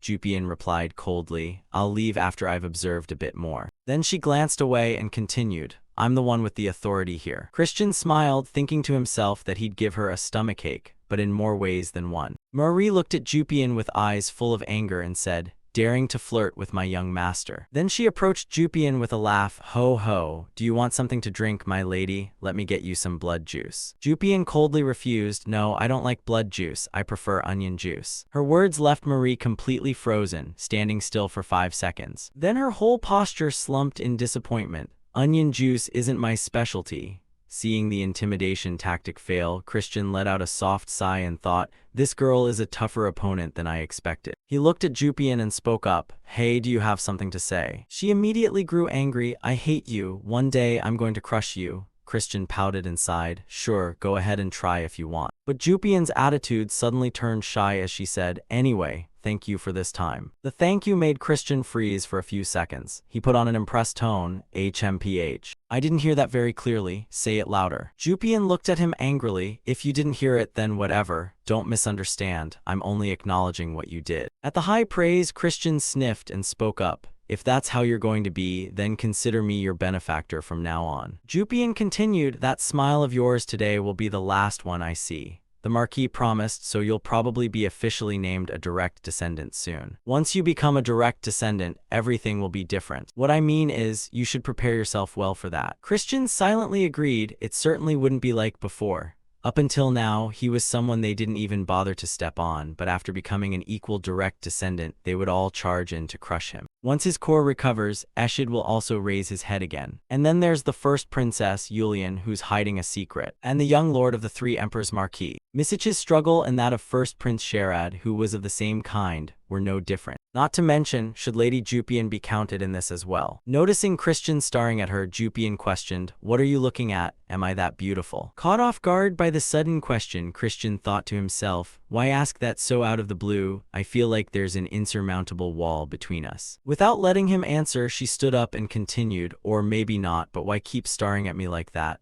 I'm leaving. With those words, she turned her back and departed, after Jupian left. Christian breathed a sigh of relief, feeling delighted. Phew, finally gone. My energy feels completely drained. Now I need to recharge. But then his whole body began to tremble with anger. He turned toward the main door and shouted, hey, didn't you say you were leaving already? Suddenly he paused for a moment. Looking toward the person approaching, it was none other than Lady Marissa. Under the astonished gazes of Christian and Marie, the girl stepped inside, her demeanor exuding pride mixed with a hint of bashfulness. She spoke up, her voice soft but filled with hesitation. Are you all right? Christian was equally flustered, responding with a forced smile. I'm doing okay, I guess. That awkward reply made the air in the room turn stiff, as if both were trying to hide something. In his mind, Christian thought, why is she here again? Don't tell me she's here to nag about me tying her up the other day. But right then, she cut through his train of thought, her voice becoming more serious. My father wants to see you. Du Quam, the head of the ultimate poison magic family, an 8-star sovereign. Hearing that name, Christian was startled, thinking to himself, that man wants to meet me. What on earth is happening? The scene shifted to Marissa's estate. Christian walked beside her, his heart full of suspicion as they approached the Duke's meeting room. After a long stretch of silence, she suddenly turned to him, her eyes shimmering with worry. But how did you know a conspiracy was being orchestrated? Christian replied, his voice calm yet full of confidence. I have an informant. Those words caused Marissa's face to drop slightly, as if a heavy secret were weighing on her mind. She recalled what Melon, the vice-captain of the Black Wolf Knights of the Dark Magic family, had once told her. I am Melon, instructed by young Master Christian to infiltrate this place. Marissa had shouted in anger back then, infiltrate? Are you confessing that Christian violated the expedition rules? But Melon immediately interrupted. Someone is targeting the expedition team. The young master asked me to come and help you and the team against them. Hearing that, Marissa's eyes widened and she gasped in shock. What? Returning to the present, she turned to Christian, her voice full of interrogation. If you knew there was a plot, a single message would have sufficed. Why hide it from me? Christian looked straight into her eyes, his voice deep and warm but resolute. I was afraid you'd be in danger. If the culprit is from the ultimate poison magic family, a successor like you would be the primary target. The succession struggle there is brutal. Marissa froze, her eyes glistening with mixed emotions. She spoke with a trembling voice. You don't suspect me. I am in your debt then. Thank you for saving my entire expedition team. Having said that, she looked at Christian shyly, her eyes shimmering as if she wanted to say something much deeper. Christian smiled, his voice sincere. Because to me, you are an important person. Those words made Marissa's cheeks flush red. Her eyes went wide and her lips quivered. What did you say? She reached up to touch her cheek, her heart in a flutter. Why is my heart suddenly racing like this? But Christian immediately cut off her thoughts, his voice teasing yet pointed. So, why not become political partners in the future? Marissa startled, her heart thumping. What? He continued confidently, it's not a bad proposal, right? Don't worry about the past. I have no intention of reconciling or revering the annulled engagement. We will be total strangers, believe me. Those words were like a sharp blade cutting straight through Marissa's fragile heart. The atmosphere suddenly froze, her face darkening. Christian thought to himself, why isn't she saying anything? Did I say something wrong? Suddenly Marissa glared at him, her eyes sparking with fire. I absolutely agree for the sake of our two families' interests. Her words were short but powerful, leaving Christian stunned as he wondered, what is going on? Did I do something wrong? Both of them then entered the Duke's room. Marissa spoke respectfully. Lord Head, I have brought the young master of the Baron Ducal house. The man in the room mused for a moment before turning around. His voice boomed deeply. Good work, Marissa. That was Duke Huam, the sovereign of the ultimate poison magic family. He looked at her, a hint of sadness in his eyes. And what's with this Lord Head talk? Didn't I tell you to call me father? Marissa replied softly with a blush. We are in front of a guest. Please mind your manners. The Duke burst out laughing. Haha, I know, I went a bit overboard. Instead, have dinner with me. I've prepared that venison dish you like. Marissa sighed softly and nodded, yes, father. Then she bowed to take her leave, not forgetting to shoot Christian a glance full of hidden meaning. Christian watched her. He marveled inwardly. I didn't expect Duke Huam to dote on his daughter this much. He stepped forward to bow. Greetings, Duke. Huam went straight to the point, his voice soft but razor-sharp. I hear you've matured. But remembering the sins you committed against our princess, I still want to tear you apart. Christian's heart hammered in his chest, but the Duke continued. If it weren't for you, something would have happened to Marissa. I'll let the past slide.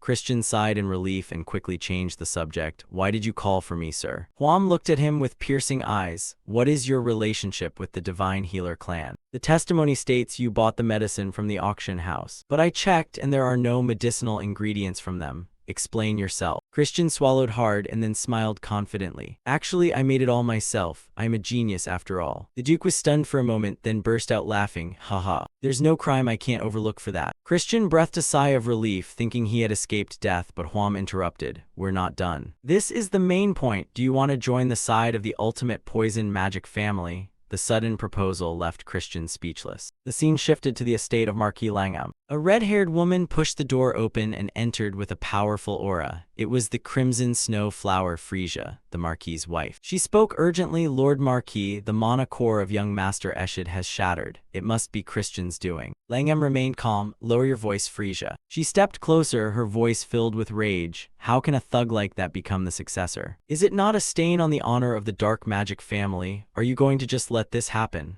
Langham mused in silence. Frisia lowered her voice, her gaze sharp. Fine, Eshid has failed then. I will personally deal with that thug, and don't forget the position of first young master must belong to my son, Mysa. Langham replied coldly, suit yourself. Do whatever you want, I won't interfere in this matter. The scene shifted to the next day, the day of the successor's investiture ceremony. He was currently walking down the hallway with Marie.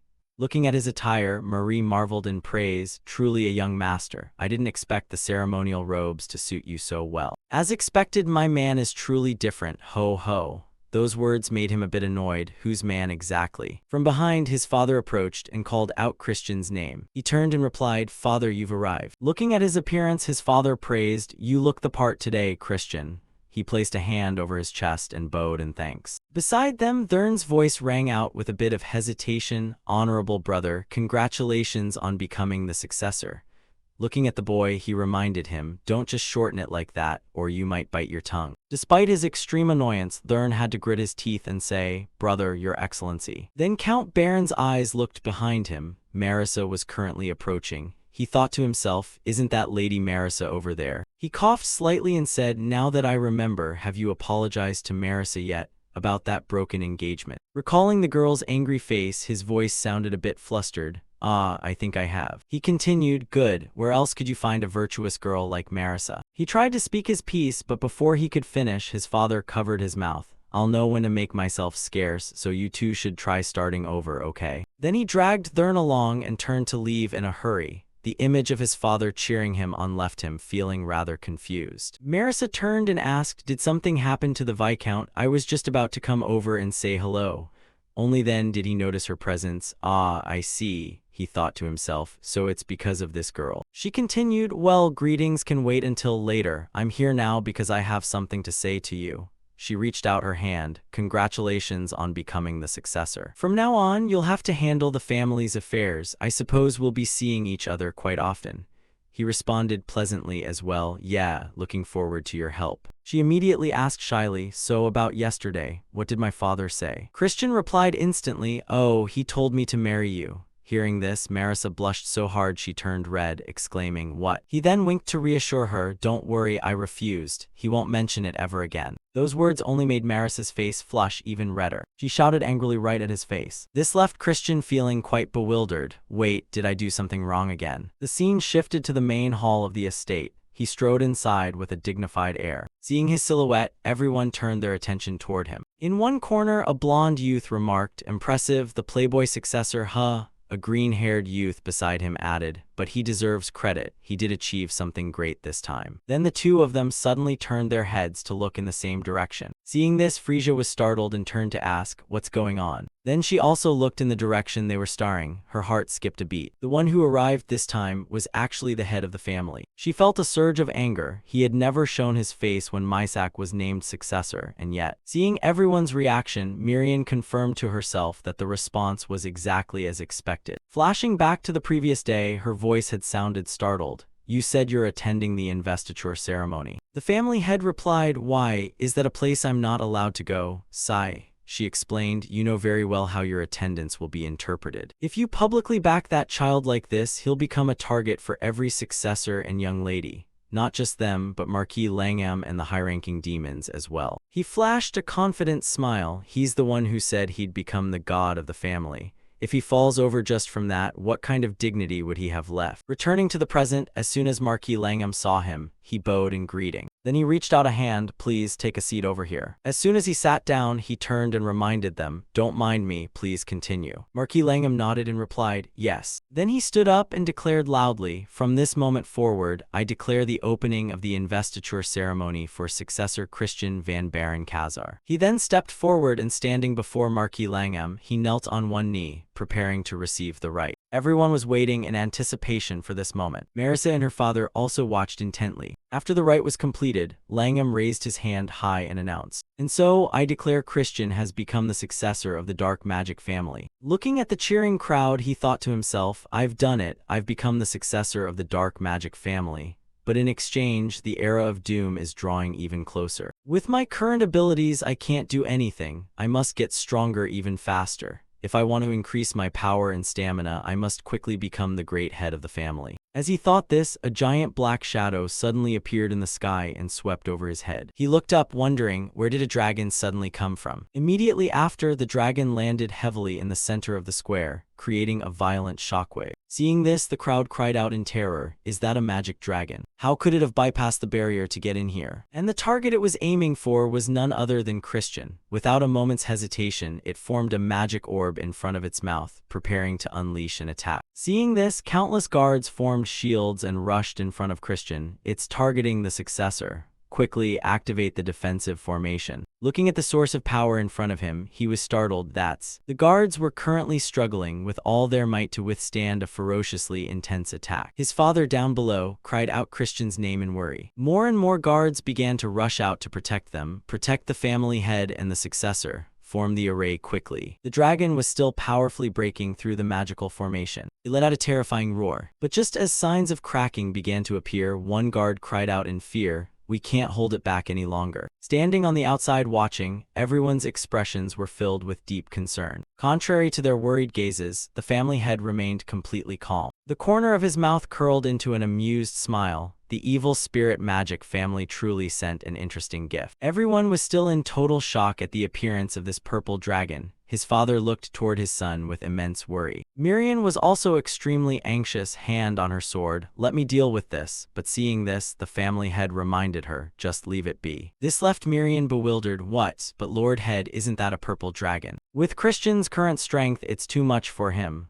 The evil spirit magic people must have used this to assassinate the boy. Ignoring her words, the family head slowly stood up. He stepped forward and ordered, everyone stand back. It's been a long time since I've had the chance to witness the achievements of the successors and young ladies. If one is an heir of the dark family, they must have the ability to deal with at least one dragon. As soon as she received the order, Jupian immediately voiced her obedience. She then lunged straight toward the dragon. This made a girl beside her laugh with amusement. What a passionate younger brother, so impulsive. Mysak stood beside her, feeling a bit worried. Why suddenly start a dragon hunt like this? Frisia stepped up and placed a hand on her shoulder to reassure her. Anyway, that magic dragon is definitely targeting that reckless guy over there. Cheer up, just fight a little and it'll be over. At this moment, Jupian was charging forward with full power, shouting, splitting sword. Countless swords made of mana appeared all around his body. Immediately, they charged straight at the dragon, but as soon as their swords struck the dragon's rock-hard scales, they were instantly repelled. Its body did not sustain even the slightest damage. This left Jupian feeling quite stunned. The dragon then swung its claws in rage at the guards, while Christian cast off his cloak and stepped down, looking toward the dragon. He appraised it as the mark of the undead, something he had seen before during the Great War era. The secret art of controlling the spirits of the dead, that is precisely necromancy. He emphasized his anger, questioning why it was appearing here of all places right now. The reason enough to interfere with my inauguration is. Just as he said this, the dragon coldly swung its claws in another strike, forcing both Christian and Jupian to fall back to evade it. Then it ascended into the air once again. The wind force was immense, forcing him to shield himself with his hand against the resistance as he cursed inwardly. Damn it, how can the wind pressure be this terrifying from just one flap of its wings? Its body isn't even that large, is it because of that mark? Even Jupian's sword chi had no effect. It seemed that ordinary demonic energy could do nothing against it. It was already dead, so tearing out a dragon's heart would be useless, yet he couldn't carelessly use the power of light, which is naturally effective against the undead. Right here. At that moment, another magic sphere began to condense inside its mouth. This gave him quite a start. He immediately turned to Jupian and warned her to get out of the way quickly. From behind, a pair of long, slender legs stepped forward. Julian spoke up, appraising the situation. It seems you're still a bit green, aren't you? Well then, I'll lend a hand. As soon as she finished speaking, she immediately summoned a magical bow. Then, without a moment's hesitation, she drew the bow, forming an arrow of pure mana. The terrifying power made him jump in fear. Once enough power had gathered, the arrow instantly flew off and lodged itself right in the center of the dragon's chest. The attack was so powerful that the dragon let out agonizing screams. In an instant, it was defeated with just that single blow. Looking at the dragon's corpse falling to the ground, Julian finally deactivated her mana. Christian looked at her, feeling somewhat surprised inwardly. What was that just now? It was completely different from Ashio. What was her level? 5 stars? No, it might be even higher than that. He had clearly heard she was only at the purple star level. What on earth was this power source? Could this be exactly what she had told him before? On the outside, that entire display left the others incredibly shocked. The demonic energy was truly terrifying. They shouted in unison, "She truly lives up to her name, Lady Julian." Christian judged inwardly that at that precise moment, space itself seemed to stretch as a massive amount of demonic energy condensed. It seemed Jupian still hadn't realized this. Why was she hiding this kind of power? Was it to guard against Ashit? Furthermore, a dark demon using a bow with such mastery. This looked exactly like the style of the Black Diamond. After dealing with the source of the commotion, she smiled and looked at him. This inauguration ceremony certainly became noisy. Congratulations on becoming the young Lord, Christian. Feeling a bit awkward, he replied, "Thank you very much." At that moment, the crowd above was still buzzing with chatter about a magic dragon appearing during the investiture. Could it be that the other clans have already started their suppression? The woman beside him remarked, "Tusk, how pitiful. It looks like from now on, he'll have no choice but to walk a path of thorns until he dies." At that point, Melon stepped forward from the distance and praised him. That means young Lord Christian is just that formidable. Because no one from any clan has ever displayed such an achievement. Therefore, I, Melon, in accordance with the promise made previously. She immediately dropped to one knee in a formal salute. I offer my loyalty to young Lord Christian. Witnessing this action, the outsiders were somewhat puzzled. Is that Melon, the mad dog of the Black Wolf Knights? The person next to them added, "Why, she's never bowed to any young lord before." Christian looked at her now, smiling with satisfaction inwardly. He hadn't expected her to step forward at exactly this moment. He politely returned the gesture. "Thank you. I have incurred a great debt of gratitude." She continued, "You will still keep your promise to fight me to our heart's content, won't you?" He smiled and replied, "It will be hard to regret that later." While the two were talking, a young man stepped forward from the distance and said, "Young Lord Christian, will you accept our support as well?" He looked at the person approaching and wondered who it was. The man replied, "The eldest son of Count Turamin, Kaysen Turamin, Seeing this, he was also a bit surprised. That is quite a surprise. I didn't expect such absolute support from you. Kaysen repeated, my father said this is a congratulatory gift. Please be so kind as to accept it. Hearing these extremely formal words, he let out a weary sigh. It was exactly the Count's style. Fine. He then immediately returned to the main topic. Furthermore, he wishes to ask a favor. He then grabbed one of his younger brothers and pulled him forward. As soon as he saw him, he teased, oh, still alive and well, I see. Is your dog doing okay? This made Ulwa a bit angry. Did you expect me to be dead? Seeing this, Kaysen reminded him that Ulwa must maintain his manners. From now on, this is the young lord you must serve. Hearing this, Ulwa turned and gave a cool, formal salute. Yes. Kaysen continued, as you know, this is the brother who has not a single trace of holy darkness. His future is bleak. But if you take him, Ulwa will surely learn a great deal. May I ask this of you? These words moved Ulwa deeply. His eyes welled up with tears. He then stepped toward Kaysen and protested, brother, you can't do this.